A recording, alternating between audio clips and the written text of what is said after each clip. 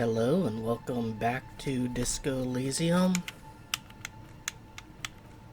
You actually can use a controller. My controller was just off the first episode. Oh yeah, this is way fucking better.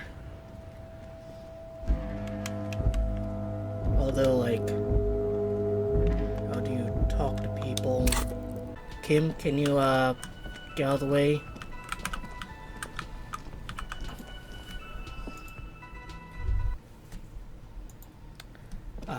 Got a little bit into it, but didn't really get too far. But I guess it's time to... This is the door to the room you redecorated. Sable bring him in last time. Just a moment. We should talk about our progress on the investigation. Let's go out to the balcony. Alright, fair enough. I have a bit of a game plan. The air outside is brisk. The lieutenant is silent for a moment. He listens to the traffic hum. Then... I've decided that, like, when I level up again, I'm going to start with authority and then get empathy. And that way I can have kind of the full range of good cop, bad cop kind of thing. Now then, we should talk about the investigation. But I also feel you're a bit hazy on the RCM. Our role here, our rights, our jurisdiction, basically. I didn't know you smoked, Kim. I have a cigarette every night when I go over my notes. It's something of a ritual. Oh man, he looks so devastatingly cool with that cigarette. How'd it get so cool, Kim? You mean this? This isn't cool. It's an unnecessary trial of will, and unhealthy. Keeping the habit within the parameters he's given himself takes a lot of focus. It would be easier to simply quit. Yet, were he to quit, he would lose the cool factor. This man relishes his cool quite a bit below it all. Right there in the debrief. Yes. It's been a long and eventful day. How do you think today went? Well, we inspected the victim's body, so that's good. It was not easily approachable in that state, but we did it. I would say our initial inspection was very thorough, and we have solid leads to follow up on. Then you shot him in the chest, which wasn't ideal, and we still have to get him down from the tree. Hey, for what's worth, it's not my fault, it's a fault of RNG. By not ideal, he means he can't believe he let you try that trick and would be angry if he didn't feel the outcome was partly his responsibility. I still can't believe I missed that shot. Being sober tends to help with precision. But moving on to the interviews, we weren't able to find the union leader, Everard Clare, much less interview him. So that's on the to-do list for tomorrow. Yeah, I still have to get past that racist guy. We tried to interview the Wild Pines rep, but she asked us to do something for her first. Fine, so be it. I have a feeling Joyce knows how dangerous the situation really is. We have to get her to talk to us. If Kim is emphasizing something this much, it really must be important.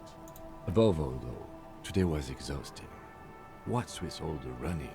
You run a lot. Is that a standard Precinct 41 practice? Well, gotta stay in shape, or at least, like, outrun the I have a alcohol. really good theory about why you're running so fast, son. Just you wait until we get up tomorrow. I don't like to waste time, you know? My mind moves fast, the rest has to try and keep up. It's impressive, especially for a man your age. And in those hills. Nice shoes, by the way. I like the green. Goes with the orange. So what are our powers exactly, the RCM? They're quite limited, actually. The power officers of the Rebachol Citizens Militia exercise most frequently is imposing fines of up to 1,000 real for offenses, in accordance with an interdepartmental schedule. Wouldn't that be an easy power to abuse? Yes, although indirectly, as citizens can always request records from their local station. Officers of the RCM have been known to take bribes of less than the prescribed fine amount. It undermines trust in the RCM. Yeah, I did kind of take a bribe from that one guy selling wares which he didn't like, so I'm gonna try and avoid that in the future. Why not more? The RCM's primary role is to ensure safety. We are not really supposed to play any part in the economic structure of Revachol. Alright, what else? We can arrest people, of course, but rather than bringing someone in directly, it's preferable to serve a station cold sleep. It prevents confusion and overcrowding. Wait, how can you be sure the arrestee will show up? You can't. Those who don't show up become fugitives, though, and have fewer legal rights when they are eventually caught. It's about power projection. Thus far, they seem to mostly show up. I see, and someone resists?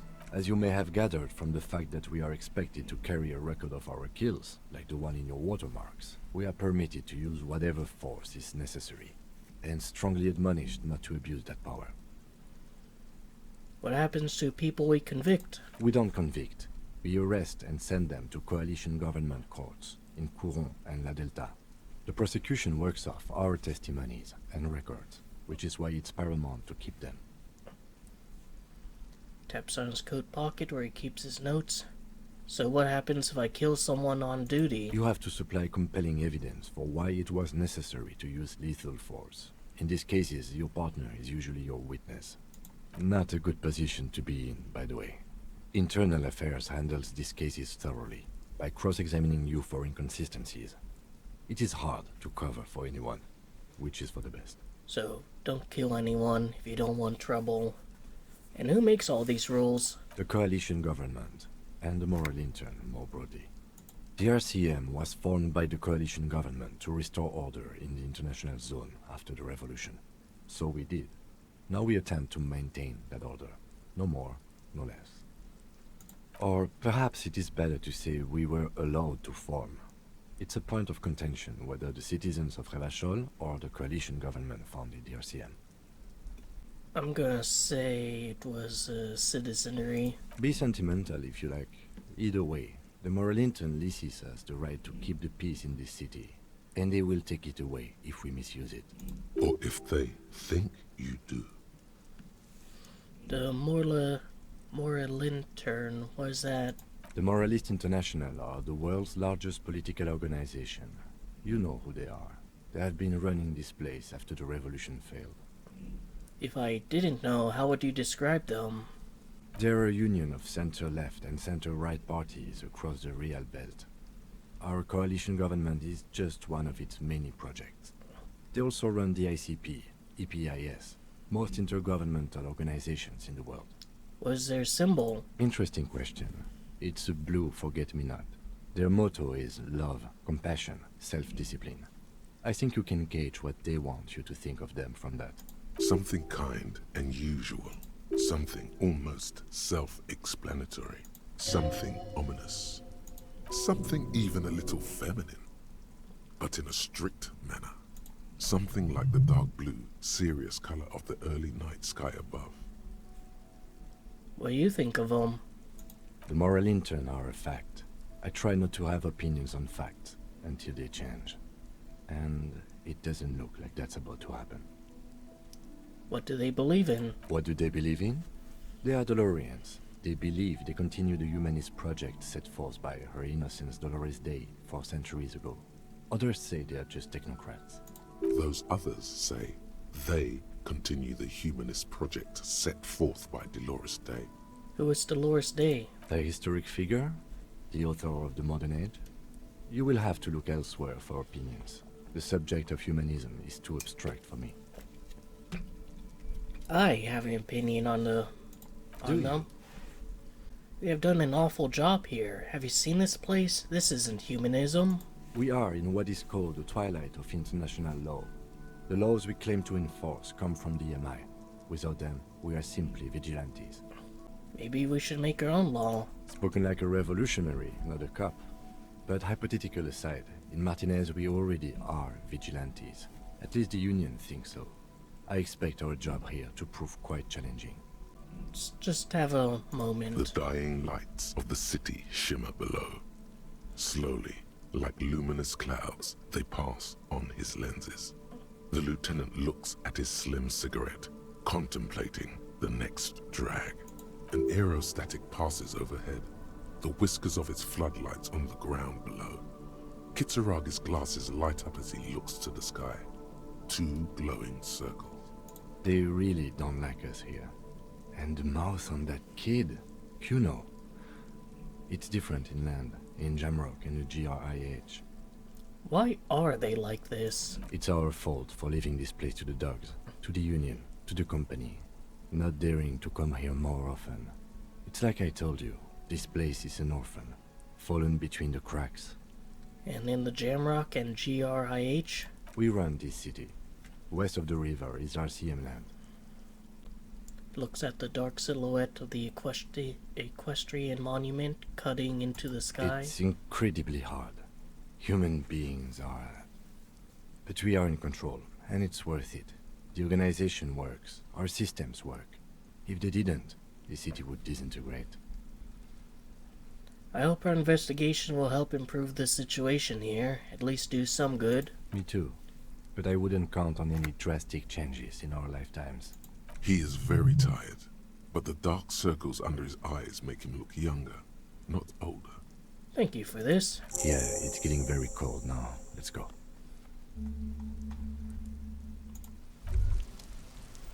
Alright, and I will follow through on my plan.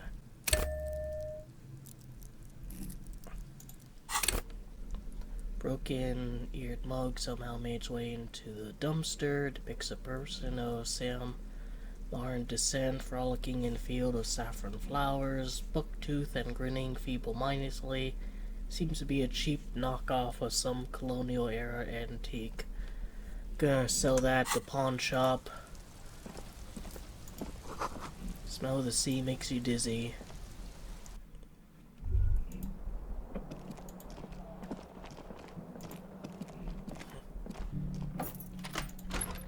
See you in the morning. Yep. The bed is cold and not particularly inviting, but it's yours. The sheets look awful.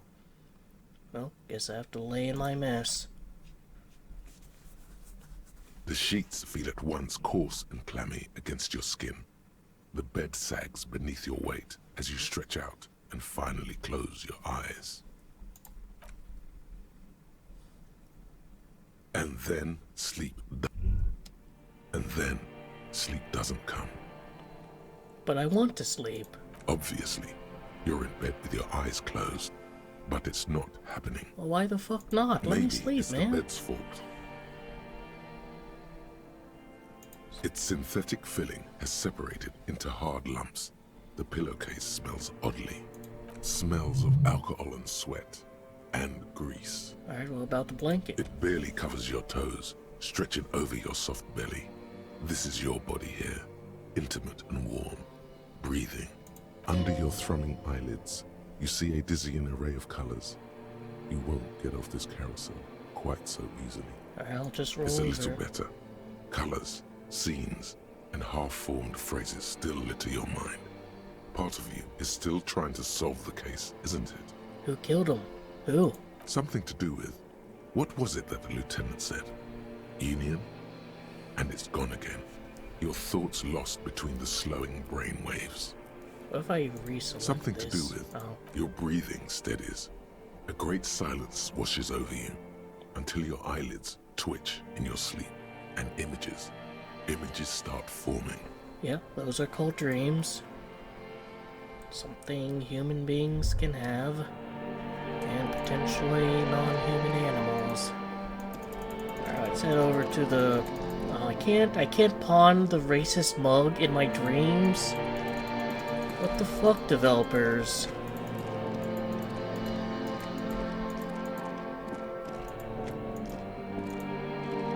At least fucking Kuno isn't here. Oh, is that me? Yeah. The disco ball too. Do you remember the scent of your childhood? I was born in a hospital where people usually go to die. You're not kidding anyone, Harry. You don't remember shit. Tell me. So this is like the same voice as the corpse, and it is seemingly confirming my name is Harry. That's something I pointed out in the previous video that, like, I've come across that name of him, like, before I started playing the game, but the sound wasn't on. Do you remember your wife's hand on your face? You said who? Do you remember the warmth of her thighs, between her legs and in her mouth? I was left. That's right, funky baby. And you just stood there. One hand on the bottle and the other on your dick. Watching her go. Let it all be dragged away from you. Tell me, where are your friends?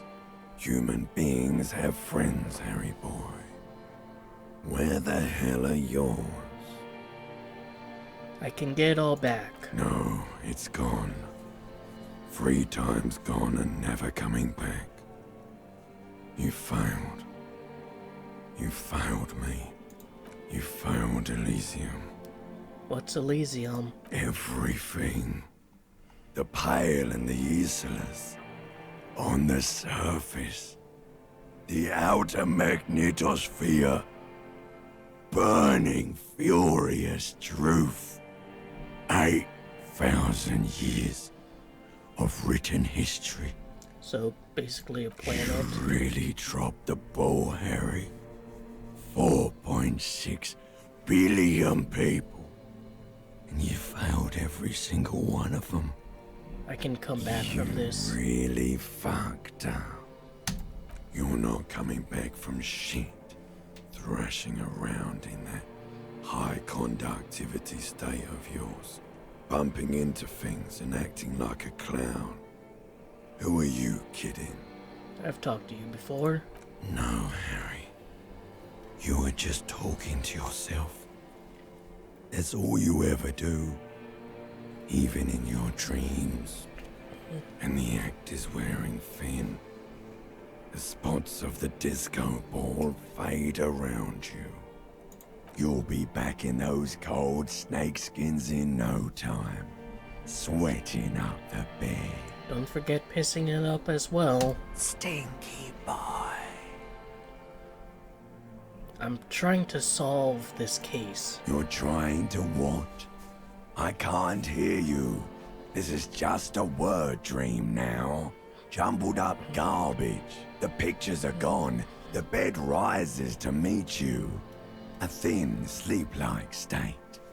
More glass than velvet, grinding in your head. So something is wrong. Sleep shouldn't be this bad, this dry, this unnourishing. There's something wrong with your thoughts. Some kind of new type of hangover. Do nightmares just, like, not exist in this world? God, there's another type? Oh yes, party boy, and it's worse than the one before. Just think of the shit you saw. Here it comes too. So soon already. A silent alarm goes off in your head like clockwork. Barely let you sleep at all. Time to get those clothes on, Harry. Well, I never really took them off, this time at least. Time to go to work in the shit factory.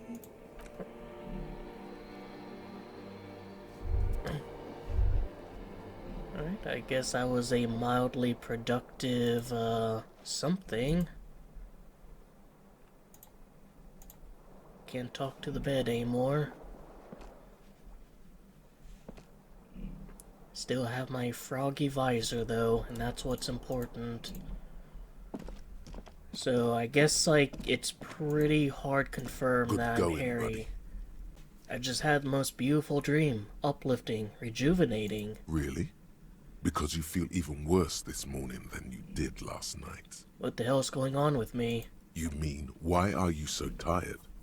Too tired and down to even think? It is worrying, isn't it?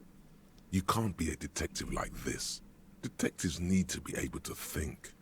Why is this happening? It's just that your heart has finally pumped all the speed out of your system, Buster. time to get some more. You're too weak to say no now. Waking up is the worst part. Maybe somewhere down the line you could decline. Wait, what is speed? Speed is a potent central nervous system stimulant. It kept you propped up all day yesterday, despite your debilitating hangover. How else did you think you even got up from this floor?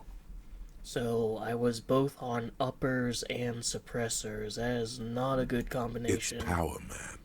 It's professionalism. It makes you feel like you're young again and ready to detect. Ready to go to war against the world. You know how fucked up Harry is? I'm gonna try, Are you sure?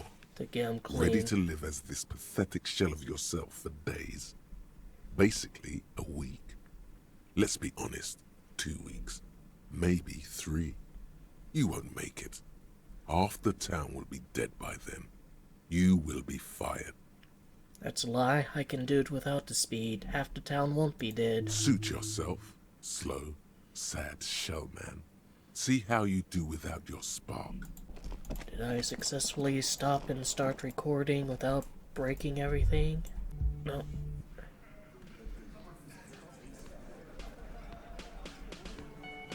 More people down here. There's the gardener. Oh, there's Kim. I was gonna say, like, should I knock on his door and see if he's there? Good morning. We should think about calling it today, maybe. The nights are still miserably cold this time of year. Then I should check in,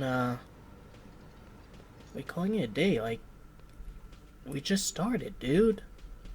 Do that. I'll be waiting for you downstairs tomorrow.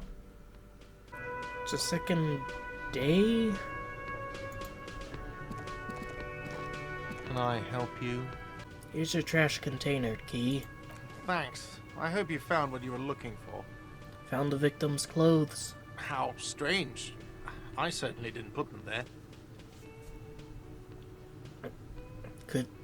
Maybe you don't remember putting them there. Maybe you were sleepwalking or in a fugue state. I think fugue states are more your forte, officer.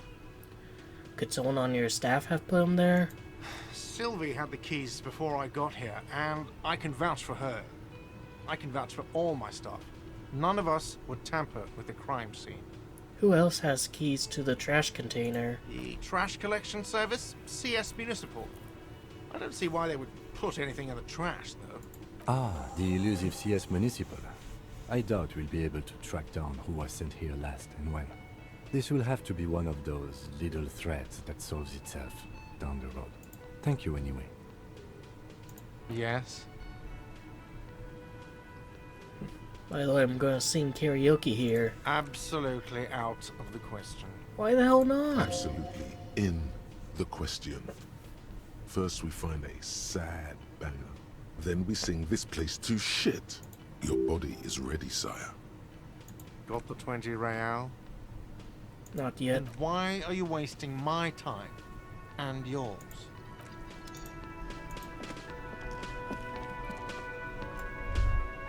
Can talk to her. Just a moment. She's agitated, judging from the way she keeps pulling at the frayed edge of her blanket. And there's no public phones nearby? The closest phone booth is down the coast. Sorry for the inconvenience, ma'am. It's fine, I understand. Thank you anyway. I'm glad to see you again, dear. Is everything alright? Please don't trouble yourself about me, sweetie. I was just hoping to make a call, but the Whirling's phone line isn't working. The union office probably has a phone, but I can't really get there. Or to the phone booth down the coast. And Gary's phone is dead too. What's wrong with the phone line? The manager was vague about it.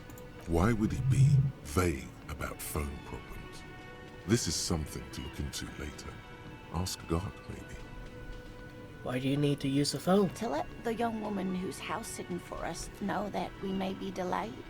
Morel, my husband, and our friend Gary were supposed to get back by Monday night, but they're still missing and I haven't heard from them. I was also hoping she'd heard from Morel. A little missing persons puzzle. might just be the thing to take your mind off the hangover. Okay, I'll bite. Has your husband gone missing before? That's just it. This isn't like him at all. He always plans his expeditions so carefully. But you have more important things to worry about. So your husband is some kind of scientist? Oh, yes. A zoologist. A cryptozoologist, to be more precise. What's cryptozoology? It's a pseudoscience that attempts to legitimize research into mythological beasts and urban legends. That's one opinion, yes. And people are entitled to their opinions. She's used to playing off such insults casually, but they still affect her. My apologies, ma'am. I did not mean to undermine your hobby. It's not a hobby, dear. It's a subfield of zoology, one specializing in animal species that are so exceedingly rare that many assume them to be extinct or even fictitious. I mean, given stuff like how in our reality we have stuff like Bigfoot or the Flatwoods monsters or anything like that, given how rare these animals are and how there really isn't any good documentation of them, it very well could be that most or all of these animals your husband is studying are just mistaken for being a new species. Searching for such species called cryptids is difficult and often thankless. And frankly, many scientists are too lazy to do it. Universities these days are rarely interested in supporting real research. The quality of research at Revacholian universities has been on the decline, but you doubt there was ever a time when cryptozoology was embraced by the academic elite. What is this expedition your husband is on? Just some field work, sweetie. Morel is a highly trained scientist. He and his assistant Gary are studying an extremely rare species of insect. But they should have returned by now. They were just going down the coast across the waterlock to set a few traps. He said they'd be back on Monday. You don't really hear What could about be keeping them? cryptid insects. Like, cryptids tend to be like very, larger scale things. The waterlock, that was broken. Could this be it? Who's this scary person? Do you trust him? Oh, sweetie, it's nothing like that. Gary's as loyal as they come. I'd trust him with my husband's life any day. And the waterlock to the other side of the coast is broken. They're probably just stuck over there. Oh my. What happened to the waterlock? Probably just some technical problem. Well, whatever the cause, I'm thankful. To both of you. You've spared me another sleepless night. You're welcome, ma'am. I hate to ask, but if your investigation takes you to the other side of the coast, please do keep an eye out for my husband. This will surely lead to a cryptozoological mystery with that extremely rare insect. Yes, some left-field scientific research is exactly what you need right now. Funk up that vanilla murder investigation. And if you see him, let him know Lena is waiting for him here at the Whirling. He gets so tangled up in his work that he may not know the waterlock's been repaired. And it's cold out there. Oh, you're such a dear. Thank you, sweetie. Tell me more about this rare insect. Oh, sweetie, it's fascinating. But I shouldn't bore you with entomological minutiae. The lieutenant gives you a sideways glance. No, I want to hear about the insect. Well, it's a phasmid, technically, but Ah yes, Phasmatodea. A diverse group of insects whose bodies resemble twigs, leaves, that sort of thing. Ghost insects, colloquially. Alright. Oh yeah. Here comes the interesting. where other phasmids imitate sticks or leaves, this one's a living reed. It disguises itself among the reeds here on the Insulindian coast. Hence its name, the Insulindian phasmid. Perhaps you'll end up co-discovering the phasmid with us officers. I knew it. We're gonna be chasing made-up insects with cryptozoologists. I mean, as far as like cryptids go, that's a pretty damn tame one. Like, hey, what if an insect evolved to look like a reed? It's not made up, officer. I can assure you. It's simply elusive, so much so that most establishment zoologists doubt it exists at all. Is it dangerous? Not at all.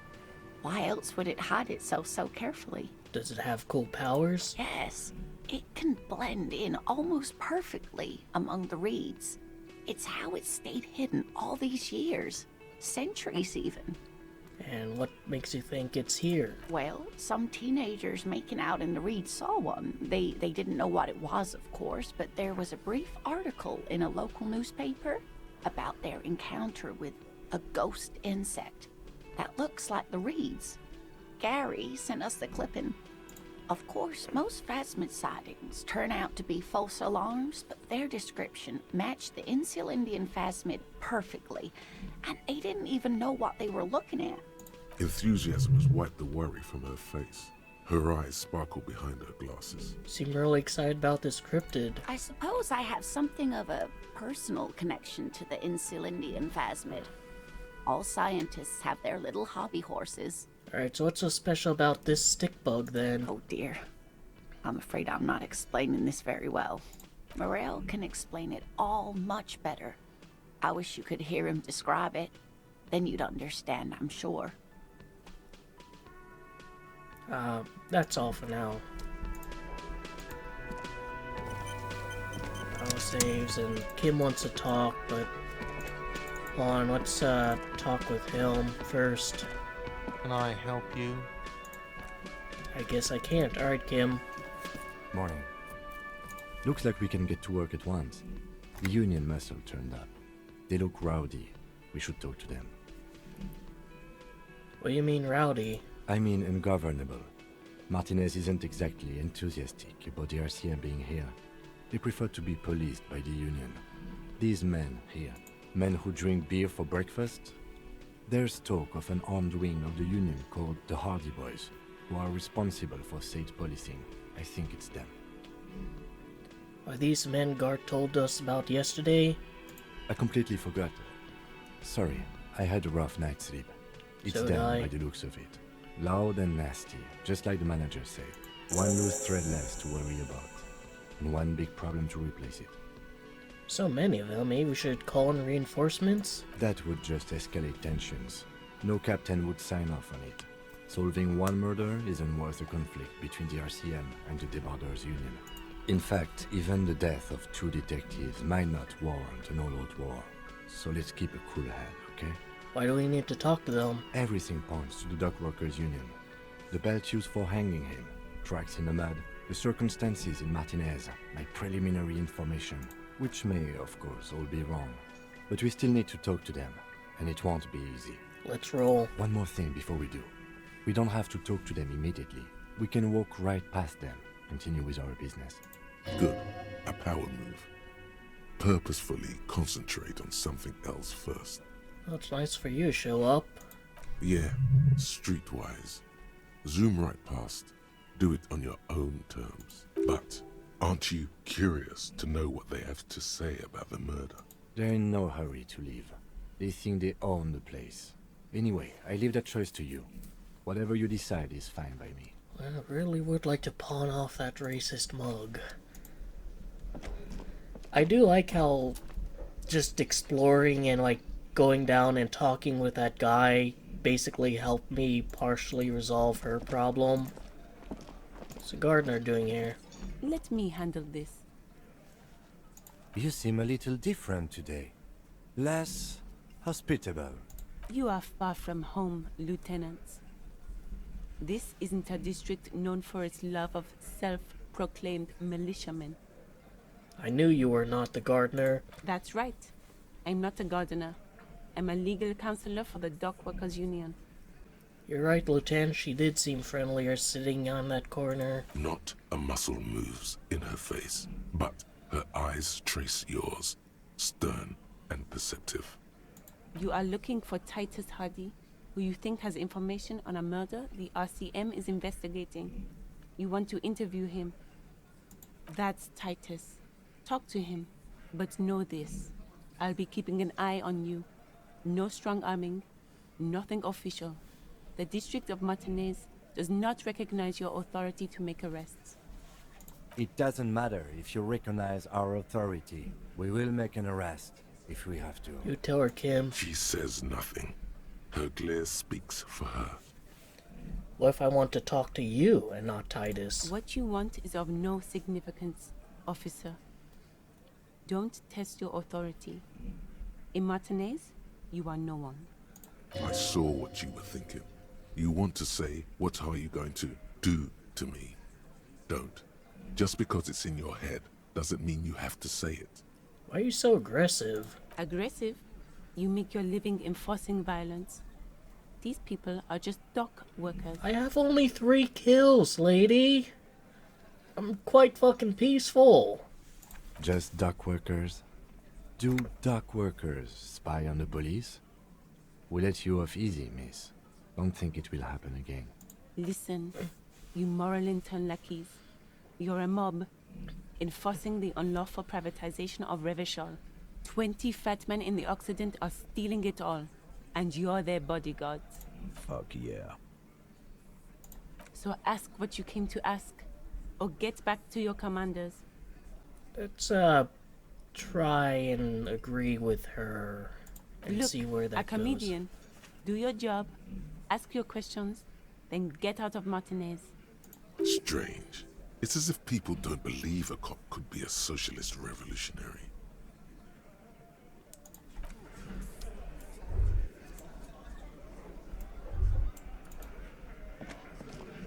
This is where you say your bid. Broad shoulder man points at you with a beer can. Actually, I don't want to talk to him. I want to talk to this guy. Detective. First, we need to talk about your attitude. Wow. The RCM sent us some big dick cops. Real big dick cops. Look at them. Reckless. Swinging in the wind. Yeah, look at the big dick on that cop. Can't tell a dick that big what to do. Yeah, I was about to wrap around your neck and hang you from the tree that you hung your friend in. Must be something in the water in Jamrock. Yeah, gave them real nice big dicks. Yeah. You might want to start asking your questions now. Do a head count first. Connect these men to the tracks you saw in the yard. Chance starting from the right. Boot size 44. Blonde man in his 30s. Overbearingly masculine. Sitting on his right. Standard working boots. Size 45 or 46. Eldest in the room. Probably mid-50s. Smoker. Quiet. Sure hope my character remembered, like, the important boot sizes, because I sure didn't. Across, at the other table, hobnailed working boots, size 43, gang tattoos, Mesk or Sarah Mauritian, in his late 30s. He spent his youth in Villa Labos, a housing project in the Jamrock quarter. There were incarcerations, hard to say what else. How the fuck does my character know that? Like, gang tattoos, emissary in late 30s. And I'm able, you know, I mean, sure, you know, maybe you can, like, you know, suss that out. And then, standard working boot, steel reinforced toes, size 46, the big dick, wide at the shoulders and lean at the hips, rugby cap, fingerless gloves, and numerous scars. A little under 40. The emblem on his vest says Rowing Club. A little patch below it reads T. Hardy, Captain. If you think about it, though, like, there was one person who was a bit light on their step and potentially female, so I'm a bit curious about her. In the far corner, Standard working boot. Steel reinforced toes. Size 44. 40-something. Non-alcoholic beverage in hand. You squint. Is that a plectrum? Where? On his neck. Forget it. It's not important. Let's call this one the musician. I don't really know where plectrum is. And the little guy? Size 41. With the light step. Not a child, after all. An older man with a rat face, mean, watery eyes, and 2 front teeth missing. Alright, or maybe that guy's light-stepped one. In the middle, heaving and wheezing. Big guy. Boot size 46. Deep marks. Probably carried the victim over. He, alone, is 130 kilos. Add the man in armor, and you could easily exceed 220. Well, we did suspect there was a fat guy involved. In conclusion, these 7 are the actors on the crime scene. The footprints were theirs, but there's a discrepancy. One of them missing, the odd soul? Exactly. You've stood there for about 4 seconds, not saying anything. Hit them with questions. Where's the 8th Hardy? The fuck is with you, fella? Found 8 sets of footprints, but there's only 7 of you. Where's the 8th Hardy boy? What are you talking about, madman? There's no 8th Hardy boy. There's 7 of us and we're all here. Maybe she's the 8th Hardy. Or what? You want to be the 8th Hardy boy? We ain't hiring. Actually, boss, we've been talking and we think she could maybe... Yeah, she. She? So there's an 8th Hardy, and it's a Hardy girl? Who might it be? Elizabeth? The gardener? Shut the fuck up, Glenn! I do the talking here. Now what the fuck do you want, cop? It has to be good, if he won't let you pursue it. Looks like the lieutenant thinks so too. So let me get this straight. There is an 8th Hardy boy. It's a she, and you don't like us talking about her? That's right. We're not talking about this. This is a private Hardy Boys matter. Nothing to do with your shit. And Well, it kind of does, because there were 8 footprints, and there's apparently an 8th Hardy boy. you're not cops here. Don't go digging around if you don't want a bullet in the back of your head. I'm watching you. Threatening a police officer? Good. We are all watching each other. Officer, your question. There's no point in pushing it further, he thinks. This is already a victory. We'll learn more about this 8th Hardy sooner or later. The man hanging in the backyard, did you do it? So, you're not just here to swing your big dick. You're here for the pretty boy. A real looker, that one. Stinks like shit, too. They couldn't get him down, boss. He's still up there, stinking up the place. Funny. But my partner and I have a serious matter to discuss with you. Why is there a container belt around the dead man's neck? Container belt? Like we use in the harbor? Yes, why? Because we took it from the harbor where we work. Then we went out back and used it to hang him. We did this together. All of us. Until he was dead. Aha. That's why there's a container belt around his neck. She just confessed to murder? Goddamn right. No. These 7 honest men have equally come forth. They told you what happened so that you don't waste any more of your time. All 7 together. They're diluting responsibility.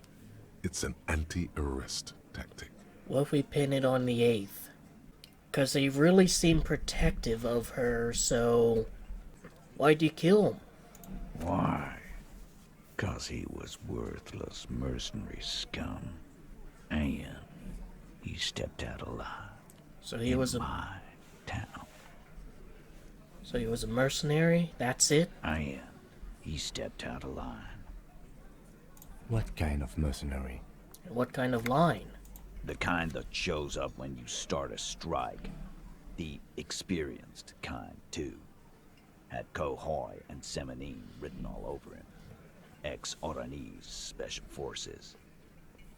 I mean, why are you killing him and not the scabs, though? A live grenade. Right here in our bar. I can't prove it, but I know he was sent by the Wild Pines. They hire merc shit like that. Story of every strike from here to Samara. Hold on, how do you even know he was in Special Forces? Cause one night he walked straight up to the mic and said, "I'm Oranese goddamn Special Forces, and I'm gonna fuck you all." Why would a Special Forces officer announce that so loudly? Really? Yeah, really.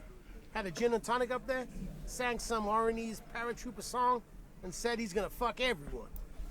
How do you know he wasn't just like some drunk who thought he was funnier than he actually was? We couldn't believe it either, but he fucking did, right there. Like some kind of animal. Sire, the tale is true.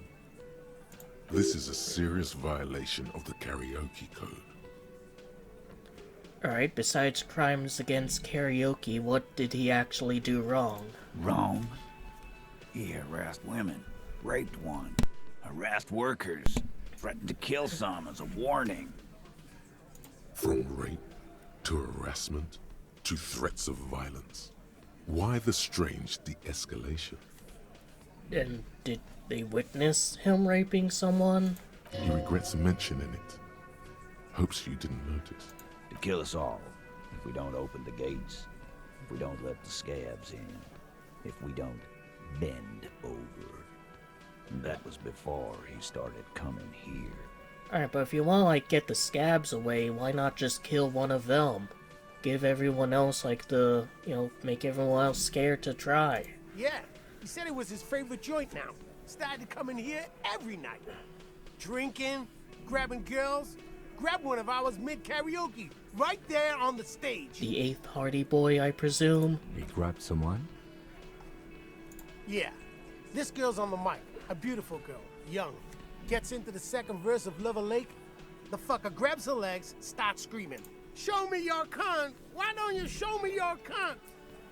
Then, he gets knocked on the head with a wine bottle. Doesn't even fall down. Was this the same girl who was sexually assaulted, raped, you said? Aren't you fucking listening? My man is talking to you. He took care of it. They got the girl out before anything else could happen. Then how do you know he raped someone? Yeah, me and Eugene got around. Aren't you fucking listening? You're never gonna be a big man, Shanky. Just fucking tone it down and know your place. There's something odd here. Seems like they don't want to talk about that rape Titus mentioned. Why not? This is a serious allegation. Make them talk about it. No. You're not getting the name. That's a Martinez matter. I'm not discussing it with you clowns. It has to be the 8th Hardy Boy, like he raped. I don't see why they would be so tight-lipped about it. There's nothing you can do for now. He's stonewalling you. Who called the shots that night? Are you deaf? There will be no singling anyone out. You can't arrest a Hardy Boy without arresting all Hardy Boys. I can certainly arrest the 8th. Do you think you could do that? Do you think you could arrest them all? I mean, can't I just give them like that slip Kim talked about and make them all fugitives? A trick question. Don't let her lead the conversation. No, but seriously, who calls the shots around here? Who do you fucking think does? It's the 8th Hardy Boy, the one who's missing, the big dick. Titus, no one was thinking. That there's any question who's the leader. That's how he would have ended it. Titus won't let him. No. No. No. Fuck no! The big dick is right here, asshole. You're looking at it. Yeah. Right. Fucking here. I disagree. I think the fact that, like, 1, she's missing, 2, you're not even willing to, like, tell me who she is, even though you seem pretty alright with me knowing all of you. And I could easily imagine that, like, being female, you're all simping for her. You're like her little fuck buddies. Disregard the outburst, officer. None of the boys have any comments on their power relations. That night, they acted as one. That's all. How did you kill him? We hanged him up by his neck until he got real still. Wasn't that obvious, Copper? Didn't they teach you anything at the cop school, idiot? Shanky, you should have been blowjob. Just shut the fuck up. You're pretty sure you've had at least 2 years of cop school and many more of active service. This is where an autopsy would come in handy. You have to work with what you know. We need more. Do you muffle him? We haven't heard any reports of screams. Titus, you don't have to clarify anything. We overpowered him, dragged his unconscious body to the tree, put a noose around his neck, and hanged him till he was dead and steady. Then we left him for seagulls, maggots, and you fucks. Shanky, I mean, you know, maybe it's not polite to recommend suicide, but I'm gonna do it for you anyways. You should probably just kill yourself. Make them a bit more uncomfortable first, then see if it all adds up. Wasn't he a trained killer from Special Forces? If yes, and how did you manage to overpower him? With numbers, asshole. How do you think? You're right, Lizzie. I've done enough explaining here. No, he hasn't. Not yet. When did this overpowering happen? Weren't you fucking listening? The fucker came to our bar. It happened right here. Oh, where? Well, wouldn't Gart or Sylvie be able to talk about then? There had to be somebody at the bar, you know, a barkeep. Titus lets the others clear out the details, so he doesn't get his hands muddy with explaining too much. Alright, I'm gonna take a crack at it. Actually, Damn it! they're admirably, surprisingly composed. The entire room. Given how many questions you've lobbed their way. Maybe one of them is cracking. Well, this one. But he's always fidgeting, so don't get your hopes up. Mm-hmm. Like what, Copper? When did this happen? You don't have to keep answering his questions. I know, Lizzie. Relax. We killed him last Sunday night. Seemed like a good way to end the week. How long have you known him? Known him? We don't associate with scum like that, asshole. I don't know, maybe your fuck buddy leader does. Yeah. Who do you think we are? Well, for 6 of you, very manly men, and for a 7th, you might as well be the other hardy girl. Quiet. He came around about 3 weeks ago when that Pines cow first sailed into town. Happy? By the Pines cow, you mean Joyce Messier? The representative for White Pines? The same company you're striking against? No. I mean the Pines cow. The stupid-ass cow they sent in to fuck us over. But you know what? Why don't you ask her about the pretty boy? I'm sure she has interesting things to say when you ask her hard enough. That's enough insinuation for today, Titus. Officer, your interview is drawing to an end. Don't waste your last questions. So why don't I just arrest you? Now, let's do this one. Because I want to know more about the rape. How many people have you sent to the Shays? Ever felt remorse for them? Chaise électrique is the method of capital punishment in Revachol under the Coalition. During the suzerain's reign, it used to be the firing squad. Or send them to Reunion to rot. For 20 years. For life. Yeah, but those were all bad people. Criminals, the scum of the earth. Rest assured, lawman. None worse than our guy. He got what was coming to him. Can have one more question despite her claim. Yeah, lawman. Why don't you? It's almost an anthropological sight, watching him try to assert dominance over you. Not in the arresting mood? By your side, the lieutenant keeps his hand away from his holster. You hear the nylon of his coat hiss as he steps closer. Wise move. You made the right choice there. Now make another one. Nothing. Your investigation here is done. Leave Martinez, go back to your stations where you belong. I think we're going to stick around, thanks. Some things don't add up here, Titus. I've done this job for long enough to know that people don't just confess to first-degree murder, even if it is a group responsibility. Good luck with that. You've heard everything a rent-a-cop is gonna hear from us, real law officials. You're lucky you didn't get it beaten. Considering fucked up like a 58% one.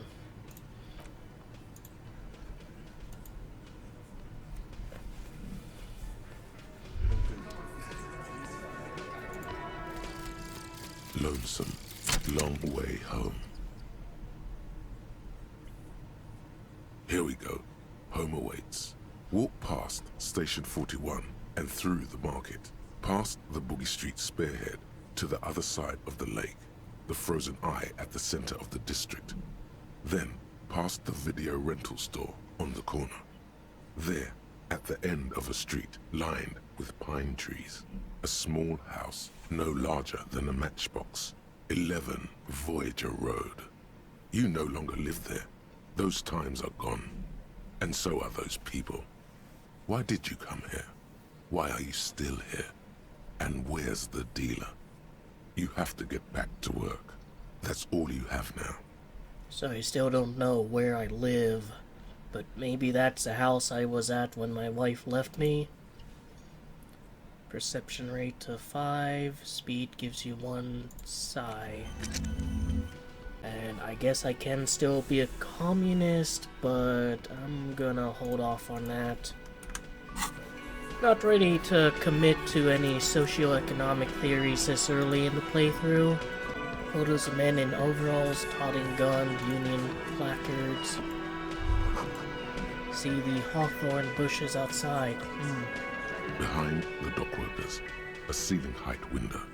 The hawthorn branches scrape the glass like bony fingers. Squint. There's a little slide panel up there to let some air in.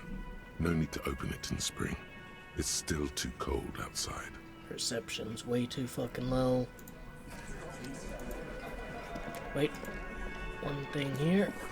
It's bowl, there's spit in it, reeking of tobacco. Alright. I'll talk to that guy maybe later. Alright, Kim, let's pawn that racist mug. That's a bookstore. There's a guy reading there. I think we'll pawn the racist mug. I'm just gonna use the controller. Then maybe we'll call in to dispatch.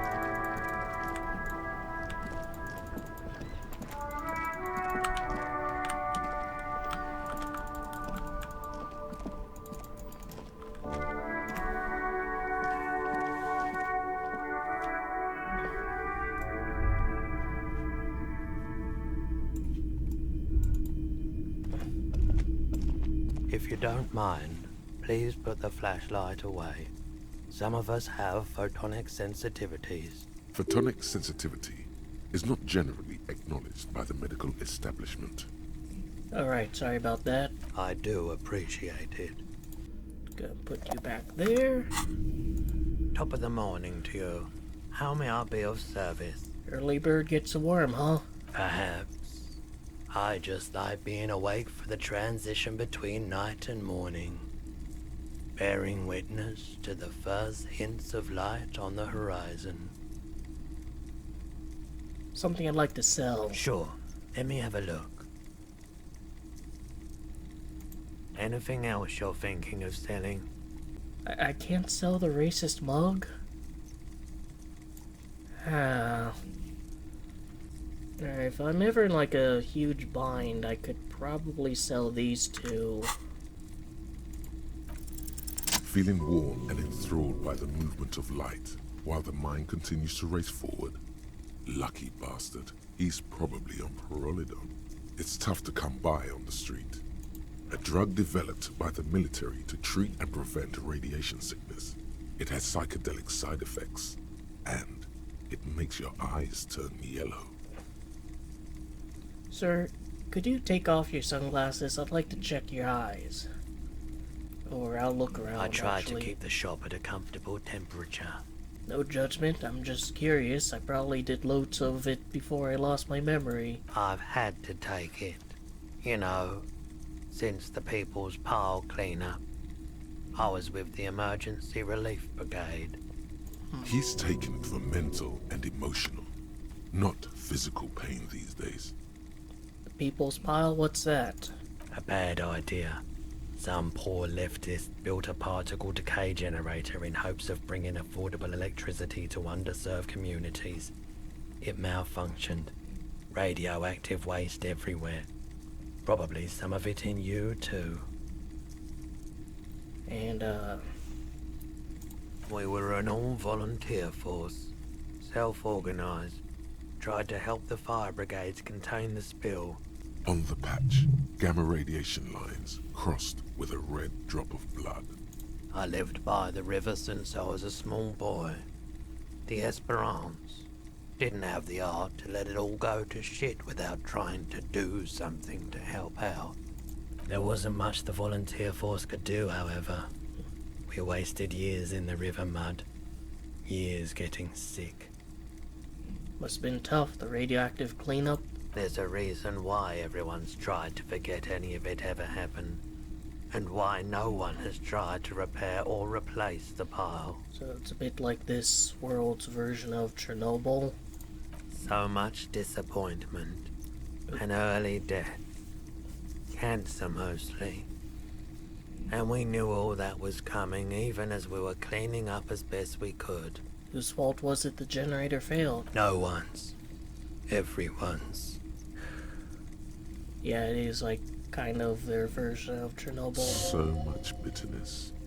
A bunch of poor people built themselves a primitive nuclear reactor, hoping for the best.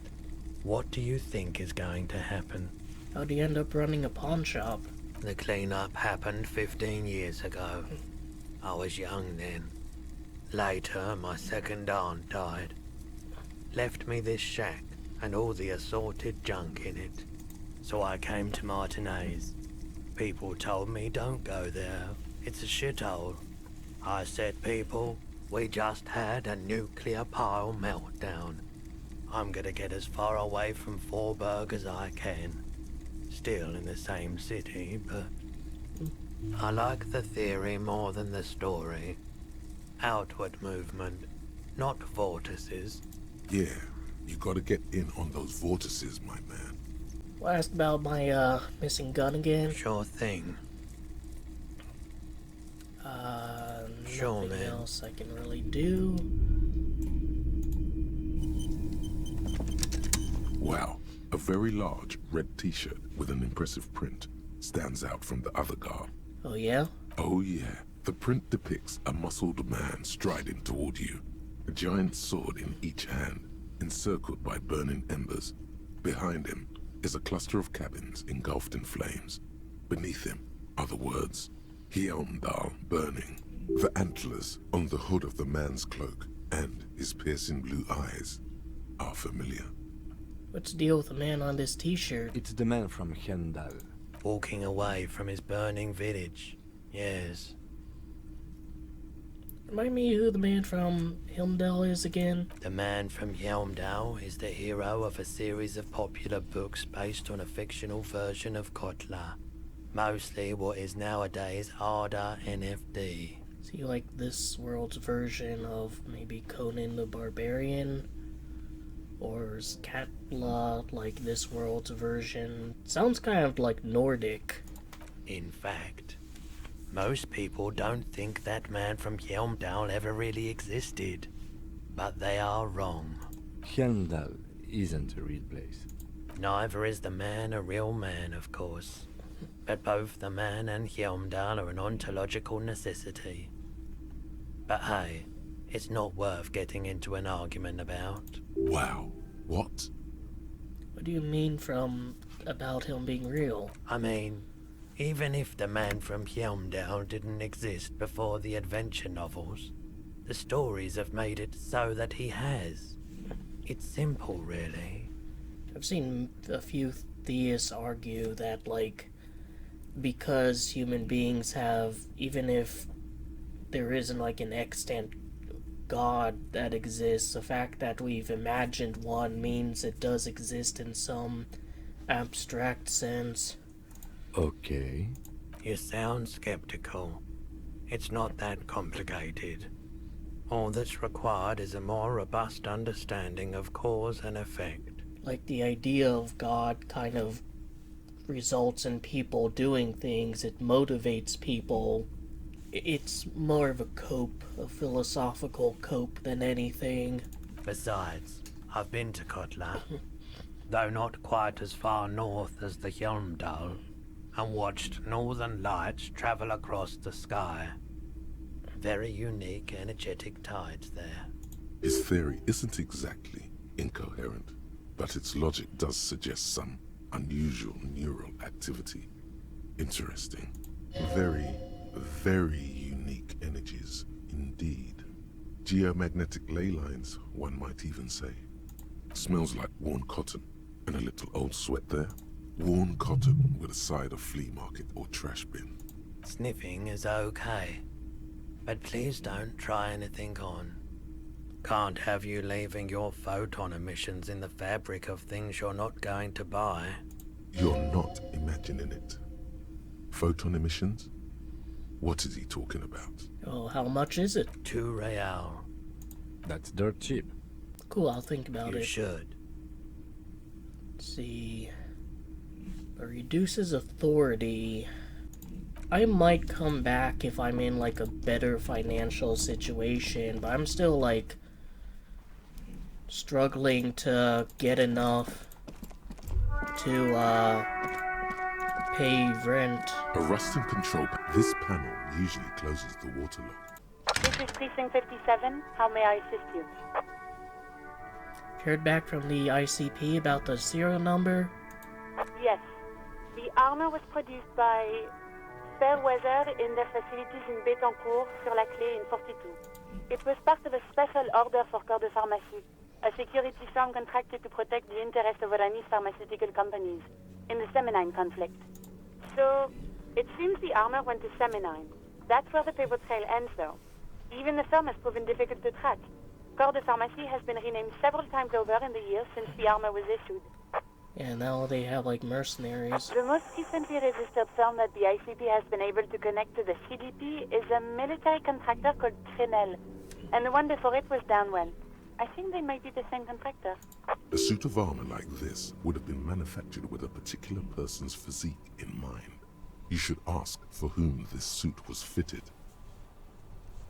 Yes, but the ICP tends to be reluctant to share private sector records. I could try to talk them into it, though. Yes, please do try. It's imperative that we learn whose armor this was. Sure. Call back tomorrow.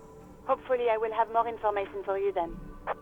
Steering levers, a radio on a hook, a pull-out toolbox. As you tap on the gauge, the indicator pin jerks as if startled. No, that's enough fun with the foldable headlights. I know they are mesmerizing. They're also fragile. I'm not going to turn it on for you again. Need 20 real and I have 15. And maybe anything more I get, I can put it towards getting that shirt. Let me see the soles of your boots. Been admiring the stompers, right? For sure, I can demonstrate them. On the bottom of the man's boots, you see an intricate tangle of treads with no immediately discernible pattern. What's up with your soles? It's Revachol. Then why do you get boots like that? Custom made. Cost me a pretty penny. But why? You'll see when the time comes, officer. True patriots carry Revachol in their very souls. Technically, you're stomping on Ravachol every step you take. Huh. I know you people don't understand poetry. Yeah, what happens if you step in shit? You're just like rubbing shit into Revachol. Oh, you've been giving me a runaround. Fess up, where's the lady driver? I don't know what you're talking about. First, you knew Xiling did it. He did something. He stole his employer's goods and another lorryman's job. You should be thankful for the tip. He's been expecting this. He's really puffed himself up. Then why are you smirking? Listen up, fuckwits. You don't scare me. You cops don't run Revachol West. You don't run Martinez. You don't run anything. Actually, we do. No. He means La Puta Madre. A legendary, and not in a good way, crime boss from Jamrock. Controls what is probably the most powerful organized crime outfit in Revachol West. Yeah, him. Then I presume you are familiar with his peonies. Yeah, they're his little bitches. He's got them all over the unions. Not just the unions. He has peonies everywhere. Some say he even has them in the RCM. Dirty fucking peonies who'd do anything for him. Multi-ethnic drug addicts. The lieutenant adopts a rodentine quality. Be cool, sire. He's getting into this. You're not peonies. You wouldn't be investigating a drug thing if you were. No, of course not. We are not peonies. But if we were, and one of Madre's drivers were to be stealing from him, then it's a good peony's job to find out who that is. He's surprisingly good at this. Not bad at all. Look at him lurching. It's not a hard job. It won't take a long time. It won't make Padre Madre angry. But a stupid fucking racist is standing in the way, protecting this fucking thief. I'm not scared of you or the mob. I'm under the protection of the Lorrymen and Carters Guild. Well, how good is a guild against people who don't care about the law, who maybe have infested the law? You've seen that corpse in the ceramic armor there. Did his shitty little guild protect him? Nah, you wouldn't just leave him out there if you... The lieutenant turns and gives you a barely perceptible nod. Be careful. This man's still got some fight in him, by the looks of it. It won't be easy to break him. Found this mug in the trash. Yours? Oh man, that's great.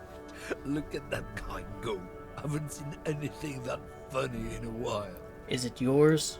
God damn. Thanks for that, but no, it's not mine. He doesn't live in Martinez. Well, seek him, the racist mug did come in handy. Even if we couldn't pawn it. Like I said, I'm gonna up my empathy. Next, Drama seems to be coming up a lot. Or maybe I should do suggestion. Still need to find a bag, too.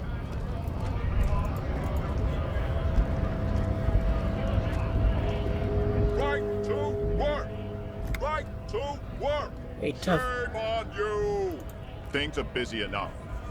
You're going to waste less of my time? Maybe. The hulking man oozes stark skepticism.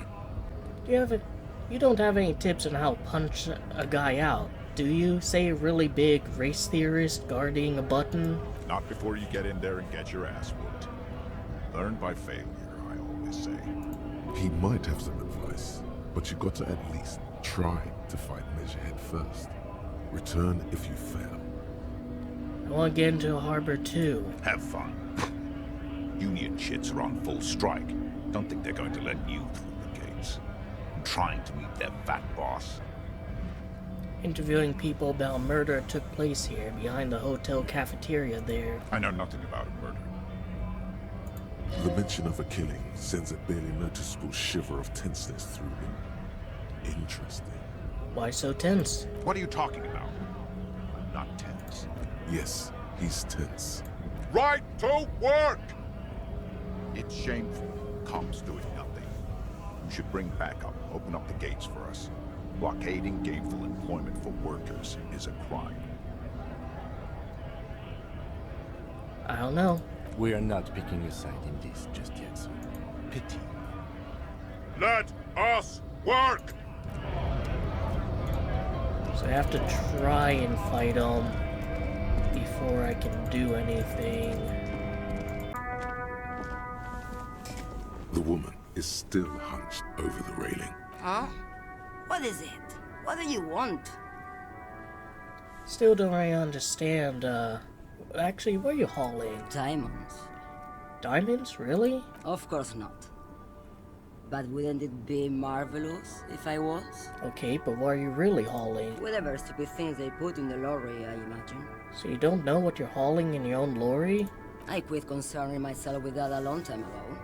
Besides, I don't drive the lorry for the cargo, if you know what I mean. She says that as if something narcotic is the real reason.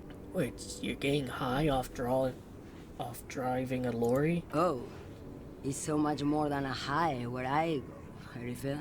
It's low. I go to the bottom. Yeah, it's definitely some kick. Some terrible kick in the dark. A sleep kick. Perhaps you can find out later. What if the cargo's contraband? Then it's contraband, Lowman. What? Do you want to take an old woman in? Be my guest. Lock me away like Bad Hand Hermenegildo. Bad Hand? Hermenegildos's bad hand strangled 300 people. What can I say? Some people just really like strangling people. Seem like a woman who knows a thing or two about drugs. What do I need drugs for, Lowman? What I see, what I feel, the great adversary, no drugs can compare. That's not really what I was getting at. Then what were you getting? This line of questioning is going nowhere. Try harder. Maybe if she thought you're corrupt.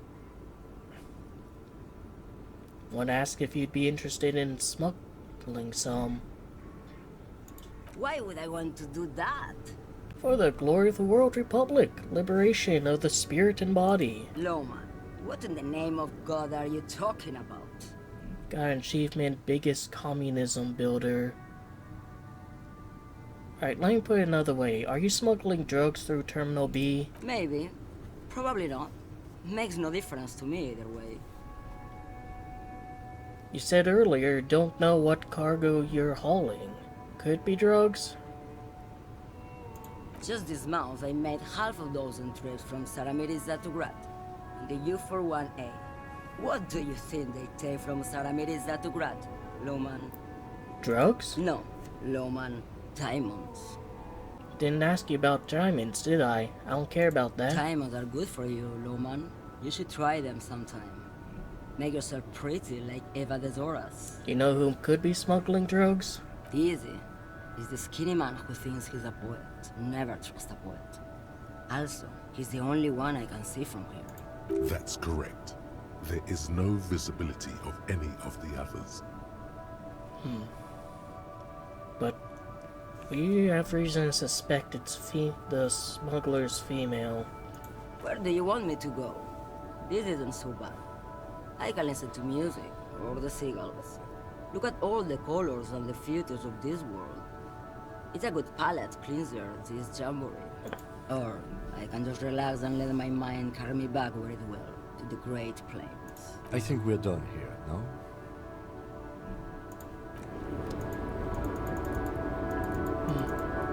Do it. Like An move. old monument stands in the middle of the traffic island, pointing toward the sea. It looks, even by the standards of the Philippian kings, old sumptuous Philip was known for his profligacy. In what way? Well, he blew through the whole national treasury, starting the decline of one of the penultimate century's greatest superpowers, the suzerain of Revachol. And this is the guy that old guy there was like, hyping about? His own maladministration foreshadowed the fall of the monarchy. During the anti-centennial revolution, an end to his family line and the monarchy on the Insulindian Isola.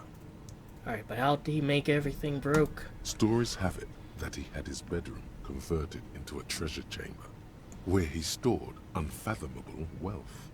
Krugerrands, bars of gold, ornate weaponry, armor, and various chalices. Do you think this guy would keep state secrets in a shitty bathroom as well? He called it the Sol Aurum. It was obscene.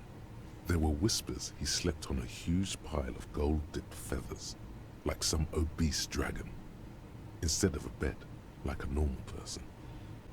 A deplorable farce. No wonder everything went to shit. But wait, you haven't even heard about his fabled cocaine addiction. I actually have. Like, I was told about that. You're not sure. You see, old Philippe wasn't just good at squandering the national treasury on gold and ceremonial weaponry. He was also a prodigious snorter of nose candy. Not just any nose candy, though. We're talking Royal Philippian Blow, allegedly twice as potent as the stuff you find nowadays. And purple. Philippian cocaine was purple. Well, purple is a royal color. What is nose candy? Cocaine. So he was addicted to nose candy? A bloated druggie? That's what the revolutionaries said 150 years later. Right before they emptied out the royal mausoleum and dumped His Majesty's mortal remains in the Elysium Bay. This is a lot to process. His Majesty's courtiers said it helped him connect with the higher realms. Alright, where's he buried? Beneath the cold waters of the Elysium Bay, thrown there by the revolutionaries after they cleaned out the royal mausoleum. What happened to his statue? The original was blown apart by communards, then further damaged during the landing of the coalition's airships during the turn-of-the-century revolution, when Martinez was leveled. Most historians think the coalition's hasty landing may have ultimately saved the statue. If the communards had more time, they would have reduced it up to even finer pieces. And who restored it? Some years ago, a group of liberal, artistically inclined individuals, designers mostly, thought it would be ironic to restore the statue of the most wasteful ruler of Revachol in the poorest part of the city. The statue is supposed to capture the moment it was blown apart, like an instant frozen in time, a rare butterfly trapped in amber, floating on a sea of shit. People in Martinez tend to disagree, as do many prominent art critics and thought leaders with more nuanced social awareness than the young ironists. Philip III, the squanderer, however, with his bronze face up in the air, doesn't seem concerned about what the hoi polloi think of him in death. Not that he ever did in life either. Alright, now we know. Son, you've really let yourself go. It's a disgrace.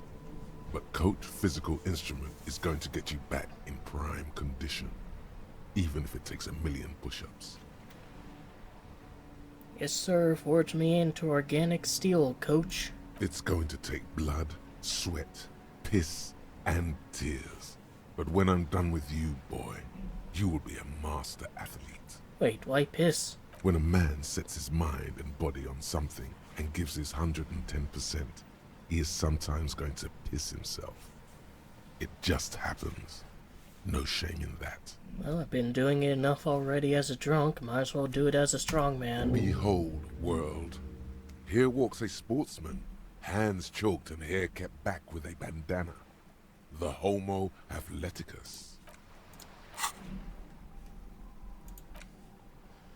You're minding your own business, trying to get detective work done, when suddenly a voice emerged from within and told you you're a wuss and an ambly, pamby, a sissy, and a limp jellyfish. The voice has zero gender sensitivity, needs even less empathy for underwhelming athletic performance. Try to personally piss it off, see if it teaches you something.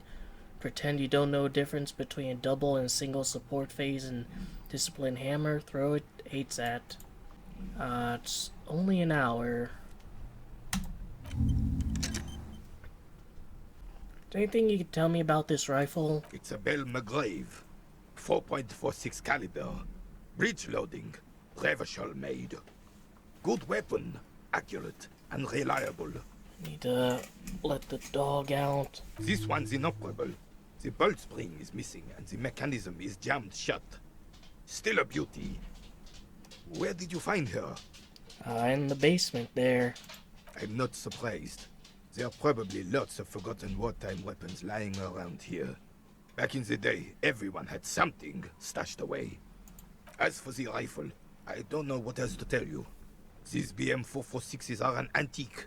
No one uses them anymore. The ammunition is impossible to find. As I was handling the animal needs, I had a thought. Like, wouldn't whoever threw that racist mug in the trash also have access to the bin? Like, it was just there, like, sticking out. It wasn't like in a bag or anything. Although maybe trash bags are something relatively recent. Probably shouldn't interact with that door, because Kim acts funny when you do that. Can I do an authority check? A sturdy metal door guards. This could be a way into the apartment building the smoking man vanished into. You're well versed in the kind of threatening legalese that implies criminal liability, but in fact has no meaning whatsoever. Am I? Obviously, look at that vague yet threatening stuff spewing forth from your mouth. Ma'am, your non-compliance is hindering a police matter. I may be forced to refer you for potential prosecution. I know my rights, and don't you harm me, boy. But the sweeping on the other side has stopped. Miss, would it help if we offer to show you our badges? Ah, it's like a carrot to the stick, sort of. Hold your horses. I don't care about your stinking badge. Just come in. Alright, there we go. I can now go in there. I've unlocked a new place. Give me a moment. All of a sudden, she's not so... The cold never does any good for my bronchitis. Oh, you're going to pretend to be like a sickly old woman after being a bitch to us earlier? Are you alright? Should I call a doctor? I'm fine. Fine. Don't you worry about me. You're still worried. It's very worrying. Now, what do you want from me, policeman? She's the cleaning lady. She knows the floor plan and the residence. Who are you? I'm no one. Just an old woman who cleans these hallways. Do you live here? If you could call it living. I have a little room upstairs right next to the coal room. It's barely bigger than a closet. But I don't complain, no. I have my bed and my aching bones to keep me company. And that's all I need from this world. She hasn't spoken to anyone for a while. Even her sentences feel rusty. Looking for a young male in his mid-20s, dark hair, skinny build, smoker on the balcony. Yes, I know who you mean. The scrawny boy who's always smoking like the devil, right? Somewhere in the building, a child starts crying. You hear a radio tuned to a talk show and someone taking a shower. What's he in trouble for? No trouble. Just want to talk to him. Do you know where he lives? Talk? What was so funny about that? He lives upstairs in room 28. Go to the balcony. It's one of those doors there. He's usually home in the evening. Thank you. We should go check out his apartment on the balcony. See if he's home. I have a few questions about those apartments. Ask away, policeman. What can you tell me about Cindy? The artiste? Nothing I can do about her, I'm afraid. She ruins the walls faster than I can clean them. Still, she leaves an old lady to her business. More than I can say for others. She mumbles some kind of a response, then hacks something into her handkerchief.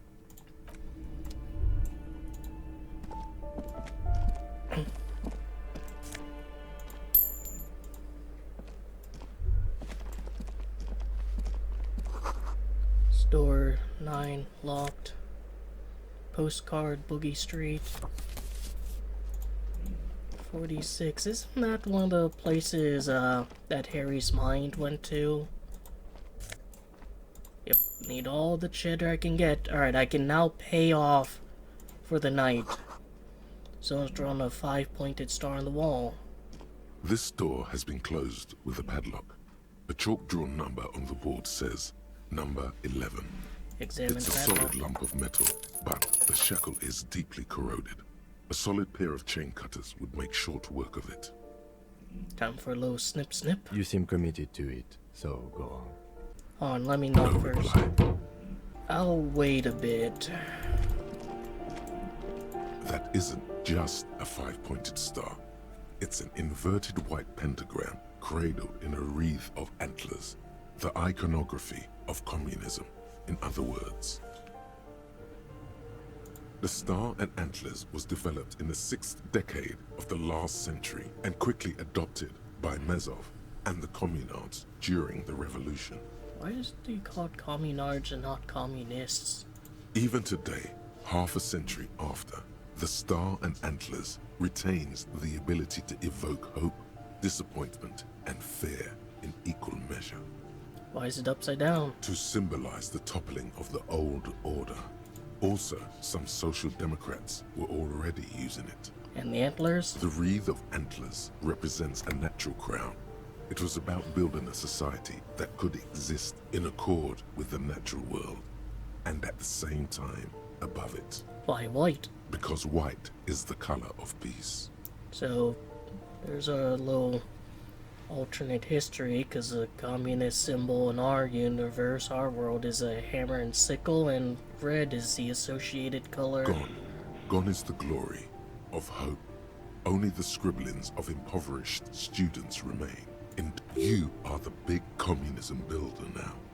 It's you or no one. I still haven't adopted that ideology, mind you.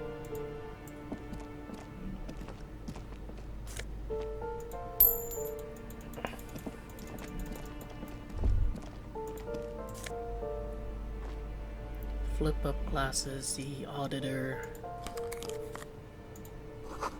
This box is filled with cleaning chemicals. So if I ever need a logic check, missing bits are plastered on top of each other.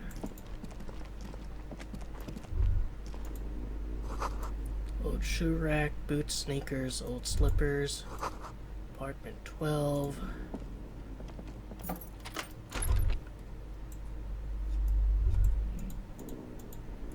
Oh, I think I maybe need my flashlight.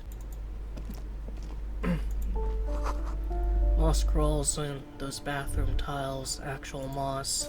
A little bit of morale boost. And some alcohol. These shower curtains are covered in some sort of slime. Alright. Not a bad haul, Kim. Note reads for clothes by the Reality Associates. Actually, I'm gonna want to go back in real quick and explore the rest. Broken window. Oh, not much use to anyone who wants to climb out.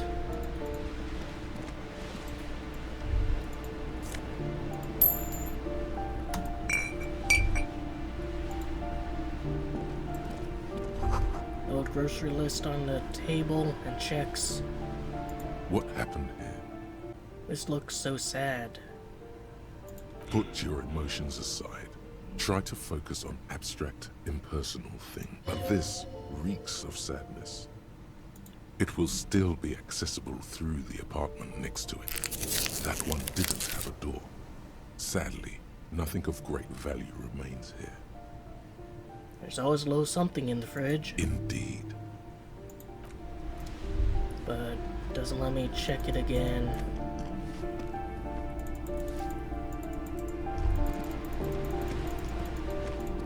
Now let's go to the balcony. I probably shouldn't be thinking sad thoughts, you know?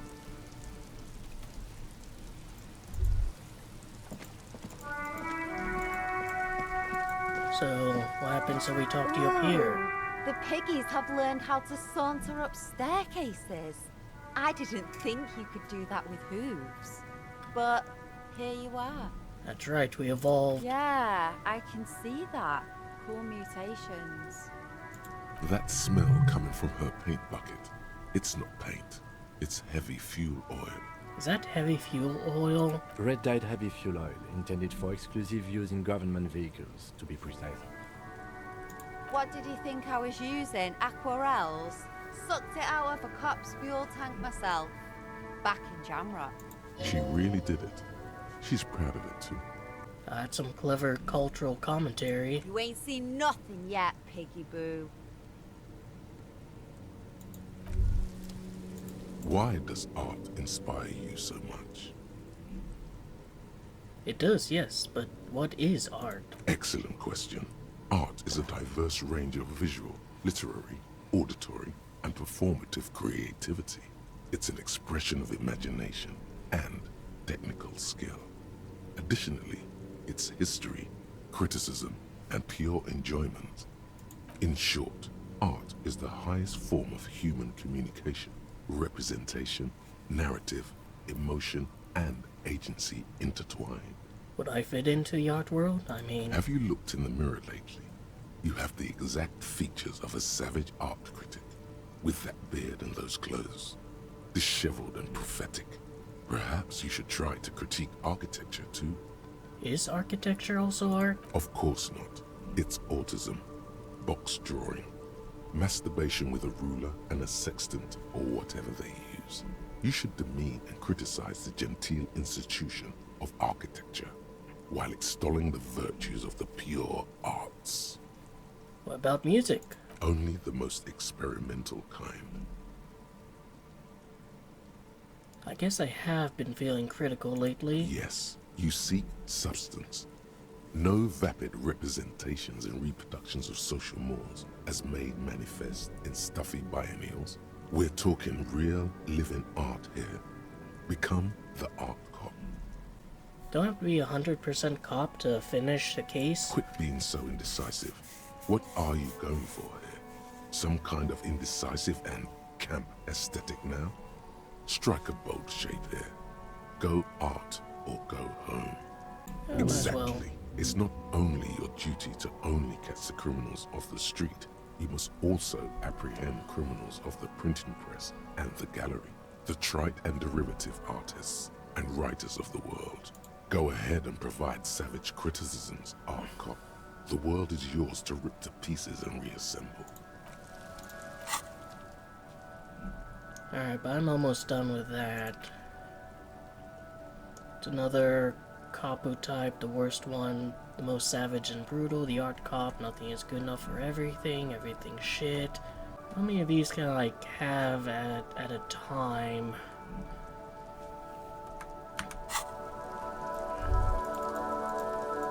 Let's go up more. Both tarps flap in the wind, forgotten hammers and nails rust. Door's locked, you can't get in. The chair's new, someone lived back here.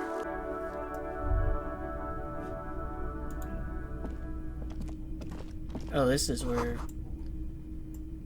I think this is where the old lady lives. Cindy?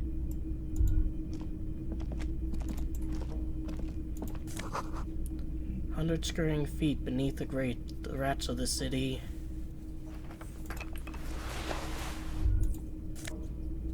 That's what I like to see. Cold enough to last several winters. Smells of chemicals. I think that's just the old lady's dwellings. Ruination has come. The broken arches betray the once grand history of this building. It towered over the harbor until it happened. A great force from the northeast fired into the city. Heavy artillery shelled the coastline. Fired from the water. A straight shot into Revachol. The tenement acted as a defensive wall against the worst of the shelling until it was destroyed, and they had a direct firing line. The waves of the Martinez Inlet rolled over the fallen remains of the building. The dark waters obscured the better part of the remains. What didn't fall into the ocean was used as scrap. What wasn't used as scrap was thrown into the ocean. Those arches acted as support for something greater than what you see now. Probably some kind of bridge. Only 3 stories stand where 9 to 12 once did. Restoration has failed. What the shelling took out was never rebuilt. Who did this damage? A fleet. The combined armies of Occident and Grad. with Mesk volunteers, a 5-nation army, hundreds of vessels. All to take out the communists. They massed airships further down, in the Bay of Revachol. The artillery was so powerful. The ships not only required gyroscopic stabilization, they were anchored into the ocean floor as well. That's quite the overkill, Many isn't are it? still there to this day. If you squint, you can just barely see the shadow on the water, far in the northeast. Cannons still ready to placate Revachol. Hey Kim, do you know who shelled our city? The coalition. But that was a long time ago. I think we should move on. It's chilly up here. He does not like talking politics of this kind. Alright. You're back. Good. What can I help you with? Not an umbrella, I hope. I don't need one myself, you see. Could use a coat like that. The rain is freezing. Sadly, I need this one myself. It's hydrophobic, repels water, almost magically. The company makes them for offshore platform personnel. Very sturdy. What I can do for you is answer some questions. Nothing like talking to pass a rainy day. What can you tell me about the strike? Everything. Right up to, but not including, trade secrets. What if I want to hear about trade secrets? First, you'd have to repeal the Emergencies Act of Trade and Aliments. That gives me the right to silence. It's quite the octopus. Well, I wouldn't want to disturb an octopus. Better let be. I'm glad you see it that way. To repeal the act would mean repealing the coalition government. The one that leases you the right to police West Revachol. You'd be shooting yourself in the foot, in other words. But I am derailing us. You wanted to know about the strike. What's your role in this, precisely? I believe the official title is Senior Labor Negotiator. In practice, I'm a grocery clerk. I relay the union's demands to Wild Pines and return with Wild Pines' counteroffer. And how are the talks going? They're not. That's the problem. The union stopped all negotiations a week ago, after that awful lynching took place. Now they won't even let me into the harbor. There's a 2-meter-20 racist behemoth blocking the gates. Oh, you mean Measurehead? Yes, Jean-Luc Measurehead. Yeah, I need to, get my ass beat by him so I can learn something from a scab. Let's say I was not making the kind of progress I'd hoped for when I first arrived. And when did you first arrive? I arrived 3 weeks ago. Yes, in the middle of February. The bay was still partially frozen then. I prefer to do these things on site, like the RCM. But the strike began in December. I wasn't the original negotiator here. I took over after Mr. Gaumont hit a wall with Mr. Clare, the union boss. Mr. Clare refused to speak with Gaumont despite concessions he'd granted the union in prior negotiations. This isn't the first time the union has gone on strike? Heavens no. There have been 2 prior strikes. Both times the union won significant concessions, including overtime pay and a medical plan. This time their demands are more, I guess you could say, aggressive. Ludicrous even. It's meant. What are their demands? There are leaflets everywhere, and banners. What did they say again? Oh yes, every worker, a member of the board. Most of the workers probably don't know what that means. I like it. Then you might also like their other slogan. Demand democracy. Yeah, that's a good one. Personally, I don't think it has the same pizzazzo as every worker, a member of the board.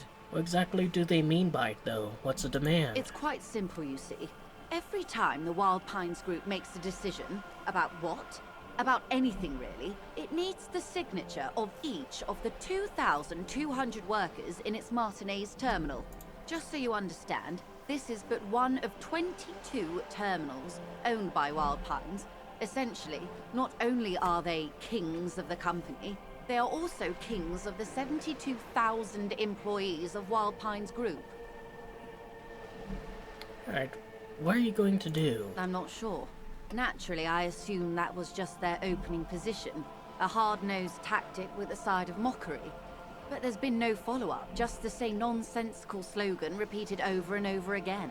And now, people are getting lynched, I hear. Behind the whirling in rags. A disastrous situation if there ever was one. Yeah, but that guy was like allegedly a rapist or something. Excuse me, from whom did you hear about this lynching? Good I question, first Kim. heard it from the boyer at the gates. The one whose very name advertises his aversion to work. I think he said it was, "Call me mañana." This checks out. The scabs at the gate, did you put them there?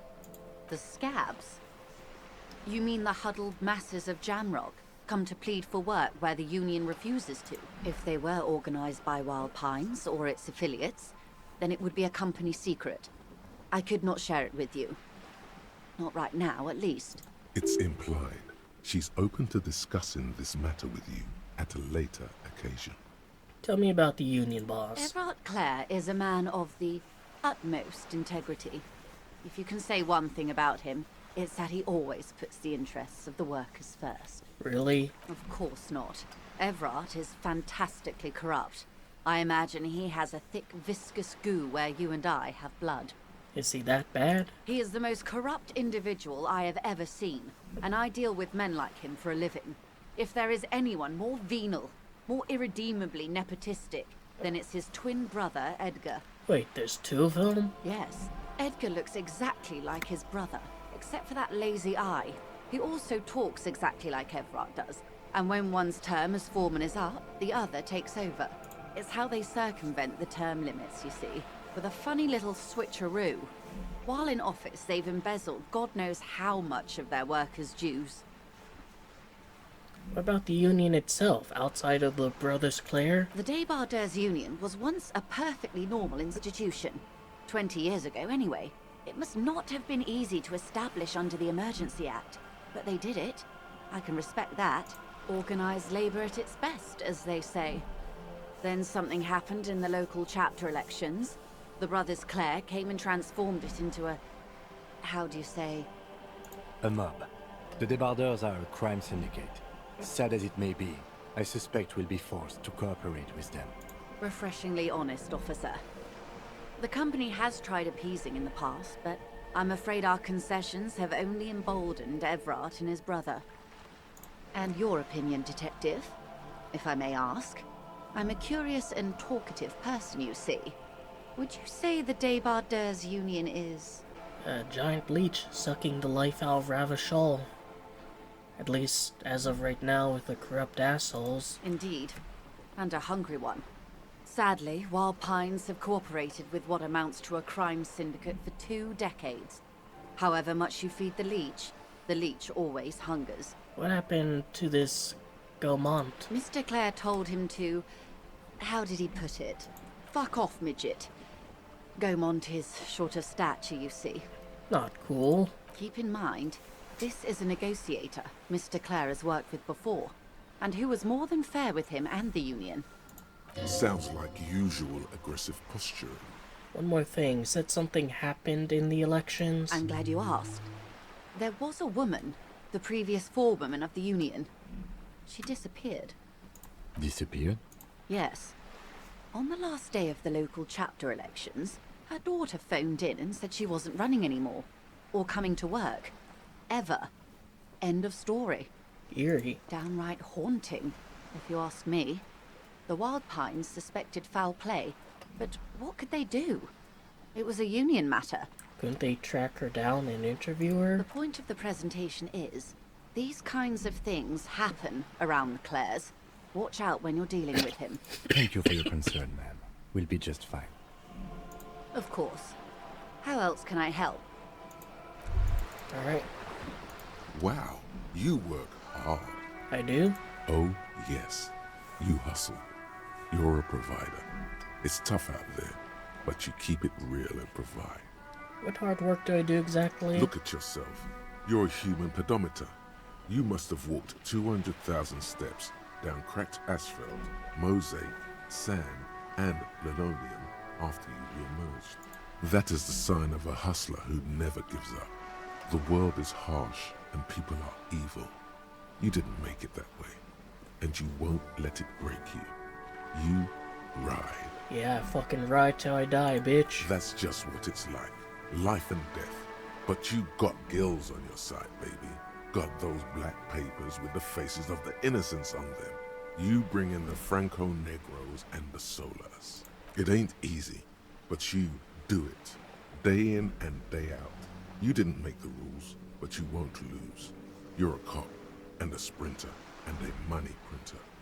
Guess I've made some gills, sure. Sure. And has it been easy? Is life easy? Have you not gone into cardiac arrest? Are you not about to have an anxiety attack or shoot yourself in the mouth?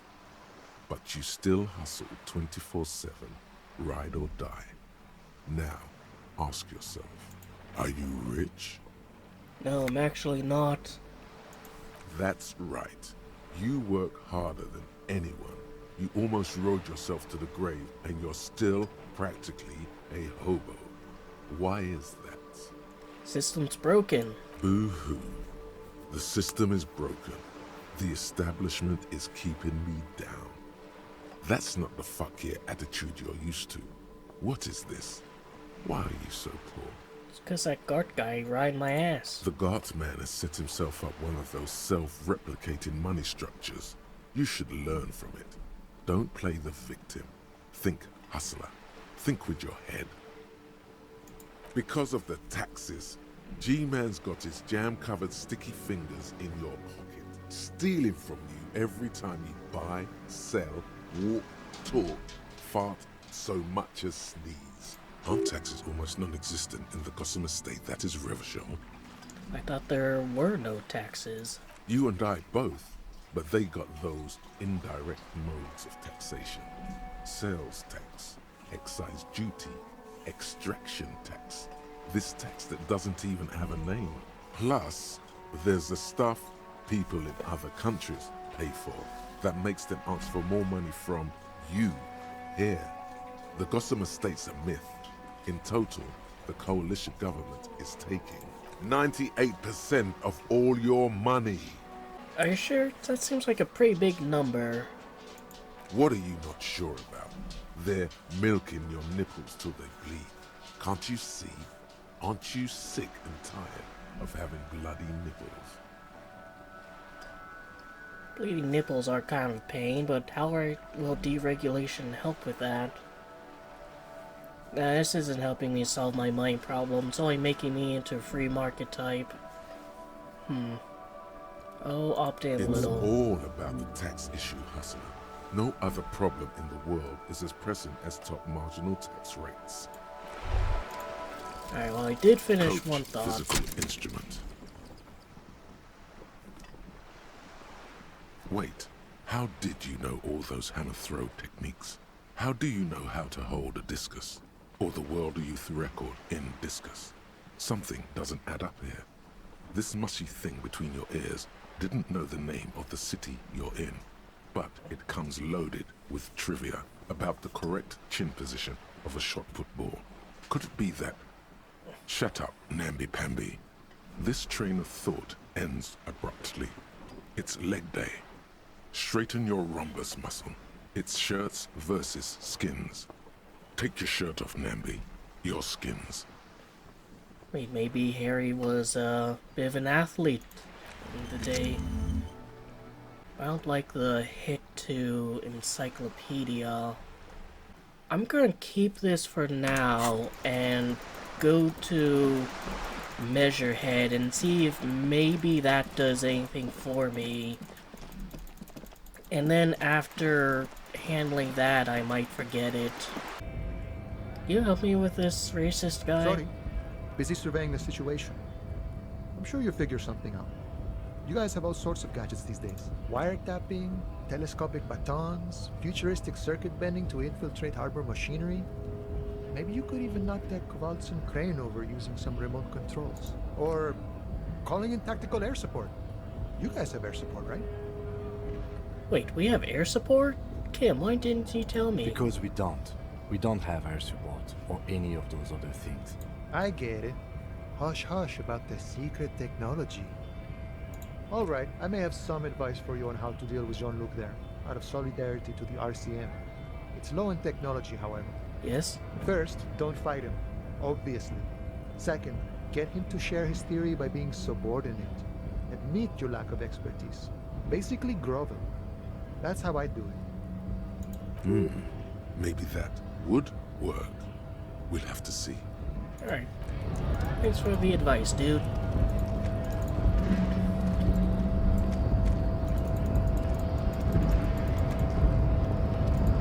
Alright, shithead. Your race descent has only worsened since I last saw you. You have really let yourself go.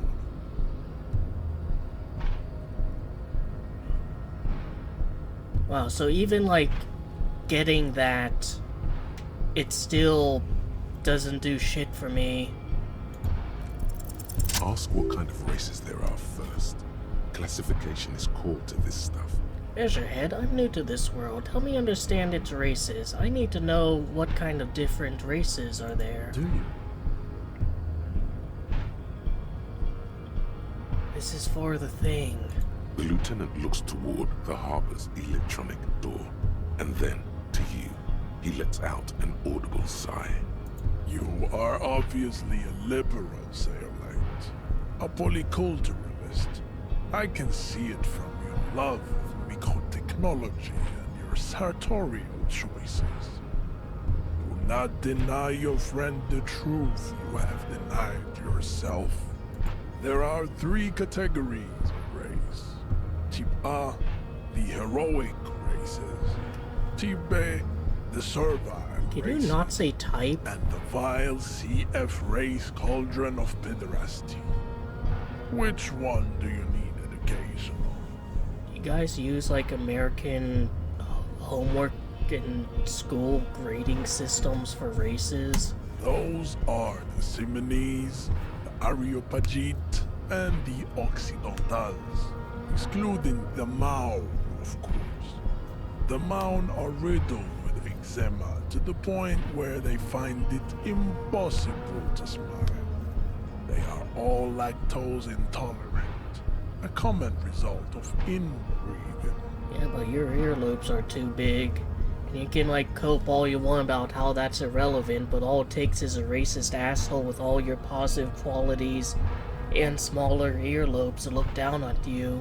A receding genetic pool has led the Maun on reprehensible street parades. In Maun cities like Stadskanal and Vredefort, wearing wooden clogs on their feet and little green tassels on their hats. Alright, then who are the Type A? The Vespertines and Messenians of Vesper and Messina, the ancient Meteorans of Meteo by the golden Pisantic Sea, the Suren of Sur-la-Clé, and even the North Königsteiners, all have Type A race propensities.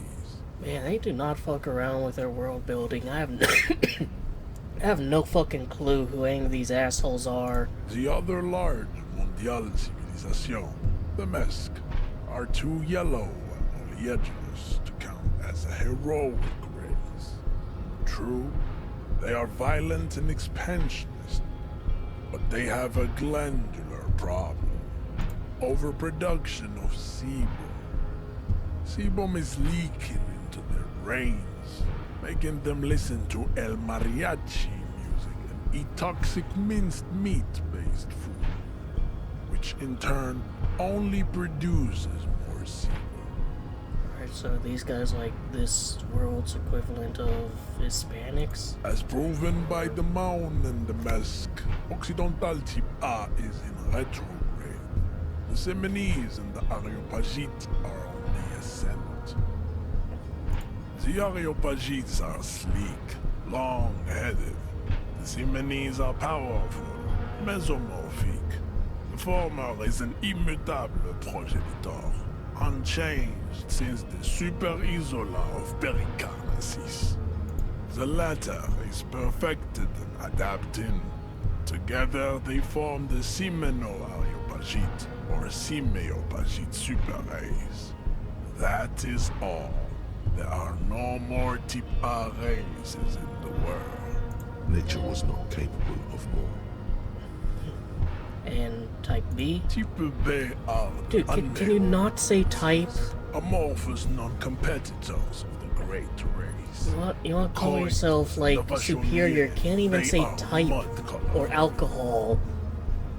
Like, you're physically incapable of saying it? How fucking degenerate are you, dude? The Koi colors of Gra, Yugo, Zimsk, Shest et al. Are what you would call white, officer, in a suspect description. Yes, to an untrained eye, the Koi could appear white and pinkish, like a hands on which. But look into their eyes and you will see. They are of an indistinct color, and so is their skin. Unhealthy, muddy, and ashen.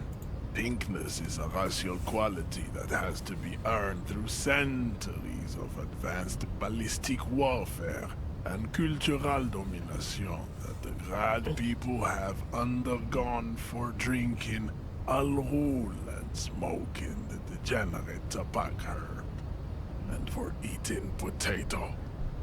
What is potato and asterisk?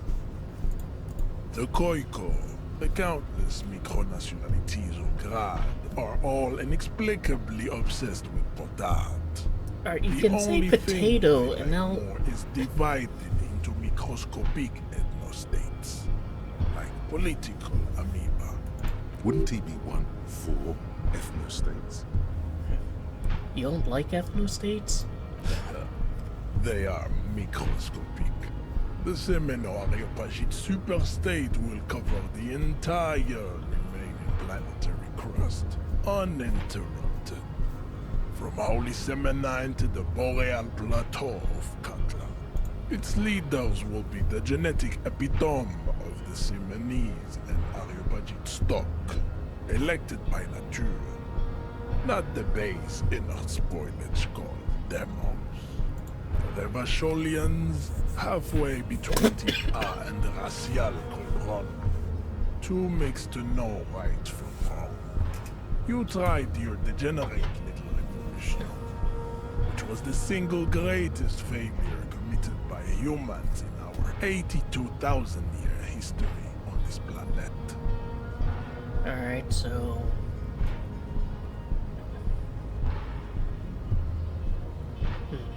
Is it 82,000 years that we've been recording history? You have very little idea of what is happening, but that seems a little off. Pretty sure history hasn't lasted that long. The mysteries of the people of this planet are a tragedy that has played out countless times over, like a fever dream of skin, hair, and bone. Wake up, naive chessmen.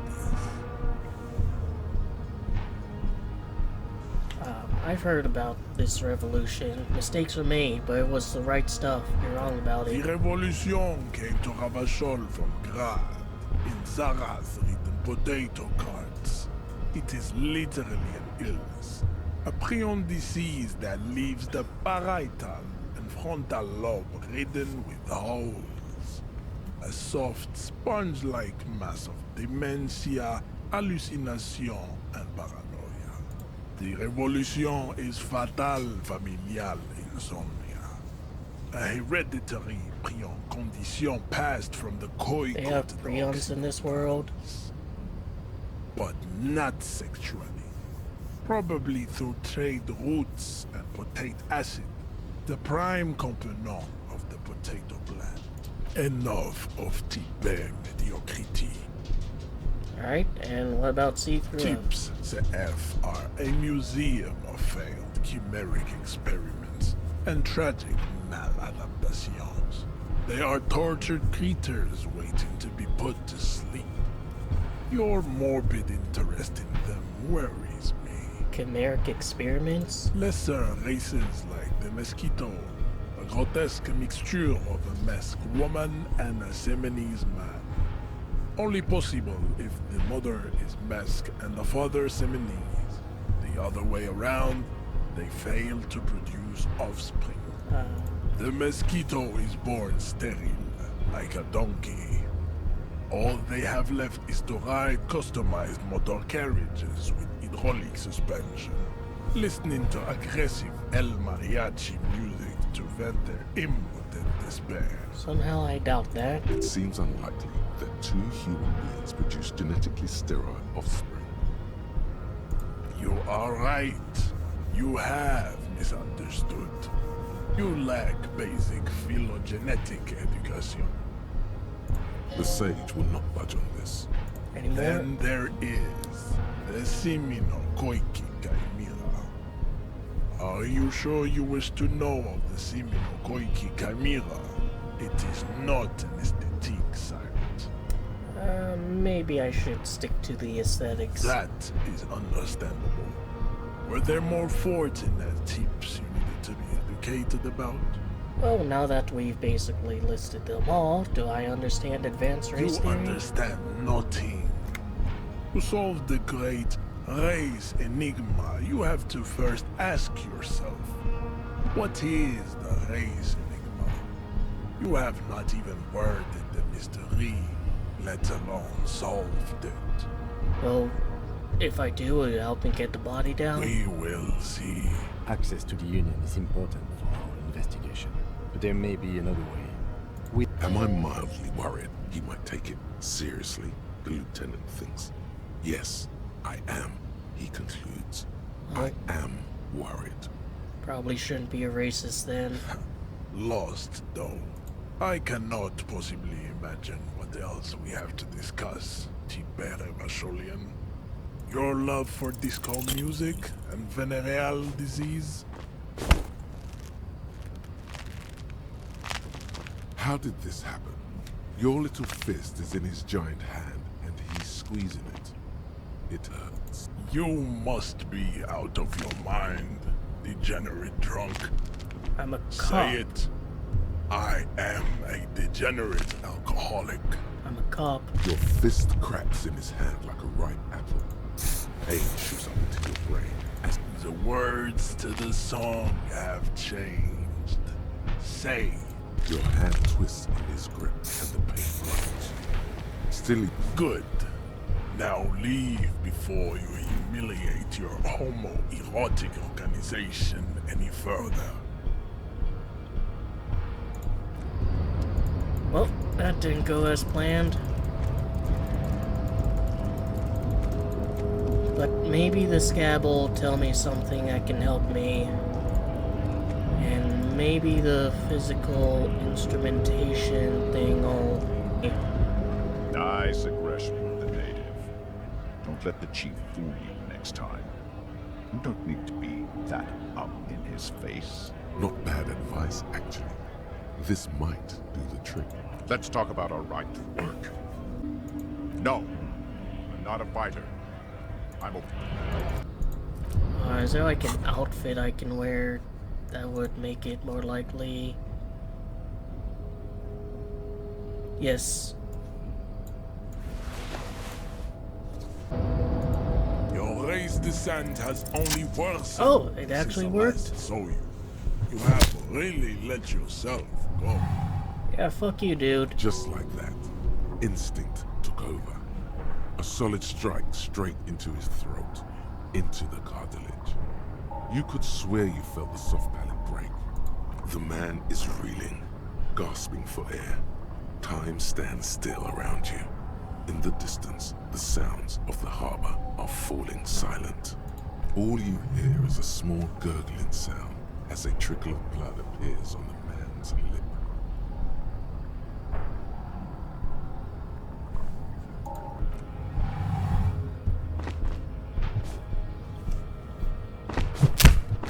Oh, fucking nice, Harry.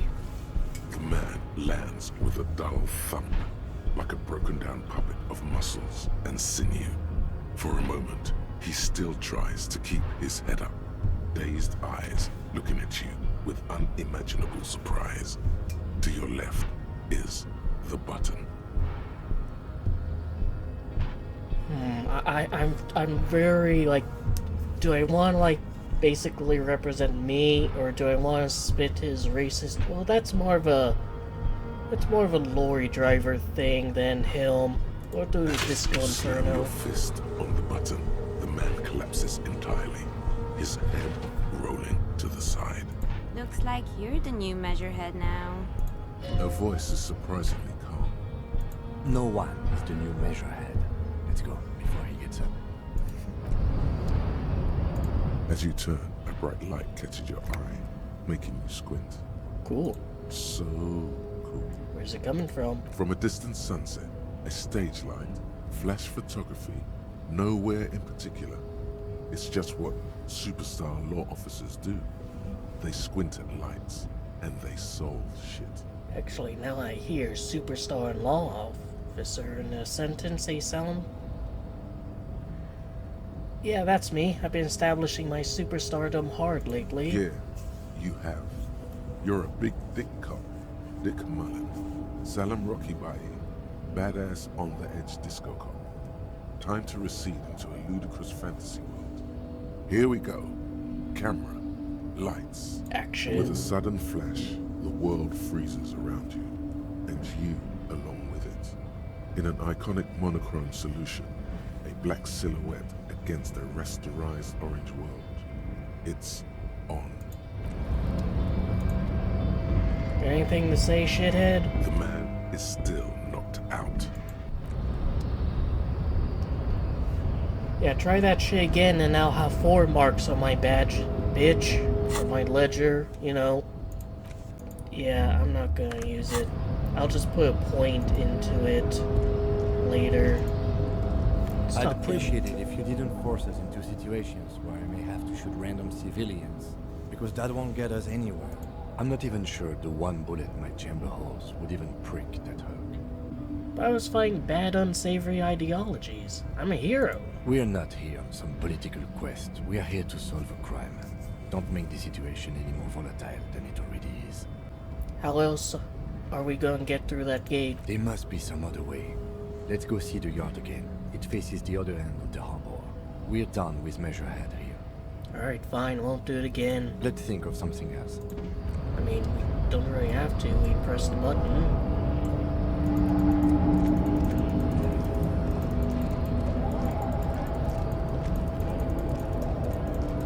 I don't want to hit to my encyclopedia, like, skills. Knocked him out good.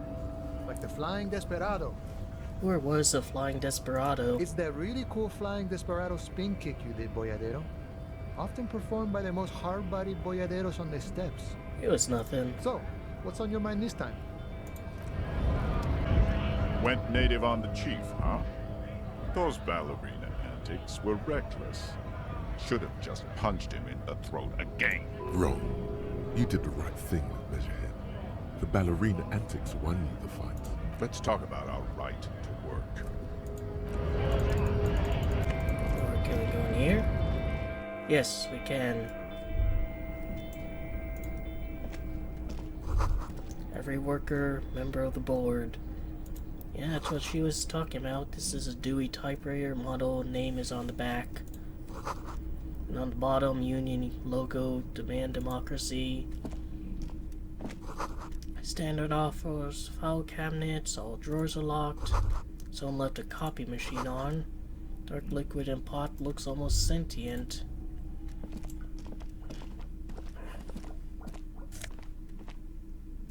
Elysium. Visual calculus, but less drama.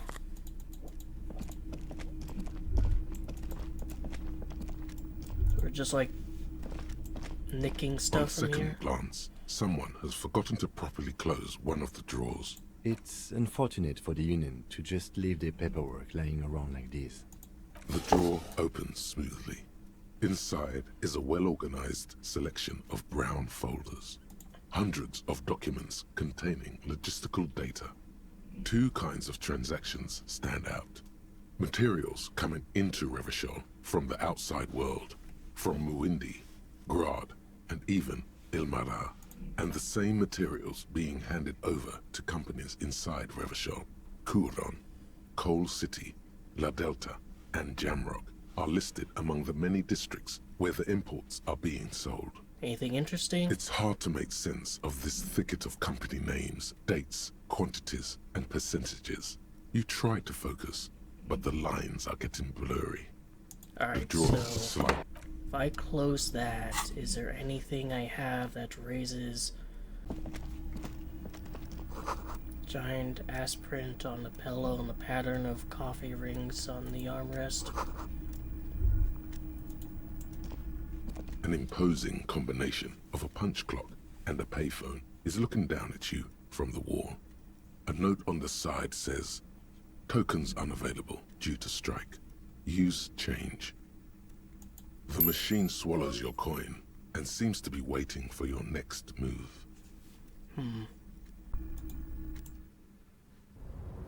Oh, well, now we're on the other side. Collecting rainwater.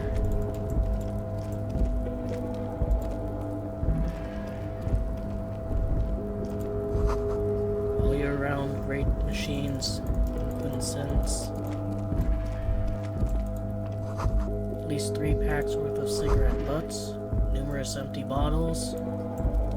All those empty wine bottles and cigarette butts on the ground.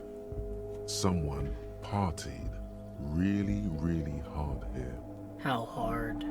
Well, they went through 6 bottles of potent Pilsner, 3 bottles of Commodore Red, and almost 4 packs of cigarettes. Did I do this? Well, yes, I think we can say with relative confidence that it was you. This is very sad. Must have been miserable. Yes. This scene isn't exactly ripping with joy. This is the night watchman's booth. The name on the door reads, René Arnaud. Listen, it's okay to take a few minutes to yourself. Sit down and have a breather. If you must. But please hurry. We are pretty easy to spot up here. Nothing incriminating catches your eye. The cabinets are clean and their sparse contents meticulously organized. There's a framed photograph on the table. It's a black and white photo of a young couple out in a street fair. The man, René, is dressed in a Royal Carabinier uniform. The girl is young and very pretty. René looks like he's about to smile. This photo must be tied to some good memories. Why did you take that picture of René? Making an artistic photo collage, Kim. Of course you are. What murder investigation would be complete without an arbitrary photo collage? The chair is not as austere as the rest of the booth. A thin grey pillow is attached to the seat, secured to the stiles by black ribbons. Breathe deep. Stale air floods through your nostrils. Not a single mote of dust floats inside your lungs, though. The inside of the booth is immaculate. You stand and exit the booth.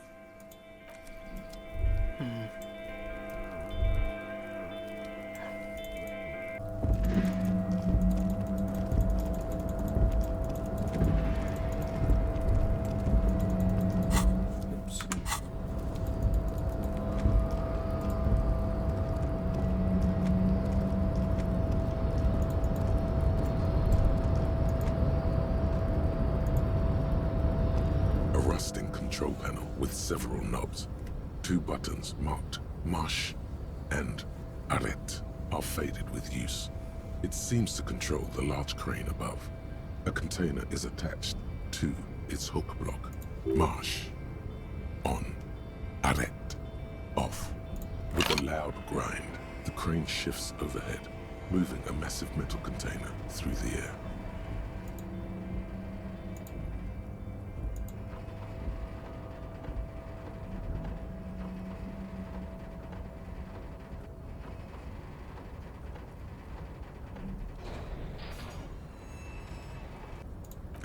With a surprisingly quiet thunk, the crane places the container down.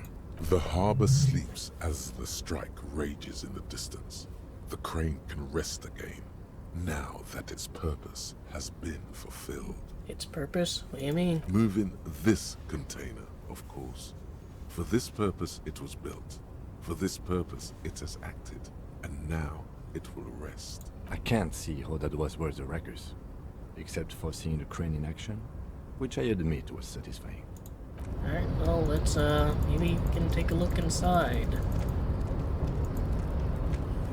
Before you stands a cargo container. Just one of many in the yard. Lieutenant, I think there's something special about this container. Because I don't. Why not? There are a million containers here. Why are you fixating on this one? Maybe there's contraband There in may there. very well be, but we are not here to look for that. We are not here to interact with containers. We are here to get the body down from the tree. You attempt to turn the handle, to no avail. To your left, the lieutenant considers your actions, with some puzzlement. No reply. The knock produces a hollow ring of metal. Doesn't sound like there's anything inside the container. What's this? You see a faded lettering on the platform.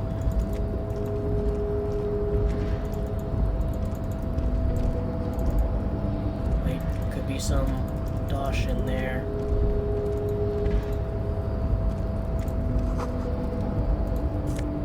Yep. I do like how that's a feature in the game, like being able to see what's important.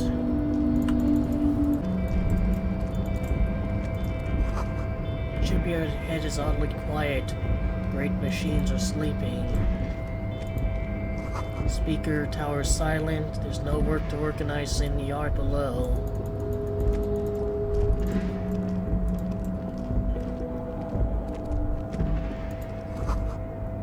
Musk of oil and rust comes from the chasm in front of you. Smells like blood.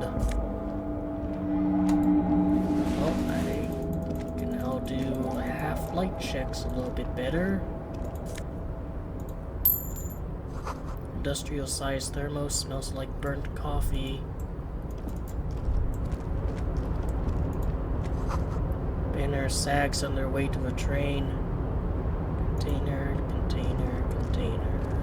Container, container, I'll turn you nice and red. Container, container, put the logos on. The lyrics to this container song are being made up as he goes along. The accent is so thick, it's impossible not to notice he's Ubi, from the vanishing peninsula of Ubisund on Muindi. There's a place named literally, where are they in Latin? Container, container, used to be Wild Pines. Container, container, now belongs to Everard. Hi. Everard, Everard, Everard, he looks after everyone. Huh? Well, hey there. How can I help you, mister? The look in his deep blue eyes is as sincere as you've ever seen. Kind of makes you feel like an arsehole for no apparent reason. I see you are not a union man, mister. Did you get lost? You're not one of them scabs, are you?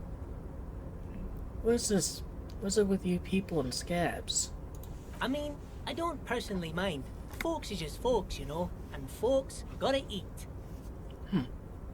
Just some of the other guys don't look too kindly on the scabbing kind, if you know what I mean, mister. You're Ubi, right? Oh, yes. Born and raised in Irish, mister. Mum had to leave my dad after he got a bit violent. Took us here to the new world. I was about 10 then. Too old to lose my accent then. People say us Ubis are up to all sorts of trouble with sheep and other animals and whatnot. I just want you to know there was never any of that where I come from. No, sir. Those are just nasty rumors. What are you doing with the containers? Oh, I'm just making some covers for them containers here. Yes, I am. Yes, I am. So it's easier for the crane operators to spot them. Alright, so I can't retry this. Everything is so pretty and red. You and Leo look like brothers as you glance around with similar childlike wonder. Sure is, mister. Sure is. I had to break this bonding moment, but the red containers mean they are replacing the company livery with the union livery, which means this strike isn't gonna stop anytime soon. What's that? What's in that container over there? Oh, that one. That should be empty as far as I know. Lots of containers here have nothing in them. They're just waiting to be loaded up. Told you. Where is everyone? The harbor's empty. Oh, most of the guys are down at the gates, keeping the scabs from coming in. We're on a strike. The whole union is. You don't have to work when you're on strike. Ha! We haven't worked for 2 months now. So no one is working? Not everyone is down there, of course. Mr. Everard is in his office, where he always is. And Jean-Luc is guarding the gate. The one that rocked his shit. But Titus and his boys got into some drunken trouble and Everard sent them on a nice vacation. For a week or so. What trouble did they get into? Oh, I'm not really supposed to talk about that. That's union business. Him and his boys stirred up something in town. Probably drank too much and got into a fight or something. I heard Mr. Everett telling them to take some time off. Really? Did they kill someone? No, I don't think they killed anyone. Let's better talk about something else. Titus and his boys do good work. I don't want to get them in trouble over a little drinking. He probably doesn't know anything anyway. Who in their right mind would tell him? Do you work here? Yes, yes. Everybody needs a job, and this is mine. I'm Leonard, by the way. Leonard Bellick. But everyone calls me Leo. I'm like Mr. Everett's right-hand man when Mr. Edgar is out of town. And Miss Beaufort is the right-hand man, but she's a lady. Who is this, Miss Beaufort? A real pretty lady with a skin like those Douai Sucre candy bars my missus likes so much. Them are real nice to suckle on once the dinner is done and me and the missus sit down beside the radio. But I can't listen to the radio all the time. There's so much to do around here and I'm always busy keeping things running here. Yes I am, yes I am. Oh, who is she? Oh, Lizzie. She is a real sharp tool. Mr. Everett The put her lawyer? through some fancy school and everything, east of the river. 4 years she was gone, and when she came back, she was all fancy and lawyerly. He respects that word. That's obvious. But she's a real nice girl. Grew up in this here neighborhood, knows everybody and gets along with everyone. Real pillar of the community one day, I'm sure. Oh, not exactly with us. For a fraction of a second, there's sadness in his eyes. If me missus and me was to have a child, I'd be real happy if she turned out like her. But she can't have kids. Dr. Lemaitre said so, and she knows about such things. Been a doctor for almost 50 years she has. Law school? Could she be talking about the union fixer, aka the gardener? So this is the union fixer, the gardener? Looks like it. I'm not sure what a fixer is, but she is a real nice girl. Smart as a whip too. Telling the gardener you know her name might throw her off. Perhaps something to consider later. Looking for a leader of the dock workers union. Oh, you want Mr. Everett then? He's an awfully nice fellow, he is. Him and his brother are both nice fellows. They've lived their entire lives in this here neighborhood. Guys like Mr. Everett and Mr. Edgar, his brother, are real good guys. Made Martinez what it is today. Mr. Everett and Mr. Edgar and I went to the same school we did when we were boys. Easy now, Leo. Just want to know where I can find the man. Oh, Mr. Everett is where he always is. In his office, of course. Bye-bye now.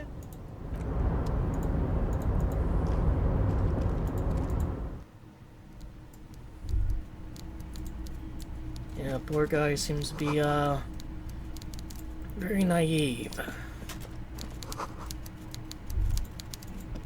I'm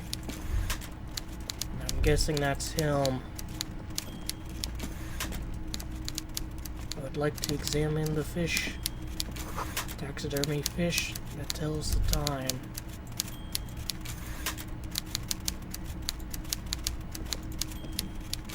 Before you is a walrus of a man seated behind a large desk. He looks up from his work, not the least bit surprised to see you. With great effort, he straightens himself up in his chair, yet says nothing. He simply stares at you. Are you in charge of the dock workers? Welcome, Mr. Dubois, Mr. Kitsuragi. It's good of you two to stop by. Please, have a seat. Alright, so I'm Harry Dubois. I'm Everard Clare, head of the Debarders Union here at Martinez. I'd offer you my hand, but unfortunately my health prevents me from getting up. You understand? You're a real fat bastard, dude. He looks extremely comfortable. The tiny folding chair, on the other hand, looks like a torture device. You go ahead, detective. Whatever he has in store for you, it can't be good, he thinks. I'll do my best. Forget about that. What's with this Dubois stuff? You're getting some seriously bad vibes from that. Why are you calling me Mr. Dubois? Please, Mr. Dubois, let us converse in a civilized manner, as equals. Take a seat. I insist. It's nothing. Yes, that's probably right. It's nothing. Forget about it. Filter it out. He's trying to throw you off your game with this Dubois nonsense. Don't give him the pleasure. I don't sit. It's kind of my thing. Very well, Mr. Dubois. I respect a man with strong convictions. I, too, have convictions. One of which is that I will not engage with any man who won't face me at eye level. Should you find yourself more amenable in the future, I'd gladly resume our conversation. But You're no Titan of Elysium, buddy. He's got you in a fork. Sit down or leave.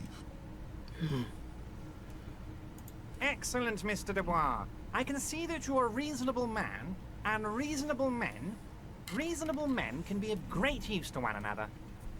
Kim, can you, like... I appreciate you shielding me from this horrid visual, but... So tell me, how can the head of the Debarders Union help a representative of the Revachol Citizens Militia today?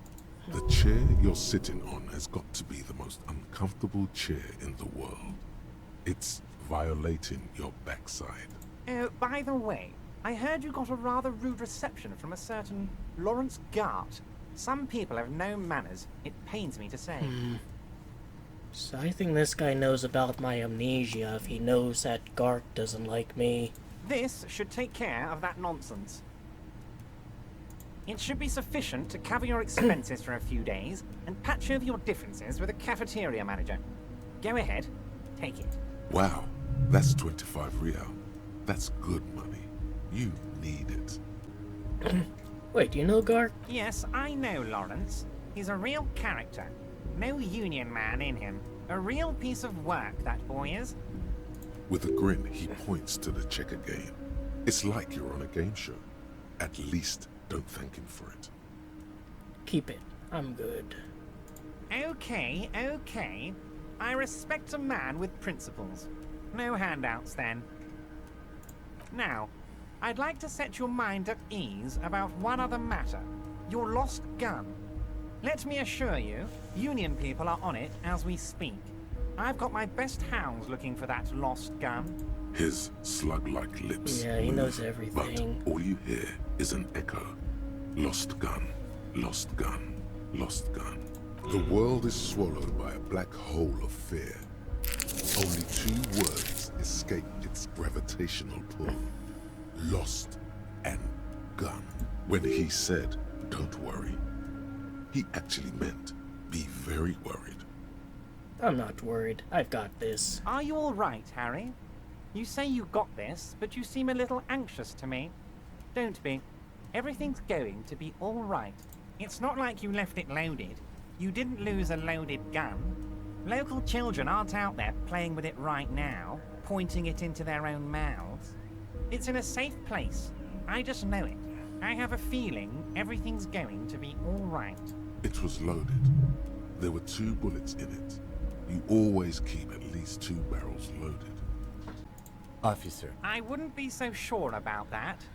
Well, shit. Like, this one's gonna fail. God, you're sweating. Your knee is jerking. You're about to cry, aren't you? You're about to cry because you lost your gun and those children are gonna shoot themselves with it. So what? Men cry too? You want to cry? God, you're weak. Whatever you do, don't cry. He'll think you're disgusting. Mr. Dubois, you... What is this, Mr. Dubois? He keeps repeating. What is he trying to pull here? You need to cool the fuck down. Chill. Mr. Dubois! Mr. Dubois! Harry! Mr. Dubois, are you okay? Can I get you a glass of water or something? Are you having some kind of medical emergency? Maybe you could use your hands somehow, in a kind of throw-in motion, like you're throwing that Mr. Dubois act right back at him. He's Mr. Dubois. Don't be dramatic. I can see your condition isn't terminal. What an odd demonstration of... You got me, Harry. I don't even know what. As entertaining as it was, I'm afraid we're wasting our time.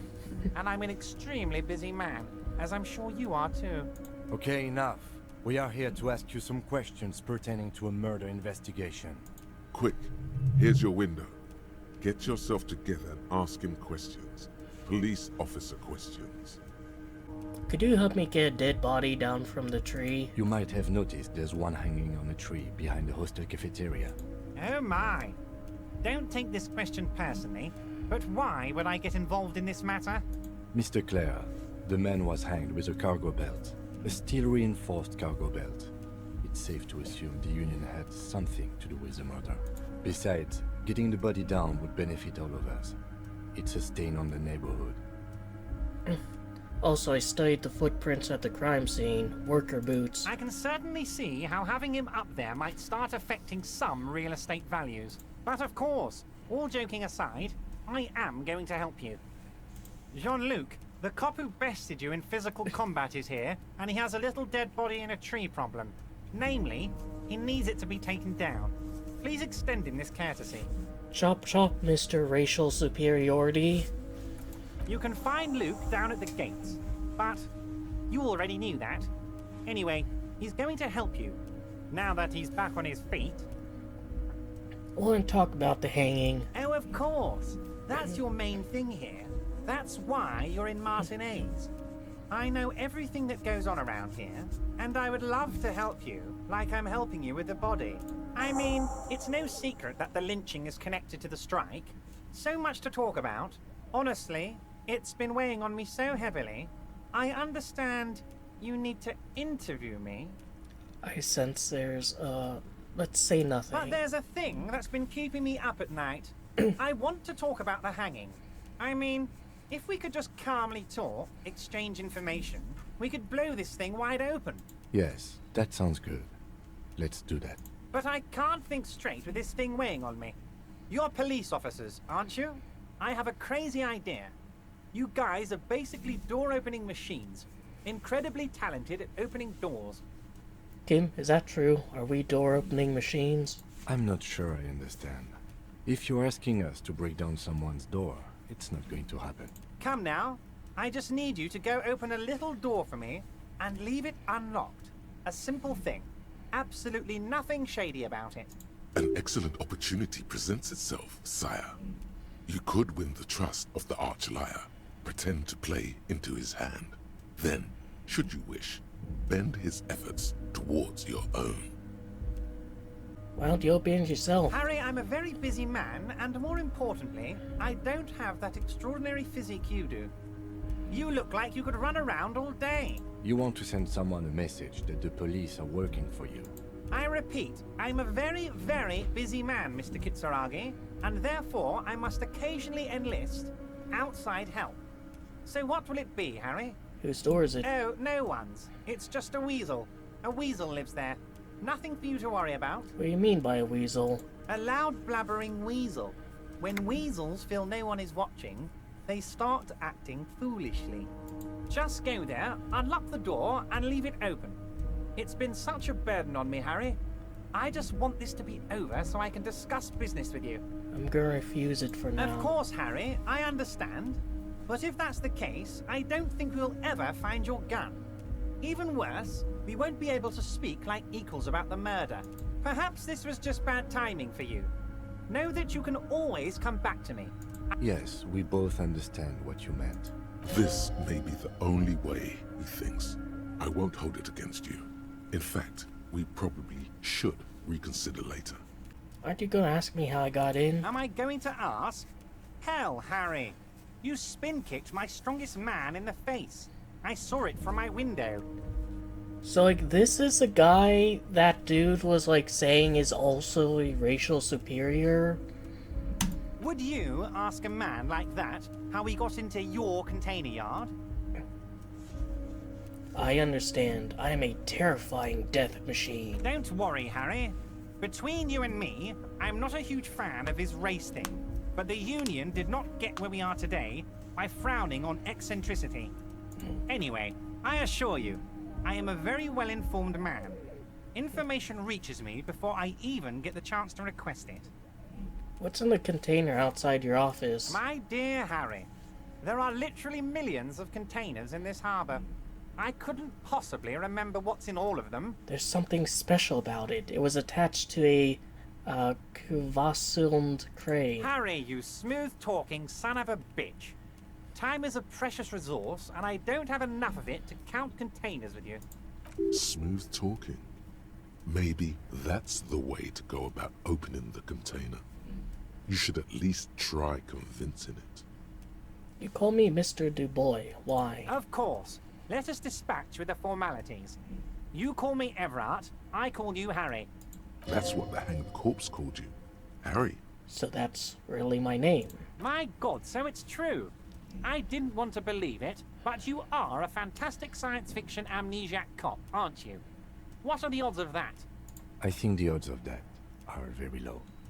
It might be a good idea to hide your confusion. I mean, see what his game is first. My memory's fine. I'm just testing you. So good to hear that, Harry. Apparently my sources were wrong. However, if you did have a spot of memory trouble, I could help you out with my big fat folder.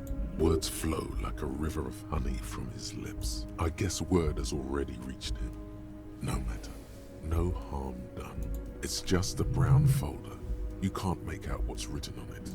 Are you trying to tell me you've gotten hold of some of our documents?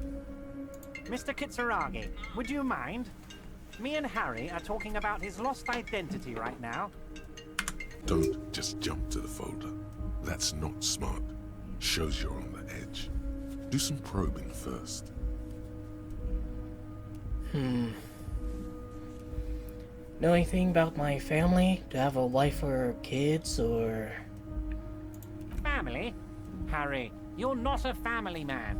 There's not one peep of family in here. Unless you think you're a family man. Do you strike yourself as a family man, Harry? I think I do. I'd be a wonderful father. Well, yes. I'm sure you're going to make one little boy or a girl very happy and proud one day, Harry. What kind of cop does it say I am? Harry, you're not simply a cop. You're a star. A bright shining star in the drab law enforcement sky. Outshining all other stars. You're a superstar. That's what I like about you, Everett. You get me. Of course I do, Harry. And I'm gonna help you shine. I'm gonna put you on all the big stages. Your name in giant neon letters.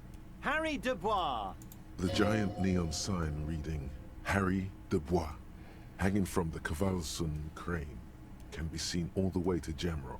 Somewhere in Mirova, a beautiful woman sees the bright glow on the horizon and says to herself, "Oh my God, I shouldn't have left him." Where'd you get that folder? Ah, this? My friends in your organization gave it to me, Harry. This translates into, haha, you guys are so corrupt. I find that very suspicious. May I have a look? I'm afraid this is meant for Union eyes only, Mr. Kitsuragi. I'm sure you understand. Please continue, Harry. Alright, I'm gonna go for it. As you look at the folder, Everard covers it with his hand and pets it. He's hiding it from you because it's not a real RCM folder. It's just another one of those brown folders you saw in the file cabinet. That's not an RCM folder. Okay, Harry, you got me. This is from the Census Bureau, not the RCM. Those Census Bureau people are absolutely corrupt. You should do something about them. He got the name from the Census Bureau, and everything else from your actions here in Martinez. Yes, Mr. Kitsuragi from the Census Bureau. Like I said, now I'm actually a very busy man. So is there anything else I can do for you, Harry? That means he doesn't really know anything about you. A pity.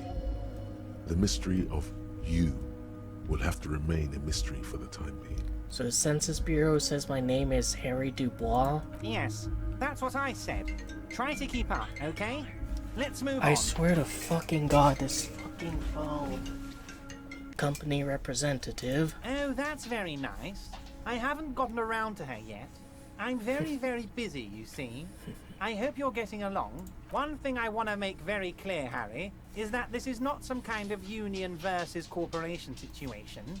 Everyone is just pals here. Just pals? We're all trying to do what's best for Martinez here. Don't feel like you can't cooperate with her, because you and I are such good friends, and I'm helping you get that nasty body down from the tree. I'm not a jealous guy. What happened to a previous negotiator? What do you mean, Harry? Nothing. I let him go. He made concessions for a company in previous negotiations. Why would you let an ally like that go? He's an old man, Harry. I wanted him to spend more time with his family. God knows how long he's got left. You called him a midget. Harry, I have little people in my organization. I would never call someone a midget. What is this? Honestly, I'm beginning to think you're a midget, Harry. I'm only kidding, Harry. You're not a midget. No one is. We're pals. Said the other union leader vanished mysteriously. Vanished? Harry, the woman left her casserole in the oven and couldn't make it here in time for the voting. Oh, did I leave my casserole on? Better go home and check. The election can wait. When she got back, the whole thing was over. That doesn't sound like a convincing story. There was no mention of a casserole from Joyce. Funny, Joyce didn't mention a casserole. Harry, Harry, Harry. Do not fixate on this little matter. Maybe it was a rabbit stew, or a hairdryer, or an iron. The point is, her heart wasn't in it. Mine was. If it's spilled blood you're looking for, then there certainly isn't any in his expression or demeanor now. Why haven't you let her in to see you? If she actually wants to see me, she will find a way. Any good negotiator would. And I just don't have anything to discuss with a bad negotiator. She seems to think you're lowballing her. Yes, yes. Lowballing, of course. This isn't a casino, Harry. Real people, real livelihoods are at stake here. But everything's a casino for those rich types. His expression makes it clear. This is childish and irresponsible behavior. Let me just assure you one more time. It's perfectly okay to share anything we discuss here with this Joyce. This is a completely transparent organization. I have no interest in what she is doing, but I myself have nothing to hide. Your business is your business, and I respect your privacy. Just remember, none of this is secret. Well, except for all the stuff you won't tell me because you want me to, like, Tell her about all of it. My brother's picture, my singing swordfish clock. Tell her how overweight I am and how I'm helping you find your lost gun. Tell her about everything. Everard doesn't mind. It is rather interesting to tell people things about each other, isn't it? It was nice telling him about her right now. I'm told the union is involved in the local drug trade. What? Harry, how could you say that to me? You know I appreciate a joke as much as any jolly fat guy, but I can't take slander. Are you actually investigating this? The reaction appears to be sincere, but it's impossible to tell with this guy, honestly. No, I'm not. You've hurt me, Harry. Me, a friend. But you know what? I trust you, like I trust all my friends. And I know you'll never talk to me about this again, because you don't want to wound me. So do what you want, and let's change the subject. He's hiding his real reaction beneath courtesy. Yeah. Thank you for your understanding. We will continue to do what we must. You too, Lieutenant. You know, I like you, but you never were my favorite. I'm a Harry guy. I'm Team Harry. None taken. Did we have anything else to do here, Harry? Let's talk about Yes, my gun. your lost gun. My best men are on it. They're turning every stone, searching every playground, asking kids, grandmas, everyone. Your gun will be found, Harry. Let me assure you of that. It's just a matter of time and effort. The only way to find it seems to be working with him. He might even be holding your gun hostage. Could he really be? Who knows? Only one thing is certain. If you work with him, you're going to get it back. And working with him might be the only way to do it.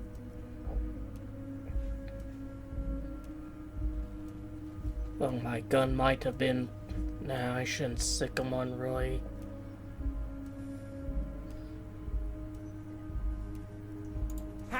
Harry! I was only trying to be tactful. A lost gun is a dangerous thing. I can't have it around in my neighborhood. Kids could be playing gun roulette with it as we speak. Teenage gangs could be arming themselves. Get a hold of yourself, Harry. I assure you, we are working on locating the missing sidearm as well.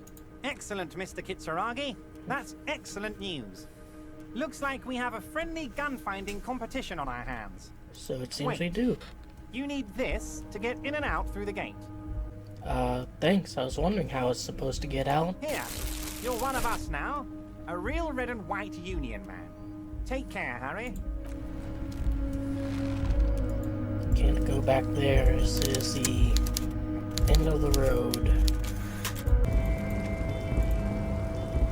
Looks like someone left his tarpaulin cloak hanging on the railing here. The white rectangle of the Revachol Citizens Militia is clearly visible on its back. This is your cloak. You can feel it. Lieutenant, I think that's mine. Yes, it does bear the RCM insignia, and we are the only detectives in my... You think I should get it? Service cloak issued to you by your station? Yes, I do. As your fingers touch the tarpaulin, it almost feels like the cloak wants to deliver a message of comfort through your fingertips. Alright, well, what does that get me? That and shivers. This gives me a suggestion. I'll try it. Your fingers run over the dial pad. 005. That's the dialing code for Revachol. 4952. And a moment of hesitation before entering the final numbers. 993. Like the subtle change or difference between this game and our world, where in this world it's 3 numbers, 4 numbers, 3 numbers, and in ours it's 3 numbers, 3 numbers, 4 numbers. Calling. Still calling. Video Revachol, 24-hour video rental. You rent 8 and 10mm film for home use. This is Lummy. How may I help you? The voice of a youngster on the other end sounds as enthusiastic as that of a man walking towards the gallows. What is this place? Video Revachol is a 24-hour video rental. You rent 8 and 10mm film for home use. This is Lummy. No, I meant, what is this place to me? Sir, I don't know. It's a video rental. Maybe you rent videos here. Do you know me? No. Why did I call you? Maybe you called to extend your rental period? Do you need to extend your rental period? My name is Harry Dubois. Do you have anything on my name? Let me fire up the machine. Dubois. Or Dubois. Dubois. Here we are. You haven't rented anything in 5 years, but you still have a copy of Blue Ocean Hell from November '46. Whoa, not a fun film, that one. What kind of film is that? It's not an easy watch. After the death of his daughter and subsequent divorce, Ziemsk immigrant Egidius Wojcik tries to come to terms with the onset of dementia. No wonder no one's been missing it. Still, it would be great if you could return it to us. We're on the corner of Voyager and Main.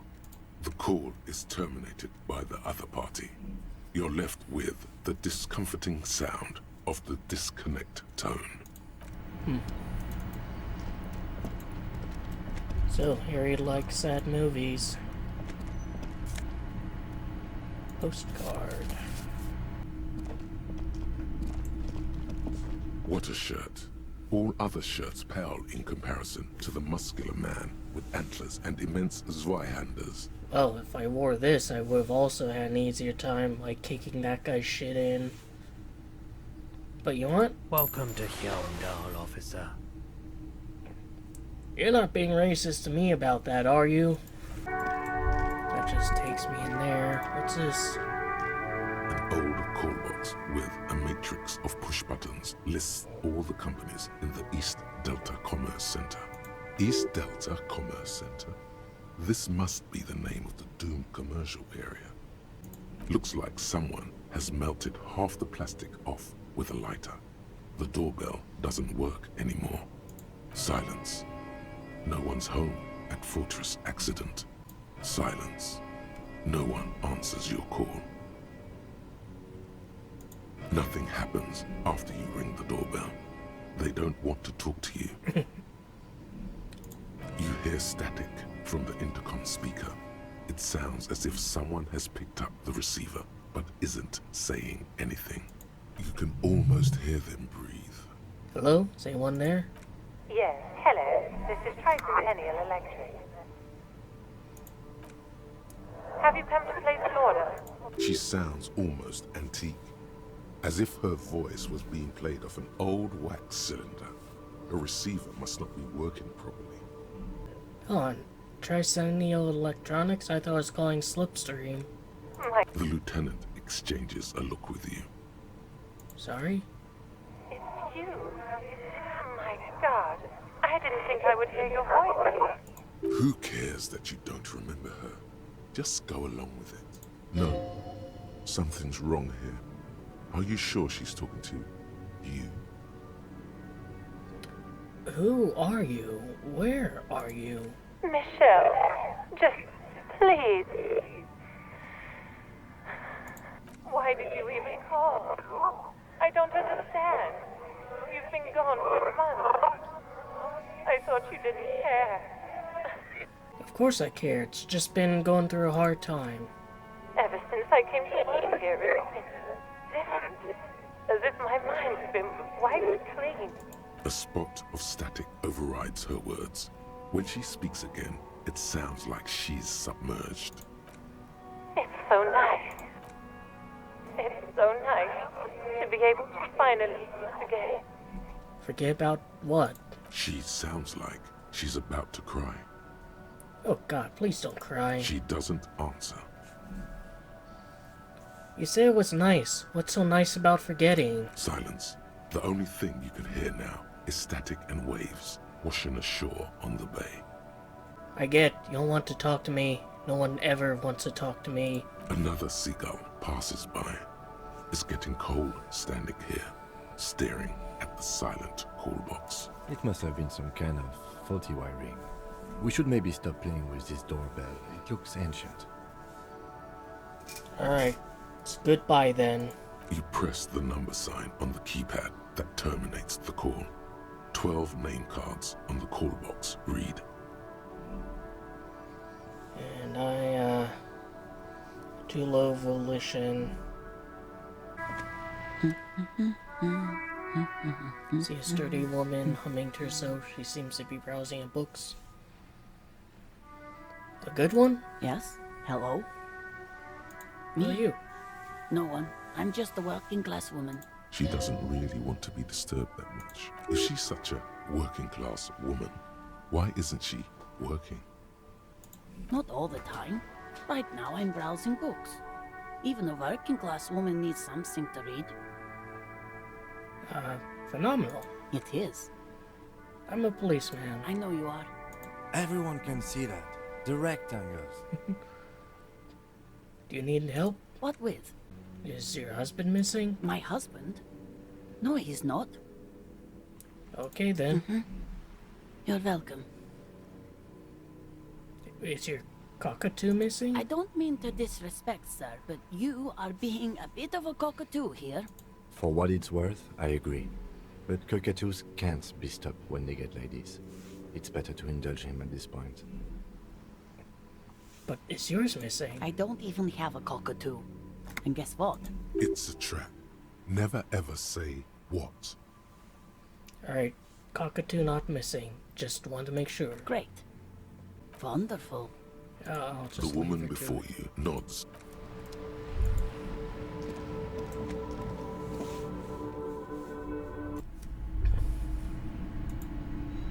Some stuff here that I haven't examined. Old sports magazines. Wait, was he having a thought over here? No.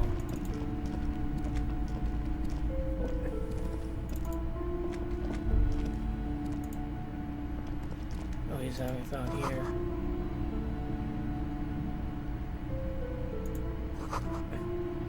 It's a tome of fascist magic, rather candid. Shelves full of biographies of famous people, whoever they are. Anything of note? I would say the greatest innocence. Yes, most certainly. It's an important educational tool, delving into the depths of history, religion, and their relation to innocentic power. Who or what is an innocence? A very influential historical figure. But surely I don't have to tell you that. You're a law officer, and law officers have at least some education. The book is also very daring. The author aims to re-examine the universal understandings of the innocentic system, creating a fresh vantage point and a shift in the tired order of things. I thought it was about which of these innocences is the coolest and greatest. Perhaps for a layman, deep analysis is necessary to peel back the multi-layered meanings. Do her words seem vague and abstract to you? Do you recommend it? Certainly. It's prudent for a person to have at least an elementary understanding of history and society. Imagine the chaos we'd be in otherwise. Not that bad. I mean, I'm getting around just fine. You feel like you I don't should know get shit. this one. Definitely. It's important somehow. There's something personal inside. Another boring book just discarded here. This bookstore is not strictly about crime, romance, and biographies of famous people. There's also a wide range of paranatural literature. Amidst the various books, you find one written by someone named Matthias W. Dundas. It's about wholeness, unity, balance. These three things are very important to the working class mind. The point of the book, and many others on this shelf, is to give people medicinal advice in situations where they don't have access to paid health services. How does that work? It serves platitudes, while also telling everyone that traditional medicine, the kind people don't have access to, and which costs more than this book, is garbage, and would only give you cancer anyway, without even curing your cold or anything. Wholeness, unity, balance, on the other hand, can basically take care of anything. So it's a bunch of Though bullshit. it is important to note, when it's up to your mind to heal yourself, then it's because of your mind that you're ill in the first place. Does it say anything else? The book features chapters on topics such as how to find magnesium. It even lists plants you can harvest magnesium from. How to continue drinking if you're an alcoholic who has destroyed his liver. And there's even a chapter on the ancient Seraïs tradition of using duck gallbladder preservatives to treat and prevent sexually transmitted diseases. Pre and post factum apply. Nothing worth buying. This is just mundane garbage. What's even paranatural about this? The throbbing in your head increases with every passing moment you gaze at this shelf. Suddenly, as if out of nowhere, a small green book becomes apparent. The title of it reads, Medicinal Purposes of the Pale. What's a pale? The book contains very little explanation on the matter.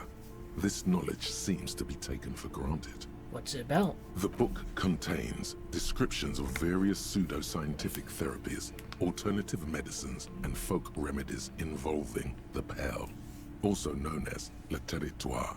For example, it recommends vigorously swatting one's naked body with a venik or hand broom, made from the leafy twigs of a young birch tree from the near pale.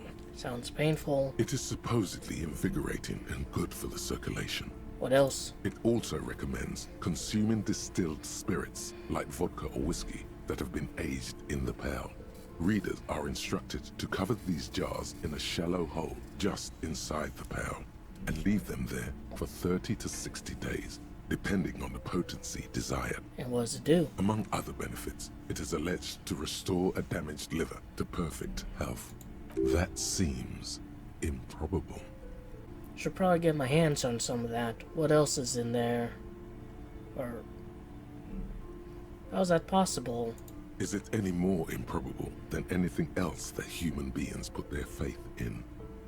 Fair enough. What else is For there? general health and well-being, readers are encouraged to take regular strolls through the pale.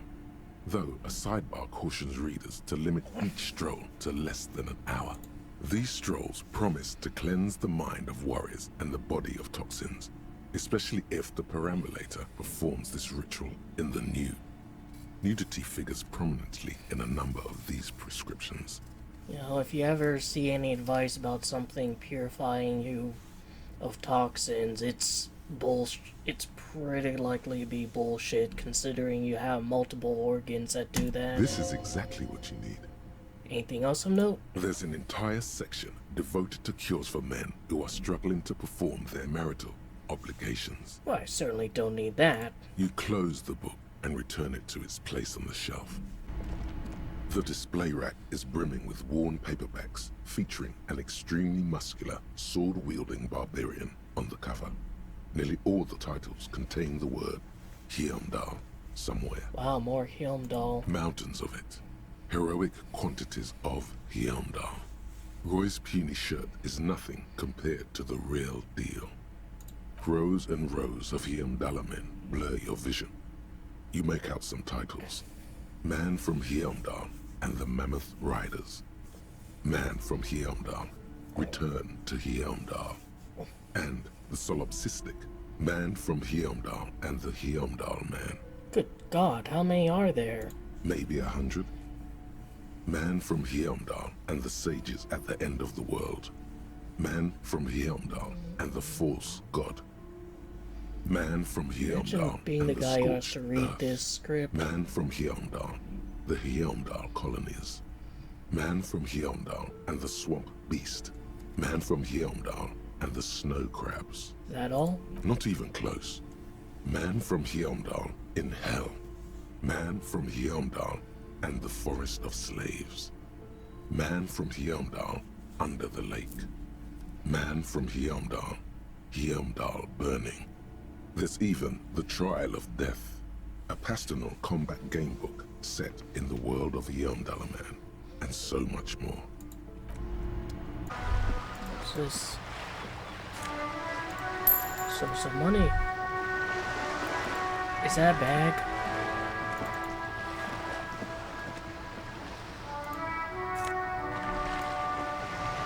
Yes. Oh, I have to equip it.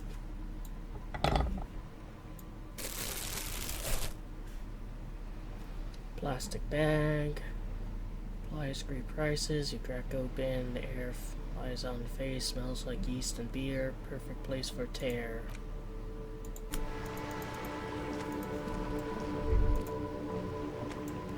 I can now interact with this.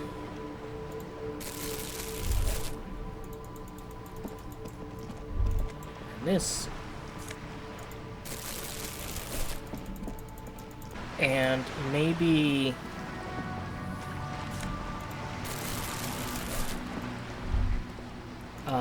the other stuff is good to have like situationally. There. Working class drunk. You know what this means, right? Case solved. Cracked it. All in a good day's work. Wait, what exactly did I crack? What do you mean, what did I crack? Look at how working class that drunk is. It's her husband, the missing husband. Yes, and you found him. Now go and tell the working class woman. Protect and serve, recruit. Didn't she repeatedly tell you her husband isn't missing her? Yeah, that's good. But he is missing. You heard her. The worry in her voice. This doesn't add up. I'm only making a fool of myself. Do marriages make any sense? Does honor? You're not a filthy philosopher. You're an officer of law. It's time to ace this case and not brood over your reputation. We can deal with the perception management later. There's no need for champagne when there's honor, recruit. Go and tell the working... I mean, she's like right there.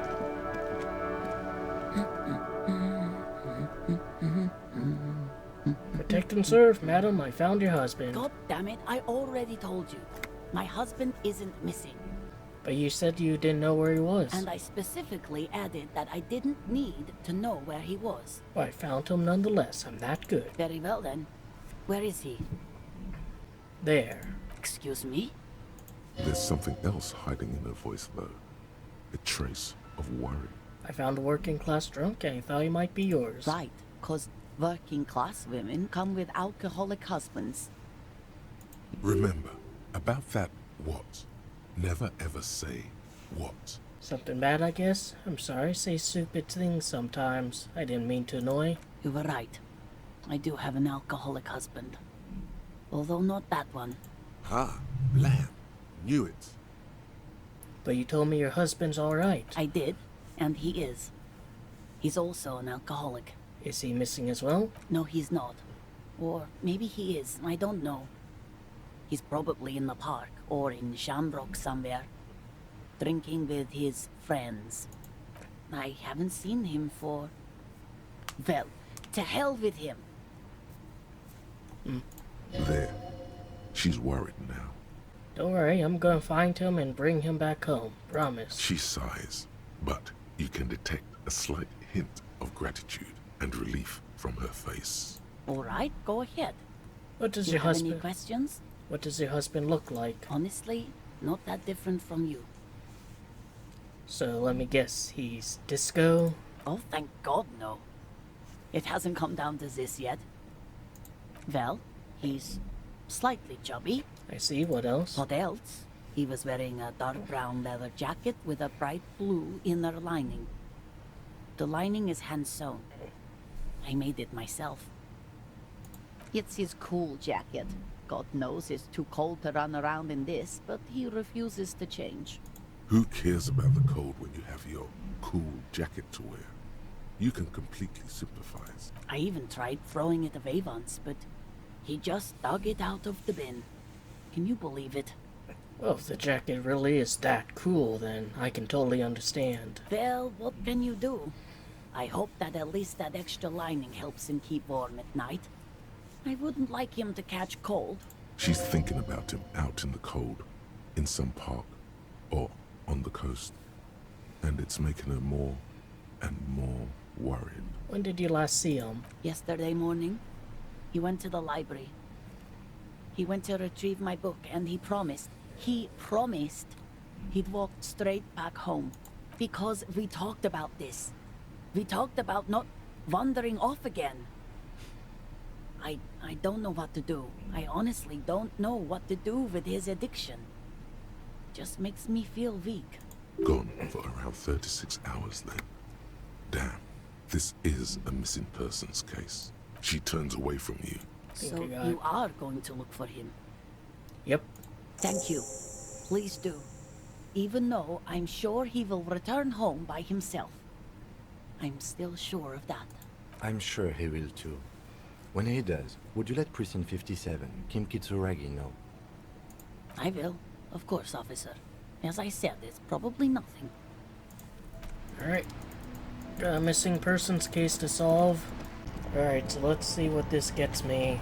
The tear machine stands. Your bottles clunk into the machine, and the money appears with a satisfying jingle. You're a richer man now. The fruits of labor, Kim. So probably not actually going to be getting a huge payout from collecting random garbage. The only two people I can think of we haven't talked to yet is that one kind of hippie guy and that one basically Indian guy. I mean, I forget what the in-world... Still here. Stuck in this damn jam, my man. I've heard one of the drivers is a woman, but I don't think she's here. Do you know this lady driver? I don't want to talk about that. Why? Do you know something? What is it? Man, I was hoping it isn't going to be her. All I can say is, she isn't around here anymore. She isn't some evil drug trafficker. And I don't know where she is. I asked you who's conducting a drug trade. You say you didn't know. Now you're saying you do? I didn't, man. I told you I was hoping it's not her. That she wouldn't be mixed up in it. He still is. Hoping. It's just wishful thinking on his part. Not trickery. It's true. We would have caught a lie. But a kind heart is tricky. Bah. Emotional rhetoric. He knew something and he didn't share it with you. That's a fact. What's her name? Thank God I don't know. People here call her the Lady Driver. She kept her name a secret. From me, too. Now I see why. Who is she to you? A friend? An acquaintance. I don't know. She was the only person in this damn jam I could talk to. She's someone I don't want to rat out to the law, okay? What does she look like? A youngish woman. Gruff, but in a cool way. What color hair? Blue and violet. Dyed. It was violet when she got here. Blue before she went. So, youngish woman, kind of gruff, and hair usually of unnatural color. Then she may have dyed it again. When did she leave? Damn, I don't want to... Please just let it go. Whatever she did, it can't be that bad. She's not a bad person, I know that much. We can't just let it go. It's part of a police investigation. That's how it always is with you, isn't it? All part of the investigation. The girl's troubled. If you hunt her down, she may not survive it. I can't have that on my conscience. It won't come to that. We won't pursue her on this. This is information only. I don't believe you. You said she's troubled? How? She's got the darkness in her. That young person's darkness when you think it's all over. And you're looking for a way out. She shared this with you? Yes. Which is why I don't want to snitch on her. I was told everyone's afraid of her. You're not? I heard the rumors. I saw the other drivers looking at me strange when we talked. And she told me, too, that she's had a violent life. But I wasn't afraid of her. More like for her. Did this violent life include drug trafficking? Well, it looks like it did now. But we didn't talk about that. We talked about life, you know? She talked about her mind. Hold on, her mind? The way it worked. The trouble it was giving her. When she left, did she leave her lorry behind? Fuck, man. Go grill someone else with these questions, okay? There are plenty of drivers here who couldn't stand her, or were afraid of her. They'd be more than happy to rat her out. He's right. There are other options. The raceman, for one. Wait, this guy says they're friends. Then, acquaintances. And he's okay with others ratting her out. Push Tommy and it will break his heart. And his spirit. Don't expect you to be pals. I'll find another way. Thank you, friend. Wow, this makes me feel like I should pick up smoking again. Would help with my rhymes, too. Tell me more about the strike. It's like, whatever's going on over at the docks. Workers got a blockade set up, making demands. No way in or out. And what are the union demanding? Some pretty wild stuff, I hear. Like a giant new power crane in half the company? I forget what exactly. Good on them, I guess. I've heard talk there's a company rep in town, too. Like, a strike negotiator type. They'd know what's up. Precise demands and so on. Mm-hmm. What do you think the company wants? They want to keep that money flowing in, my man. Ka-ching. He doesn't blame them, but he's not on their side. That's for sure. Anything else? Yeah, this ain't really my area of expertise. I just do my job and get paid. I have things to do and places to be. All of us do. All of who? Us lorry drivers. Camionneurs. You still hang around here waiting for this mess to end. Most have scurried off somewhere to get drunk or high. Or laid. Not that I blame them, really. Not you? Not my thing. Chasing transient pleasures is a drag these days. I prefer the examined life now. Thinking, reflecting, observing. What's better than chasing transient pleasures? The more transient, the better. When one's ended, you can get onto the next one. He tries his best to look nonchalant, but there's a rigidity in him, as if trying to conceal something warm and deep beneath a cool exterior. Well, maybe I can unlock it with a nice poem. Wait. Oh? There's something here, stored away in some dusty corner. It starts like... Amir's temperature is always 0. It is ice in the veins. It's camera in an X-ray. Whoa. What else? It's a chalice held out to you in silent communion. Silent communion? That's good. Where gaspingly you partake of a shifting identity never your own. Dang. That's some great shit. You came up with that yourself. I'm just a vessel for a muse. Right. But really, no bullshit. That's great stuff. I sort of want to know if it's yours. I don't really know. No matter. Great verse is like that sometimes. Ephemeral. You might not look it. Seems you have some literary chops. Maybe there's hope for me yet. Strange compliment. Just messing with you. It's cool. You're an okay guy. For a cop. For a cop? They're more often into fists than rhymes, see? Let alone honesty in verse. Yeah. In a small office behind the old military hospital, hunched under the green glow of his desk light, Officer Hans Blau browses through a test print of his Futurist magazine. It's called The Futurist. The typeface on the header is too small. I'm doing what little I can to do right by the people. Well, you've given me some hope, I guess. You found some common ground with this man. Even impressed him. The next time you look in the mirror, though, remember those words. That's all for now. I'll put you in a bag. Looking for something odd? Come to tell me to fuck off again? Looking for something odd? Come to tell me to fuck off again? What is Half-Life anyways? Let the body take control, threaten people. The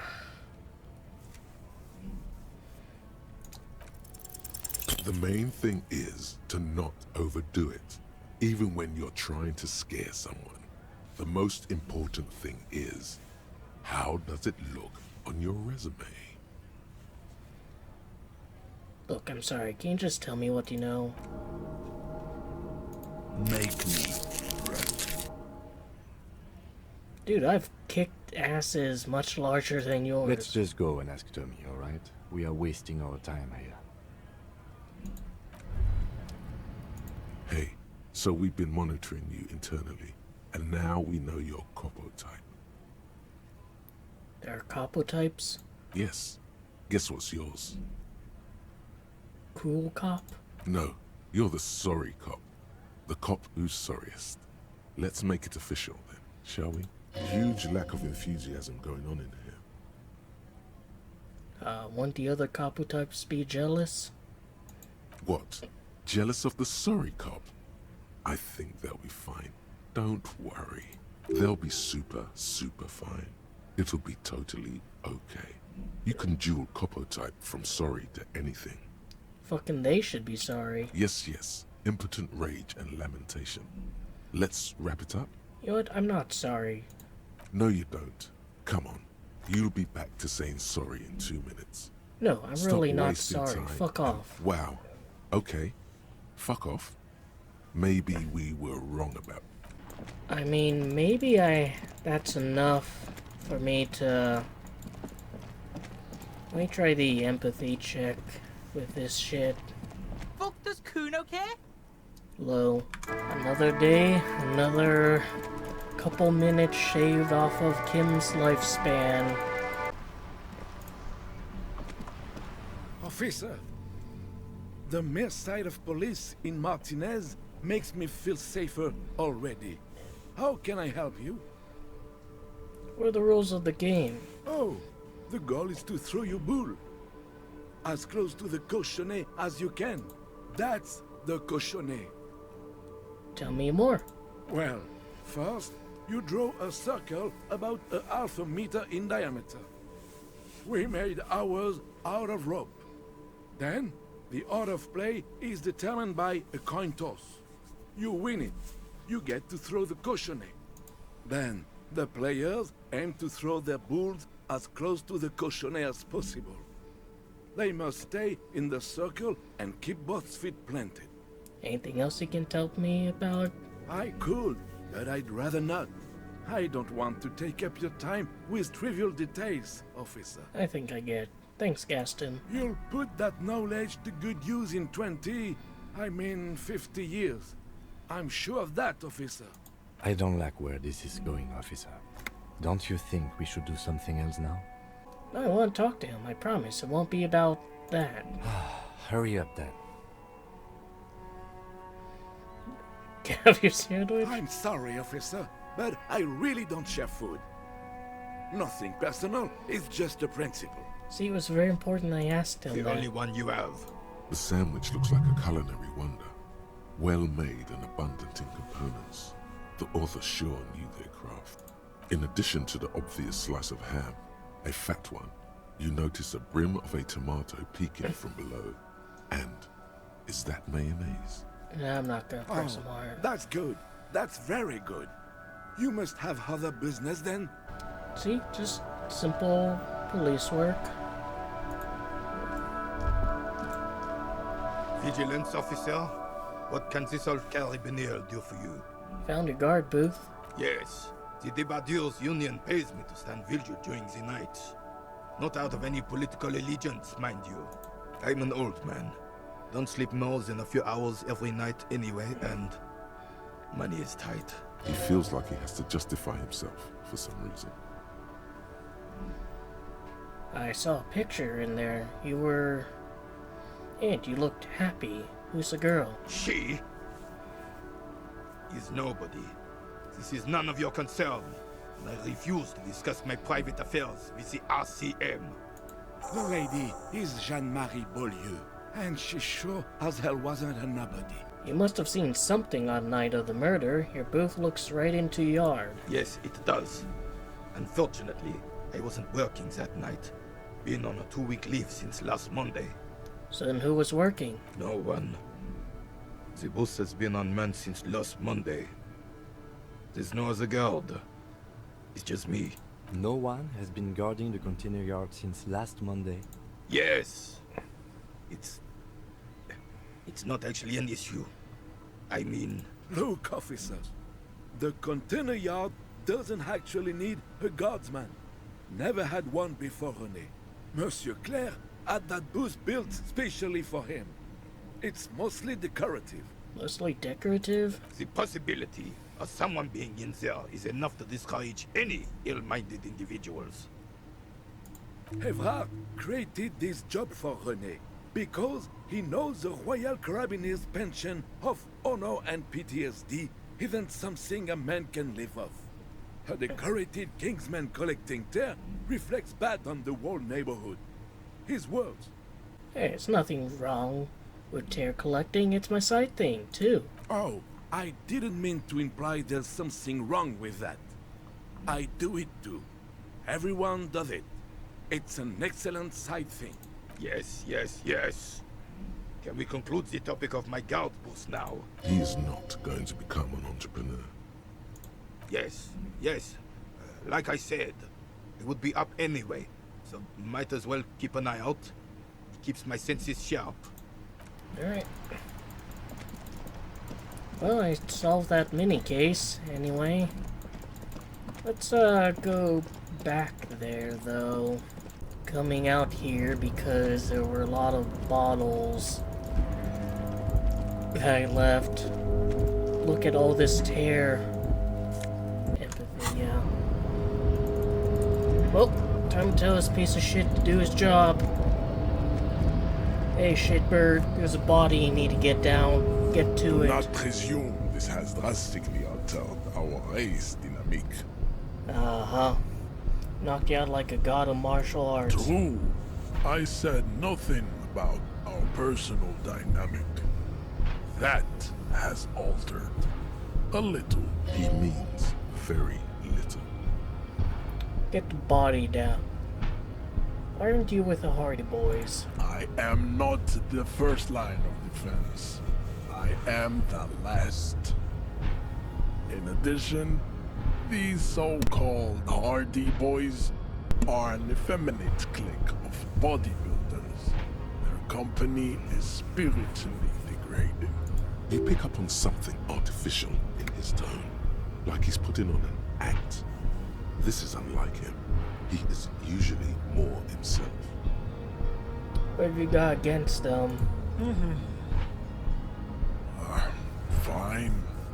They have recently fallen under the influence of a possibly sexually perverted female vagrant and a narcotics peddler. It's shameful. Could be the 8th Hardy Boy, or maybe the female lorry driver. Find out for yourself. Endomorphic blob. Interesting. Now, get that body down. So it was.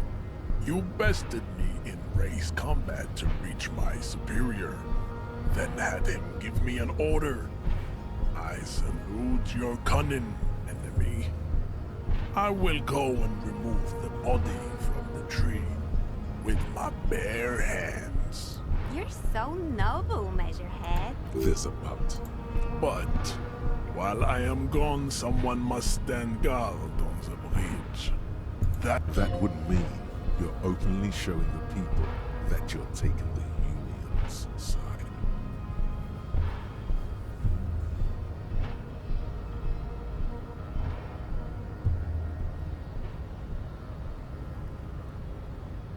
But damn, what if we don't want to do that? This is the uncomfortable result of not taking it down ourselves. I can live with a compromise. Listen to your little friend. He is wise in his childlike way. His mysterious race may yet prove fierce competition to my heroic haplogroup. Uh-huh. Just get Hey, the fucking body. See that they stay here the whole time.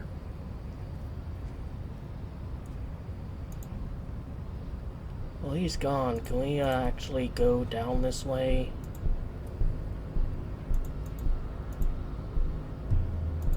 The woman's gaze follows Measurehead. So, you guys are like cops or something? Yeah, we're the law around here. Cool. I like men with guns and power. I'm Katya, by the way. You hear that?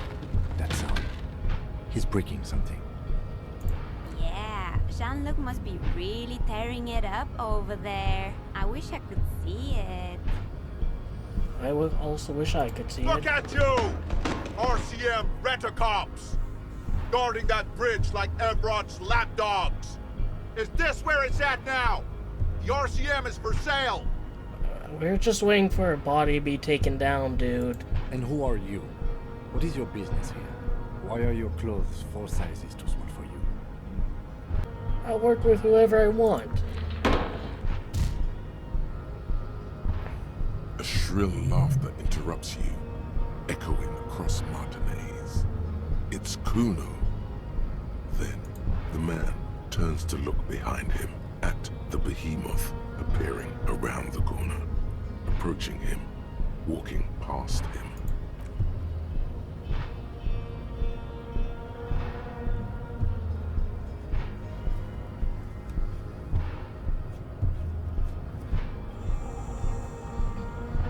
The corpse has been removed from the tree. Stand down and congratulate yourself. You have sided with Ray's victory today. Thanks for your cooperation. Farewell, Hamsung Rich. You are a Union.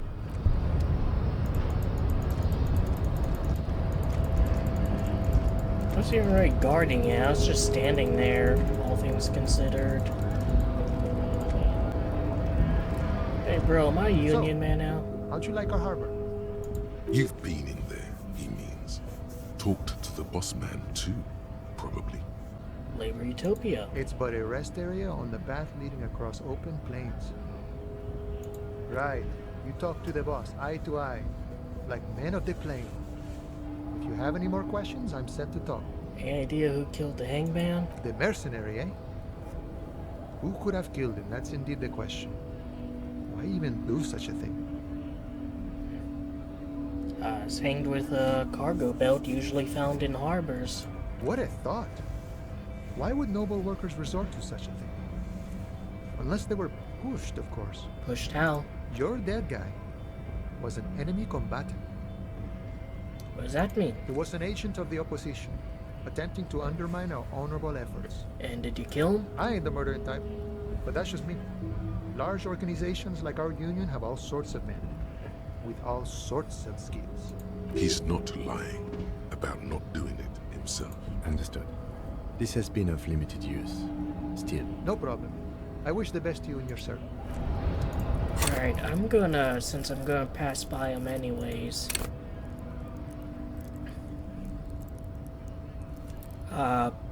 Level up this. And then, handle the racist lorry driver. Hang on. Come to tell me to... Men like this only respect two things: strength and fear. Show me her lorry right fucking now. The lady driver's lorry. Where is it? Fuck you. I told you. I'm not gonna... There. His voice grows smaller as yours. I'm going to fuck you for the rest of my life. Understand? Fucking homo cop. Look, fuck you, man. It's some lorry down there. Green, banged up thing. I don't fucking know who she is. When did she go away? I don't know. I don't even know her name. She just rolls with the fleet and acts like a big shot. Some dyke, probably. I haven't even seen her for days. Now it's not a big deal for him anymore. This is how he saves face. Where exactly is her lorry? Past the monument. Down there. The Green Temple. Now, leave me the fuck alone. A small temple by the monument. Green. Looks like he got his adrenaline up, too. See, was that so hard? This one. This screen found, A to Z, Contemporain, is parked in the shadow of the ruins looming overhead. It's seen better days. This must be the one he told us about. The glass on the side windows is tinted and covered with dust. You can barely make out the shape of the seat, and the door is locked. The handle looks shiny, like it's recently replaced. How are we gonna get this open, Kim? Use the pry bar to smash the window. Open it from the inside. Really? This has been hard enough. No need to make it any harder. This screen found, A to Z, content. With a firm grip, you raise the pry bar. A glint of light catching on the tip. Call down the hammer of truth and justice. Release your secrets, lorry cabin. Say fuck the police and then smash The window it. shatters and droplets of glass fly everywhere, shattering over the lorry floor and pavement. Sato. The smell of cigarettes and perfume welcomes you. The cabin inside is plastered with old movie posters. Actresses smile from the walls. There's a radio transmitter in the front and a toolbox tucked under the driver's seat. Some tools lie scattered near the pedals. These are movie posters featuring starlets from long-forgotten films from the 20s, the teens, even the 90s of the last century. One of them particularly catches your eye, a centerfold of an ingenue attached right above the back seat. There's definitely perfume in the air. It's spicy, with a hint of amberette, wafting through the bitter air of the cabin. The actress is draped in a sheathed dress, one of her shoulders bared. The faded remains of an autograph run across the poster. She's looking past the camera. This is Tijon, a starlet from the dawn of cinematography, less known for her talent than her tragic, untimely death. What happened? She wasted away in a drug den called the Door to the River, not far from here on Boogie Street, a mixture of cocaine and morphine. She was afraid of the world, and the camera, too. What's the smell? The remnants of a sweet juniper-scented perfume, probably Grenade No. 5. The actresses and the rear actor all smile you a warm goodbye. A radio transmitter, as it looks like the frequency dial is absent. It requires a key to work, but the key has been removed, likely by the missing lady driver. Strange. There are so many radio stations saved here. Must be over 100 at least. Why would someone need so many radio stations? For contacting an entire fleet of lorrymen, for example. This is all shortwave, UW and UKV. Looks like we are dealing with an impressive organizational tool. The nerve center of a huge operation. With quite a range, too. Anything we can do with it? Doesn't look like it. It's completely inoperable without a dial key. What else is The here? smell of 1,000. You wedge yourself under the steering wheel to get a better look. Seems like the few tools lying around here, a hammer, a pair of pliers, a rusty wrench, have been casually thrown there by the disorganized driver. But one odd detail does catch your eye. A piece of sandpaper has been glued to the throttle. Sandpaper adds extra grip. Looks like the driver glued a piece of sandpaper to the throttle to offer some extra grip. Sandpaper? A novel technique? Sandpaper will also rub off the pattern from the driver's right boot sole. Yes? Do the honors, he thinks. Connect it yourself. One of the footprints at the crime scene had an aberration. One sole was smoother than the other. Which means that the missing lady driver was present at the lynching. Wait, the missing 8th Hardy here? Looks like her, yes. And she's also running a drug trade. What a handful. Now we know for certain who's the missing 8th person at the lynching. Do you think that Hardy and his boys could also be involved in the drug operation? Those jerks? Definitely. We should see what Titus has got to say on the matter. Are we finished with the lorry?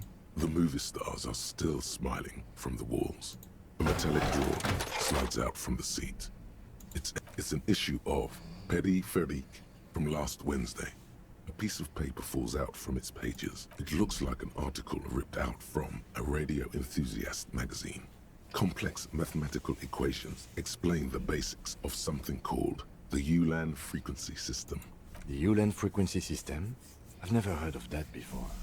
I know of FM, AM, UKV, but... The pull-out tool slides back into its... He closed the rusty old lorry door. Great. I think we got everything. A word, detective? Before we... Of course. All right. We've finished here. Let's quickly debrief and go over what we found, so we don't do it in front of the company rep. Seems like something police would do. What do you think of this, Kim? Honestly, I'm quite worried by what we've seen so far. The evidence seems to point to a rather extensive and well-organized operation. I'm especially intrigued by that radio transmitter, particularly the sheer number of stations it can connect. Looks like this alleged drug trade casts a wide net. This means it's well-funded. Technology like that, a major player must be financing it. I'm not sure what the Ulan frequencies are all about, but they may hold some significance. Perhaps it's a better way to connect between fleets while avoiding frequency bleed, or maybe it's used to tap into RCM networks. Listening in on your calls, between you and your station, a worrying prospect. And last but not least, it looks like the Hardy boys knew this driver, as we know that she was present at the lynching. This may be the Union connection we've been searching for.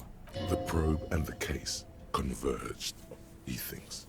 This was quite the find. What about the movie posters? How do they factor into all this? As elegant as they are, I don't think they are relevant to the drug trade. Maybe a trader is some sort of cinephile. Yes, well... unimportant. So it turns out this is connected to the Union. Like Joyce told us, yes, logistically. But don't expect to bust this open during our stay here. At best, this is an angle we can use against them, to other ends, as extra ammunition. Will the RCM open an investigation into this? We should return to the murder case. See what Joyce tells us about the lynching.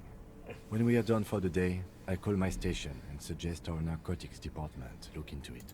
There are more than enough grounds to start an official investigation, sometime later when we are done here.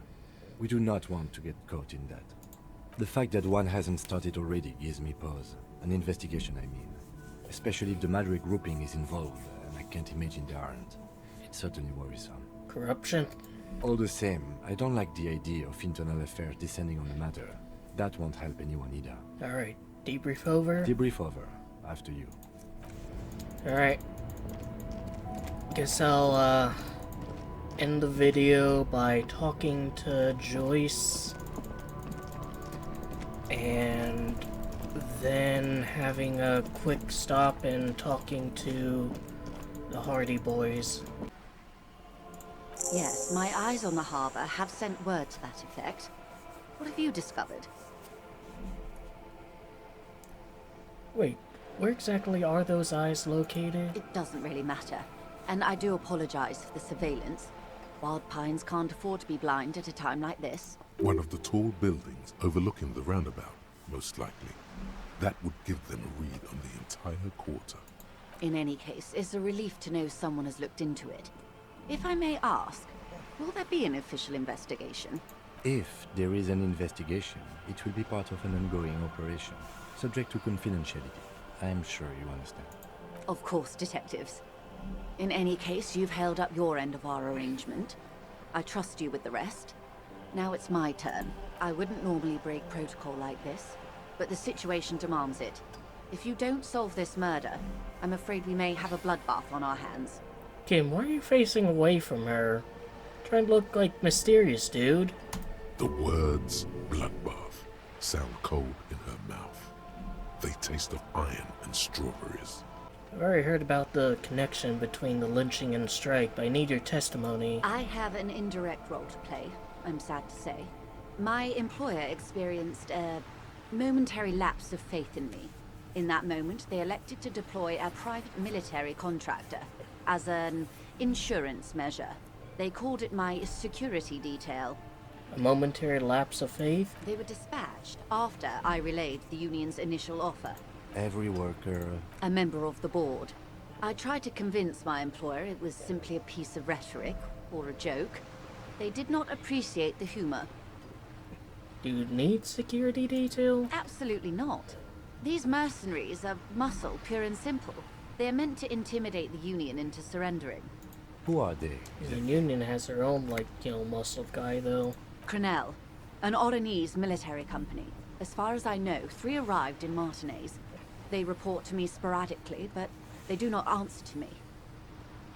To be frank, our relationship is deteriorating. They wear ceramic armor, have semi-automatic weapons, and years of combat experience. They also have trauma and stressor disorder, and no idea how to conduct themselves in an urban civilian environment. Oh, allegedly one of them raped someone, so yeah. What happened? The story is, one of them, the colonel, I don't know his real name, sexually assaulted a local woman while he was drunk and separated from his unit. This allowed some of the more militant Union members to subdue him. He was taken out behind the whirling in rags and lynched last Sunday night. What then? Nothing. Mr. Clare refuses to let me into the harbor. I have not been able to discuss this matter with anyone there. The remaining 2 Crenel contractors carry out their orders, for now. For now? It's a smokescreen. In secret, they are conducting an independent military tribunal into the lynching. Once this investigation is concluded, executions will follow. What is the nature of this so-called investigation? Whether to execute one, some, or all of the Union militants. It'll be all of them. The decision is already made. I have to say, this is not disco. It is very far from disco. My only hope is that you provide a single, concrete suspect before the mercenaries indiscriminately pick theirs. Simply put, if you don't pin this on someone good, and do it fast, they will identify and execute everyone present at the lynching. This in turn will force the Union to respond. Can they also kill Kuno? The Debarders have over 2,000 men. It will be 1,000 to 1. Have you ever seen a hornet invade a beehive, Lieutenant? It's not pretty. The Serai's giant hornet, the world's 2nd largest insect, can kill 40 honeybees a minute, while a group of 30 can decimate an entire hive of 20,000 bees in less than 4 hours. These men work in tandem using semi and fully automatic firearms. Their armor is virtually impenetrable to muzzle-loaded weapons, even yours. Most Union workers don't have guns at all. As I said, a bloodbath. Isn't this a pretty bleak scenario you're describing? Many bleak scenarios have already come true. Nameless, badgeless detective of the citizens' militia. All we can do is keep the rest from going the same way. One single concrete suspect delivered into civil court, and I may be able to defuse this situation. What can you tell me about Crenel? Not much. Their public resume is relatively good, as far as private military contractors go. I believe they were once called Downwell. They boast a long list of clients: Saint-Baptiste, Welchman Lorenz, Eendracht, A warning sign, however. The operations concerned all take place in third or fourth world countries. Guarding facilities, escort missions and such. Probably propping up local dictators. Meaning they're used to operating in war zones. Yes. All the good conflict corridors, Supramundi, Yesut, the Seminese Islands, countries that don't have a good record reporting atrocious military conduct on their soil. Anything else? Sadly, no. Before this happened, I had little interest in them. Now that I do, I don't have the resources. If you still have access to the ICP's database, you could run a better background check than I ever could. It may take some time, though. Do you know a lot about the inner workings of the RCM and the ICP now? In my line of work, it pays to do your research. I was prepared to deal with the RCM. I did not think I'd be dealing with a group like Crenell. Could you contact the company? Tell them to call them off? I have. And they will. However, these orders take time to reach what is basically a rogue unit out in the field here. Until they do, it's all on us. She's being truthful. She is pressing them as hard as she can. Said the deceased assaulted a woman? Or he didn't. This is information passed on to me from some teenagers loitering around the canal. I cannot testify by it. Who did the passing then? The remaining contractors. Their tribunal. It's what they believe. And what they say? That the man was killed because he assaulted a local woman. I've asked around a bit. This seems to be the accepted story around Martinez. That seems to be what the union member, the Hardy Boy, The said. lieutenant consults his notebook, his eyebrows knitted in concentration. Odd. We haven't heard any reports about an assault in connection with the lynching. Where did it take place? And when? We have, Kim. Like, the guy said they lynched him because he's a rapist and also, grabbed someone's ass and also sung bad karaoke. Last Sunday night, at the Whirling in Rags, the hostel by the gates. Supposedly, the colonel was drunk, maybe on narcotics too. Either way, he's alleged to have sexually assaulted a woman. Sometime later, a group of dock workers got their hands on him. And who was this woman? That's a good question, officer. I don't have the slightest idea. As I said, it's a rumor. About a rumor. In any case, it's what the colonel's remaining colleagues believe. You meet her soon enough, you feel. This colonial, the one who was hanged, did you know him? If you mean did I see him alive? Yes. But I did not know him. His name? Lely.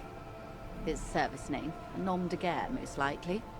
He wouldn't divulge his full name. Only one of them did. A bad sign if there ever was one. Tell me about the others first. One is a man. Corty, they call him. A nickname as well. The other a woman. Phyllis DePaul. Corty is the gunner, I believe. DePaul is a radio operator. What would you say was his eye color? The deceased. She closes her eyes, trying to picture the man's face, then shakes her head. I can't remember. The lieutenant was testing her, asking a small detail first to see if she knew him better than she let on. She passed. That's all right, man. Anything else? Nationality? What would you say was his age? He was 40. Or 50. It's hard to say which. He had a combat injury on his lower jaw. It made it difficult to estimate his age, or gauge his facial expressions. What else? Nationality? Accent? He was, Occidental, I think. Light brown hair, a mixed accent, Oranese, or Messinian, maybe. His injury gave him an accent all his own. In a way, it was humanizing. He had to learn to speak through it. Through the injury. That's all I know, I guess. I only met him once. Where are the remaining two? They've gone to ground, as it were. I don't recommend seeking them out. For one, they're almost certainly armed to the teeth.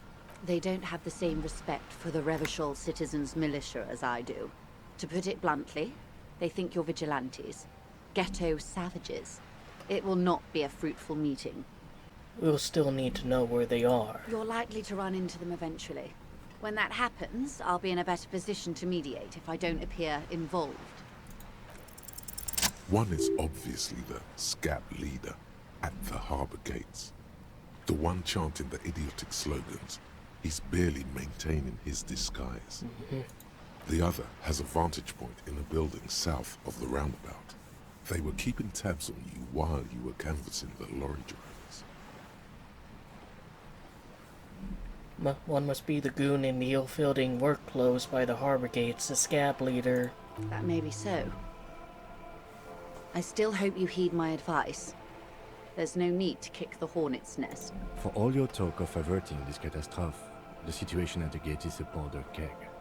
Does this not bother you? Of course it bothers me, Lieutenant. But my hands are tied. How would my employer react if it appeared I were intervening on behalf of the Union? Your concern may be appearances. Ours is keeping the peace. And besides, like, if the Union is like your trade partner and someone you're entwined so heavily economically with, might be an advantage to avoid there being a bloodbath. Was probably building in a building overlooking the roundabout. It would afford a good vantage point. In any case, it's practically inaccessible. Where is your radio for contacting them, if I may ask? Do you have an earpiece? Heavens no. I'm not an undercover agent. There's a short wave at the ship's wheel. I hope I can answer it better. I am sorry to have been the bearer of bad news. If there is anything else I can help you with, please ask. Now can you tell me about these tattoos? Of course. Excuse my hesitation before. For about half a minute, in silence. It was taken with a trigger not long ago. This is the man's upper body. There were no more markings on his hands or legs. Her mouth is relaxed. The accordion lines near her mouth vanish. The pearls of her eyes move slowly on the photo's surface. What do you think? Sorry. I was trying to see if I can read the web of interdependencies between these points. The stars. I can't. But that's how you read this story. The points themselves don't have letters, numbers, anything. Their size, location on the body, and distance from each other tells you what they represent. Like blooms in a pattern? Close. Port cities. This is an Oronese map of the waterways, a sailor's tattoo worn by wayfarers of the Dolorian century. Over 300 years ago, the sailors would mark their bodies to map their travels. What was the use of this map? The sailor's soul would use it to fly back home if they should die abroad. This is a sort of contraption to be reeled back in by. The silver cord, they would call it. What travels did the dead man make? Quite a few. Vredefort, the Oronese capital, traditionally stands on the right shoulder. He started somewhere near here, I think. What next? Then he made his way to the Pretto Grande, through what I think must be the Stutz Canal, an artificial channel through the Occident. From the Pretto, he sailed to the Insulindic Ocean, first the Semnese Islands, then this. Is this like their version of the Pan Am Canal? Revachol. Those are the two constants. Vredefort on the shoulder, and Revachol in the heart. They started the tradition of these maps right after the discovery of Insulinde, at the dawn of the Inter-Islary Age. The old world passing by, and the new world already here. You said you can't read it. I can't. This man was no sailor, and these are no ports. I can understand geographic fragments, but not their meaning. Who could tell me more? His platoon members? The other contractors. Though I do not suggest you go and show them that picture. This man was their friend and comrade. Surely there are other people to ask about the tattoo.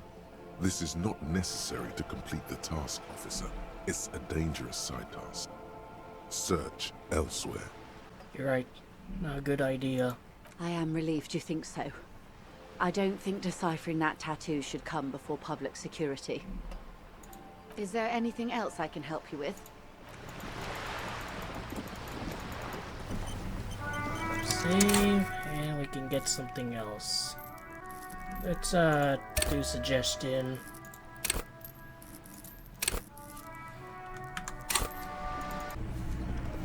Looks like the circus left town, but the clowns are still here. Well, not doing that. Guess what? I've connected you to a local drug trade. Like hell you have. There is no local drug trade. This place is as clean as a rifle. Go back to Jamrock and ask the local junkies how clean your streets are in Precinct 41 Kilo. We'll do that. In the meantime, did you know that there's an abandoned lorry at the intersection that was used to move raw ingredients for drugs from Terminal B to Jamrock? The person driving it was present at the hanging. It was one of you. We've connected the footprint. Detective, do you want to deliver the coup de grace? No, the thunder is his. Leave it to the lieutenant. No. Do the honor. You've earned it. Thank you. You're right, Titus. There is no local drug trade, because it's all controlled by you. You're the drug trade. That's a mighty interesting theory. I guess that's what you would need to do, theoretically.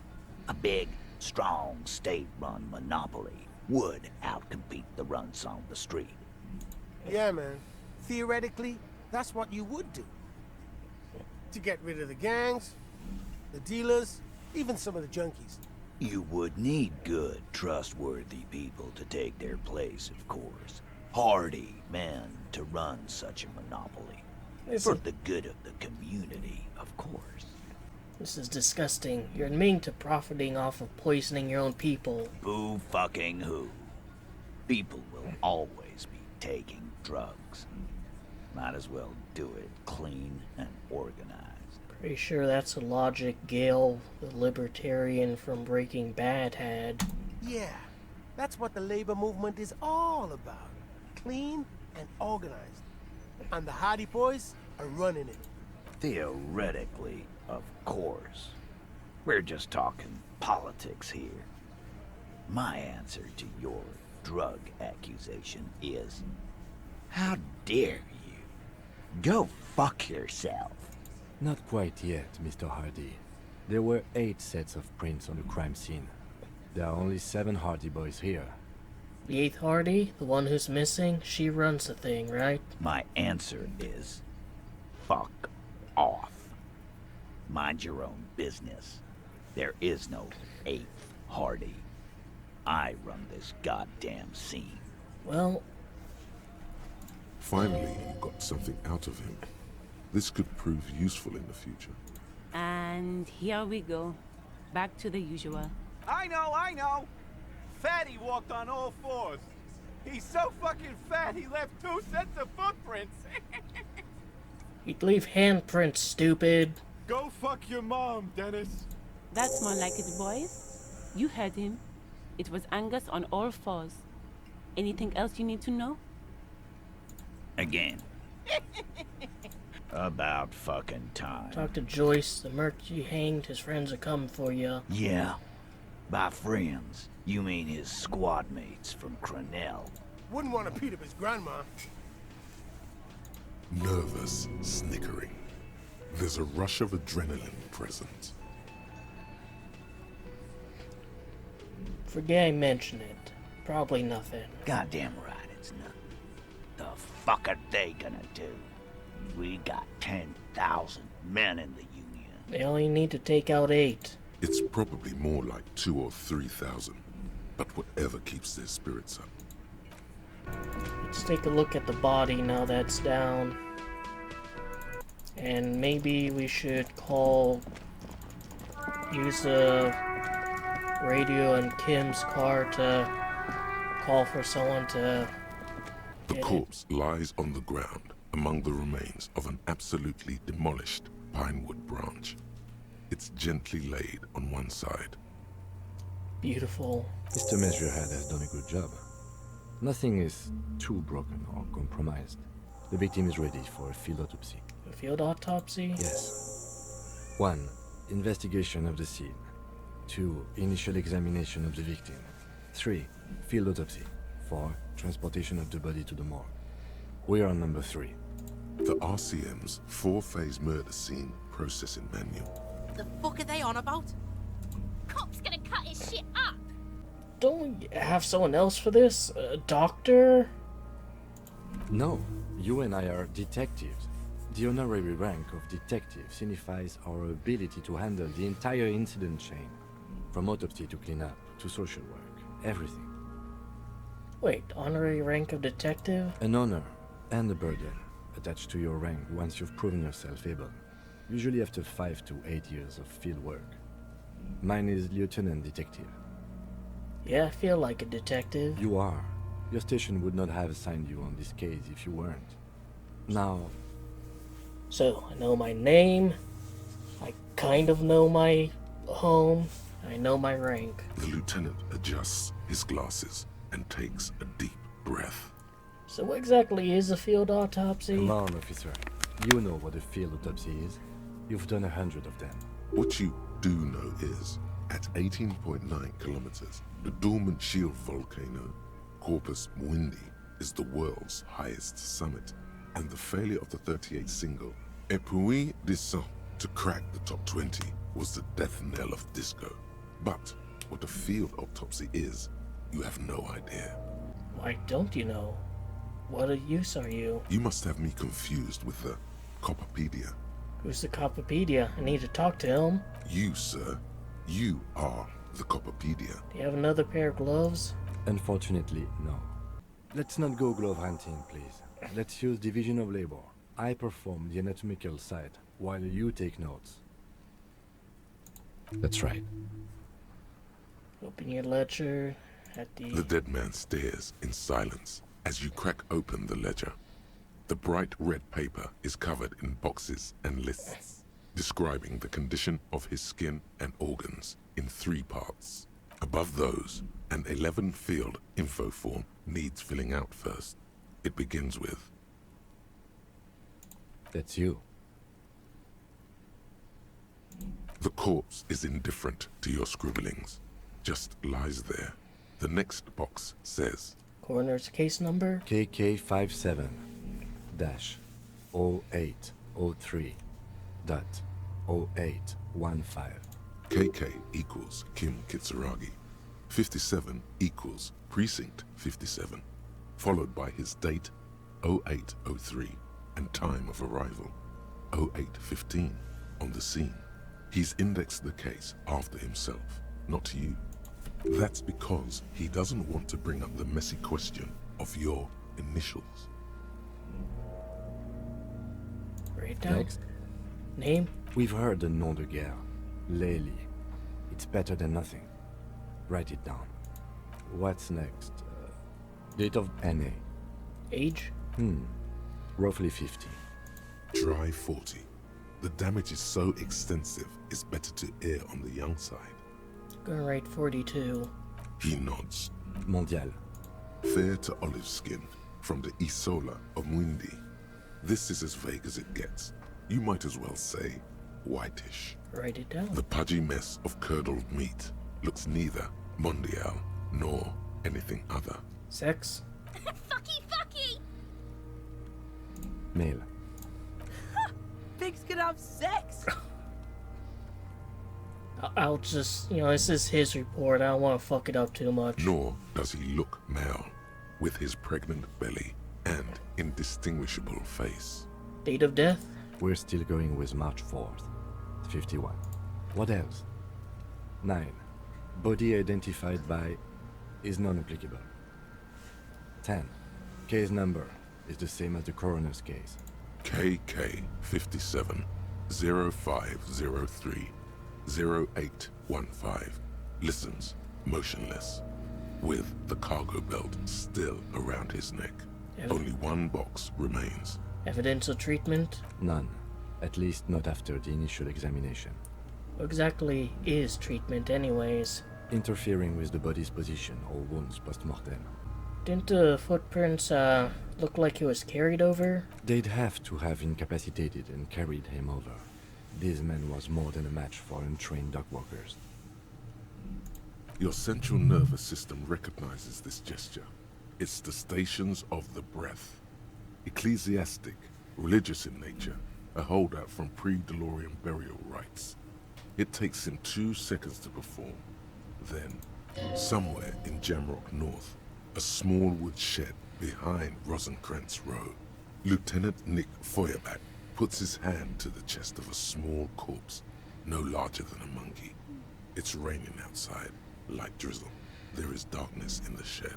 Elsewhere yet, an obese female sits in a wicker chair, her silhouette bull-like against the window. Outside, Grand Coudon. The day is turning dim for Sergeant Mac Dawson. Hand extended, he approaches, to make sure she is dead more than anything else. The building is tall, 7 stories, wind-wrapped in solitude. Most of the apartments are unoccupied. This was a suicide. The other, an accident. The small one. What the fuck are you guys talking about? And so, all across Jamrock, Coal City, GRIH, 42 deceased persons found today. 42 stations of breath. We should start the post-mortem.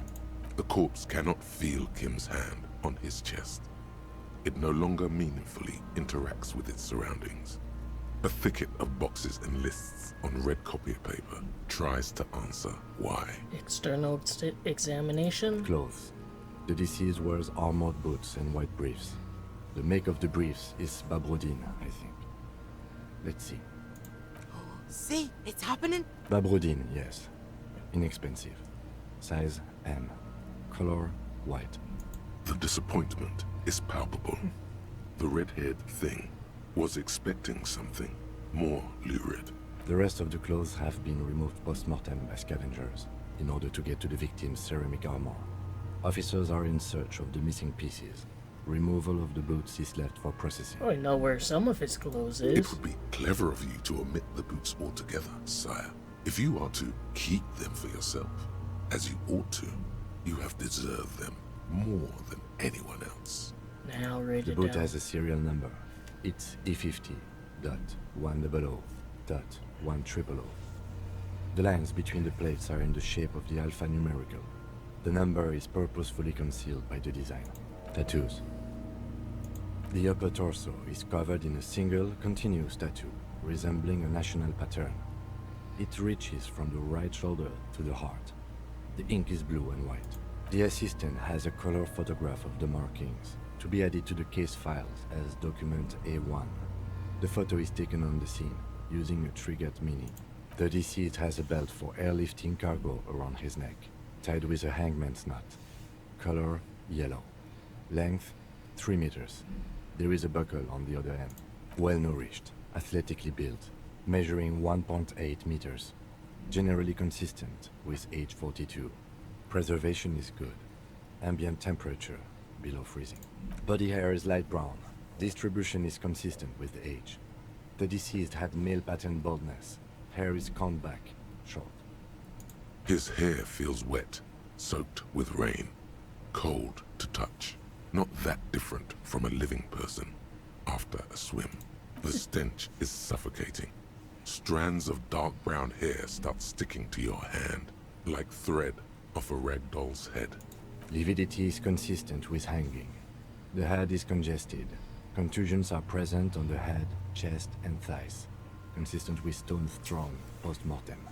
Low velocity. Fucking low velocity? You think Kuno doesn't know what you're talking about? Velocity was fucking max. It was the tiniest fucking velocity you could get away with. Talking shit about Kuno's velocity. You're as weak as that bald-ass racist. In addition, there are bite marks on the face, scalp, and chest, consistent with predation. Ligature mark. He produces a small folding knife with the other hand pulling on the belt. He starts cutting into the polyester stenches hoard. After a while, it's obvious material cannot be cut. Steel wiring. There's too much of it. We need to remove the belt so we can get to the ligature mark. You got just the right tool for that. The chain cutters. Oh yeah, I'm prepared. The hanged man lets out a joyous little bubble of rot from his nose. Good thing we got these chain cutters. Always good to think ahead. Now, We need to cut the belt to see the ligature mark below. Carefully, with as much precision as you can. See? My pig is gonna fuck his head off. No, he ain't. Your pig's a boring fuck. I'm not your pig, Kuno. You are? You're Kuno's pig? Look for a good spot to cut. The belt is equally tight around the whole circumference of his neck, swelling over the edges like white bread rising from the east.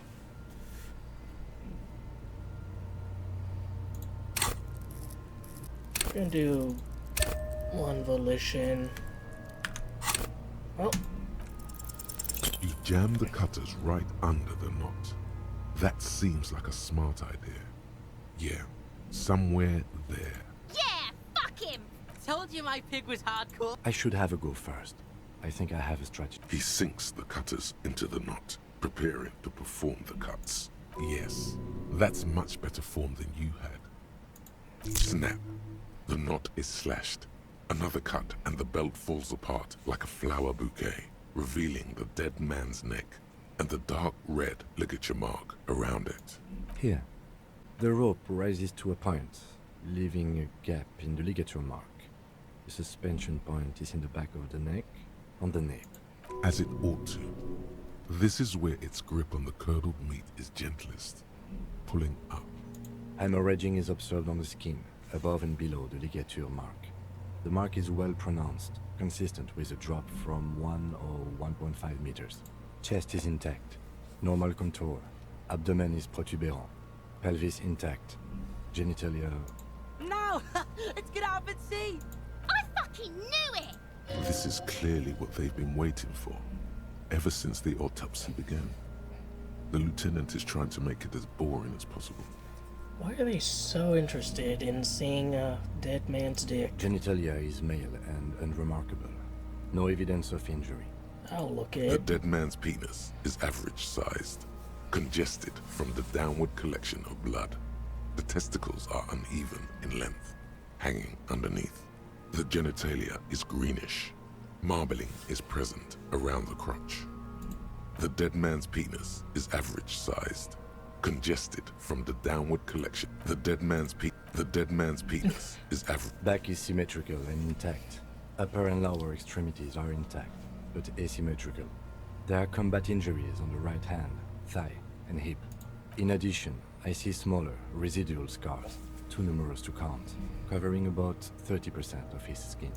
From wounds sustained over 2, maybe more decades, dispersal and accumulation indicates long and active combat duty. The scarring is extensive, way more than a law official's. We have a real museum here. Of battles, wars. Last item, hands. His flesh is cold, icy. Pleased to meet you. Where are you from and what's your name? My name is... I'm only fucking with you. I know where you're from. From Cappadocia. And your name is Il Corbo. What can I do you for, Il Corbo de Cappadocia? Cappadocia, do they have Coppopedias over there? I need one. Good to hold your hand. Did you like it when I stroked your hair? I did, Kobo. I did. Reminded me of when I was just a small boy. Before this happened to my face and my body. You did me a kindness there. We should do this more often. Be close like this, I mean. I also examined your genitals. Hands are clean. No sign of injury from struggling. Were we expecting any? I was. Maybe I'm just not seeing them. Honestly, this stench is making it hard for me to think at the moment. Ooh. That's all for the external. Well done. Bears his face What and next? sleeve a jacket. Well, you're gonna love this one. Now it's time for the internal examination. Central nervous system. I have nothing. Do you have anything on this man's central nervous system? Of course, there is a moral to be drawn from it. A moral to this story. Nope. Musculoskeletal. Purge fluid is coming from the mouth. Not injury related. Eyes and tongue protuberant. Hyoid bone. Let's see. With his eyes almost closed, The lieutenant puts his hand on the dead man's throat and begins to massage it, gently. A rotting smell erupts from the mouth. Purge fluid runs down his lips, black and viscous. Maybe we should get Kuno to do this. You hear cracks as the lieutenant moves his sharp fingers inside the flesh, like the creaking of an old house at night. Yeah, jack that fucker off! The hyoid bone is fractured. The rest of the musculoskeletal system is intact. Unremarkable. Respiratory system. Oral cavity shows no lesions. The victim has received dental implants, possibly after a combat wound. Mouth swollen. Hemorrhaging present in mucosa of the lips and mouth. No scream. No sigh of relief rises from the darkness inside. It's humid there. Sickly sweet air, unlike anything living. You feel like you're about to throw up again, straight in that mouth of his. Yeah. It's hard. Once more, you taste stomach acid in the back of your throat. A contraction. Your throat pumps a little something from your inside. You see darkness. There are ancient mysteries down there, Kobo. Ask me later. Hemorrhaging present in mucus. Hepatobiliary, NA. Why? Don't we have anything? Are you a hepatobiliary expert? I don't think so. Neither am I. And that's it? That's it. Same for toxicology and serology. Both? NA. Unless you have untapped reservoirs of knowledge there. The completionist in me wonders if there's something we could still do. Like a toxicology screening? At this stage, I doubt processing will find anything, even if he was brimming with cocaine. But still, you should add a request. Cardiovascular. The body exhibits heavy lividity. Blood has gathered in the hands, feet, and neck. Hypostasis is visually consistent with the hanging. Gastrointestinal. This is the last field on the list. This will do. Digested semi-solid food in stomach. Voila. What's next on the list? Description of injuries. Summary. Let's see. We have bite marks, contusions on the head and chest, and a ligature mark encircling the neck. You'll need 3 fields. Leave a 4th one too. What about injuries we have inflicted? Oh, so we inflicted them? Okay, this is a team effort. You mean the spin-stabilized munition from a Kill A990 muzzleloader lodged in his lung? Or the incision on the thorax from a chin cutter? Neither was a team effort, and I wouldn't mention them.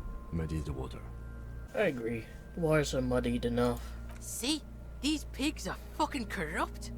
Why don't you fuck him if you love him so much? Now, injuries. Bite marks? Head, chest, and scalp bite mark injuries. Predation by birds has caused damage to the body. Odontologist does not need to be consulted. And your opinion, officer? Non-fatal post-mortem. Agreed. Next injury? Contusions? So, the scalp bleeds from a post-mortem head injury. A stone. The injury does not have the rim of an early inflammatory response. The perpetrator on the scene has confessed to causing it post-mortem. At maximum velocity, fucko! Has confessed to causing it at maximum velocity. Coagulated blood sticks to his scalp and chest, where the countless stones have hit the dead man. Beneath, the description of injury. 2 boxes. Right. Next. Ligature mark? A dark red abraded ligature mark encircling the neck, with a gap on the nape measuring, let's say, 7 centimeters. The hyoid bone is fractured, the cervical column intact. I see hemorrhaging on the skin, above and below the ligature mark. Depth of the mark, 1 centimeter. No signs of clawing on the neck. Below the note, 2 customary boxes wait to be ticked. The man's head jerks to the side. The ring around his neck is visible. Fatal injury. That's it. We have established cause of death. It's not much, and it leaves much to be questioned. But it's a start. Let's wrap this up. I pronounce this field autopsy over. First, how did it go? Well, we established probable cause of death. Some would say that's the goal of an autopsy. We also requested a toxicological screening. That was thorough. The results should arrive in a couple of weeks. if we are lucky. I will not hold my breath. What else? We were thorough with the list of injuries, too. We described them all in detail. What is there to say? Given the circumstances, it was a professional field autopsy. What now? I need a copy of that autopsy form. Then I will drive him to Faubourg for processing. He's thinking, did I miss something? You tilt your head. Also, I'm sure we didn't get everything. There's always something. Tell me something, dead man. Shoot, Looney Rooney. At the autopsy, you said you had ancient mysteries? Oh yes, Kobo mi Lobo. In the gift horse's mouth. Tracts and wakes and waterways. Ancient materials buried. Yeah, but to where, brother? Just a small gulp away. My beloved Kobo. Come back later, Kobo. Amuse yourself with my frank manners and my memento mori features. Sure as shit ain't getting this. Also. Bag him, take him away. Okay. I need a little help for carrying him to the holding pen of my kinema. I can take... There go those beautiful enamel boots. You will never own the full set now. May they rest in processing. Continue working here. The locals, the case, or attend to your own business.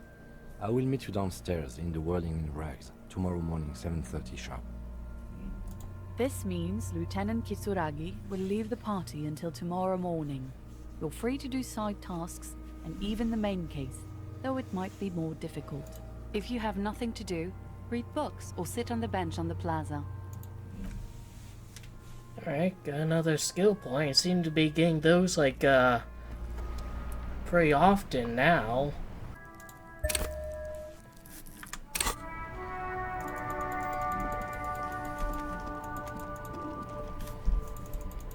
And... nope. Closed with a padlock. A chalk-drawn number on the board says, number 11. The shackle snaps like a twig, and the lock falls to the floor with a little thud. Nice. Alright, I'm gonna take this out, because I need my bag.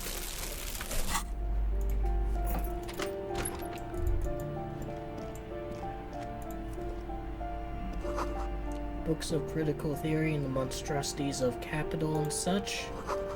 Photos of revolutionaries posing with guns.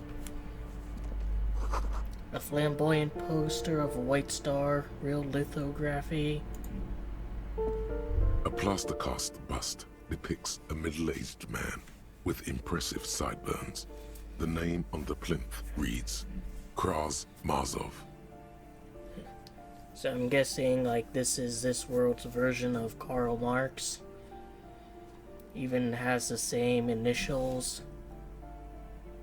A poor communard, from the looks of it. The room is barely bigger than a closet. Father Mazov, hero of the working class. A warm feeling fills you as you look into Marzov's marble eyes. The hallway behind the door is empty. No one else heard your courageous salute.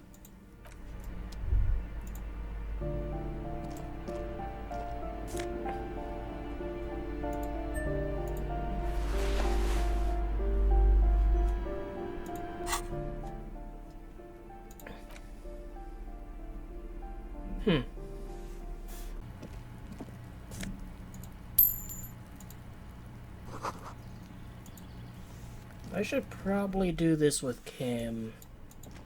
Just an ordinary wall. Nothing to see here. Shelves full of biographies of famous people, whoever they are.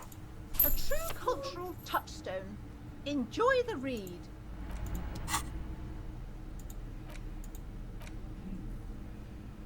Use interact, inspect the book. The Greatest Innocence by João Paulo Salomão Lopes de Fuego. The book is large and heavy. Browsing through the various chapters, You try your best to understand the ceaseless overflow, the sprawl of names, dates, places, events historical. Most of it ends up as a twisted mass of facts inside your brain. Your educational survey is done. Did you catch any of that? No. Oh well, it's pop quiz time. Let's see what you've learned. This might take a few minutes. You ready? Sure. That's the spirit. Here we go. Question 1.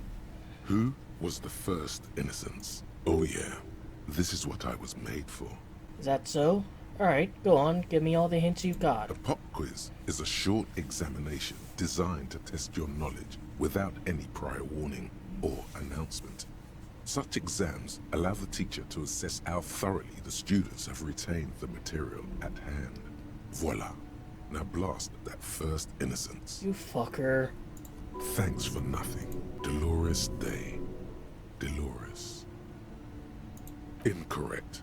Dolores Day was the innocence of humanism, internationalism, and the welfare state.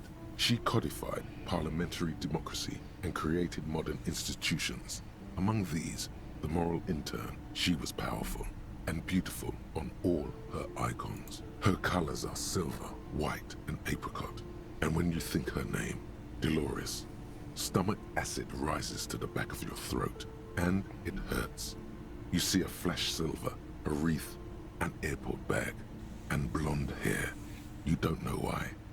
Another choice, perhaps? Steer clear of this one. There's something terrible about this one. What? A strange sensation of loss. When she left the earth, the dust, and the ice, and the humans. Yes, the quiz is impersonal. No need to rouse sensation. Incorrect. Sola was anointed during the previous century and even lived to see the current one. She was an urban planner who spoke her mind and largely left history to its own devices, encouraging people to excel on their own rather than prescribing to a deified model of history. She is often called an anti-innocence. Sola resigned after an assassination attempt by a Yugo nationalist who blamed her for not taking the side of the left during the turn-of-the-century revolutions. Innocences don't usually resign.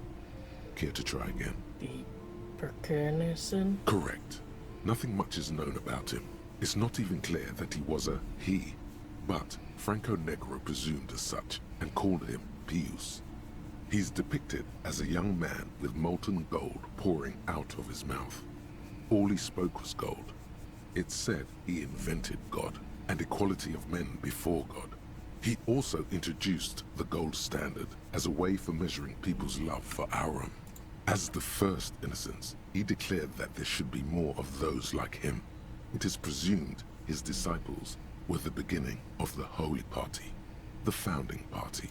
Question 2. Who was the strongest innocence? Easy. Everybody knows the answer to this. You, me, anybody.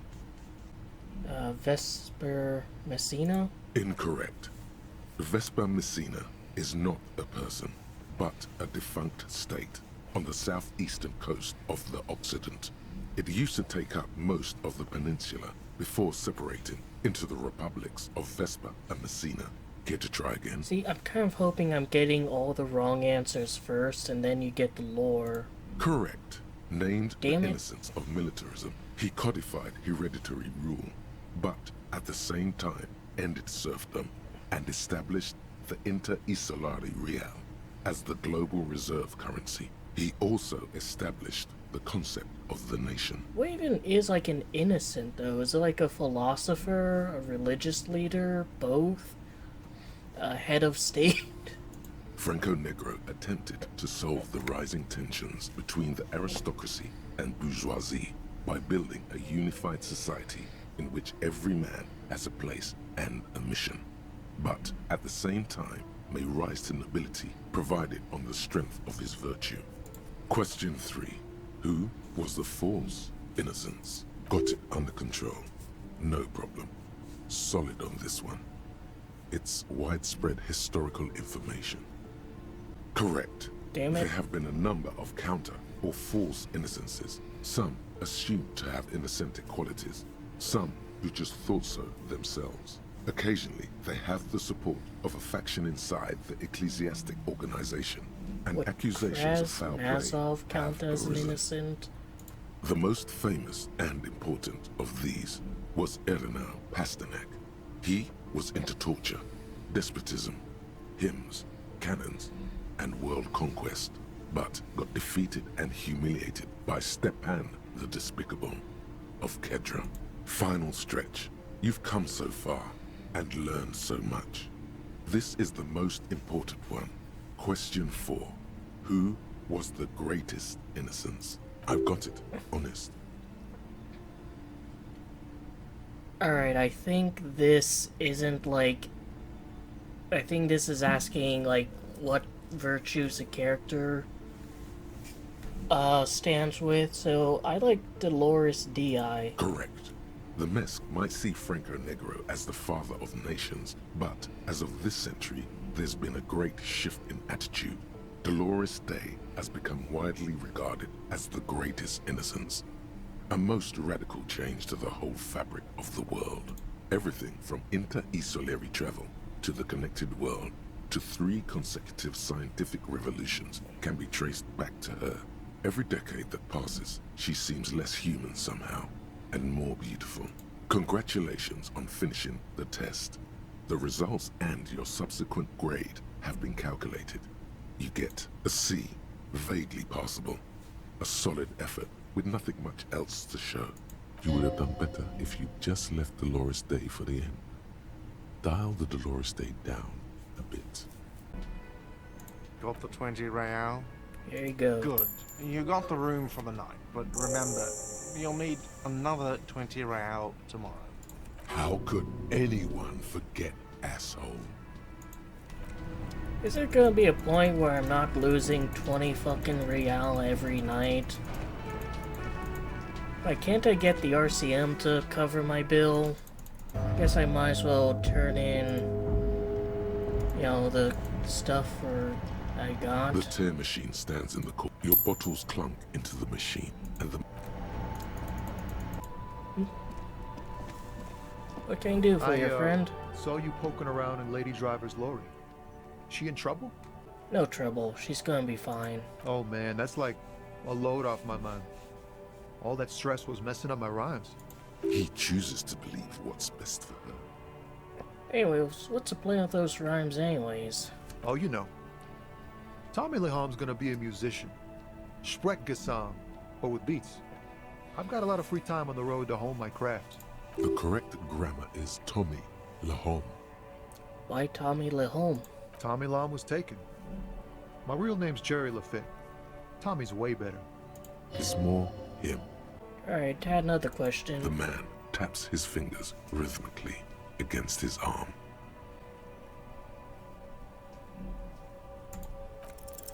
Ease into it. Don't go too far. This seems like a personal matter. You really are the law, aren't you?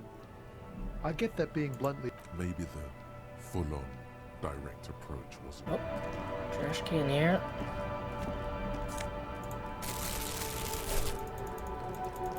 Yeah, looks like trash just gets you 10 cents for basically their version of $1. I think this is a pretty good stopping point. Did quite a bit this episode. We figured out generally who was running the drug ring, and turns out to be connected to the Hanging Man case. And we likely have the perpetrators, the Hardy Boys, or the Shardy Boys as I like to call them. Guess I can talk to him. Tell me about money, you know? Gotta spend money and make money. Yeah, money really is what matters, yeah? But now I'm down. Need at least 10 real.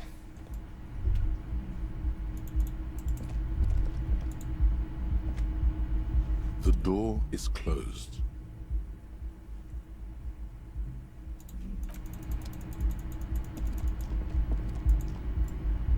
Can't even try to interact with that one. Here, let's see if there's anything on the balcony. Nope. So, guess tomorrow we'll continue on. I'll be able to radio in about details about that, private mercenary company.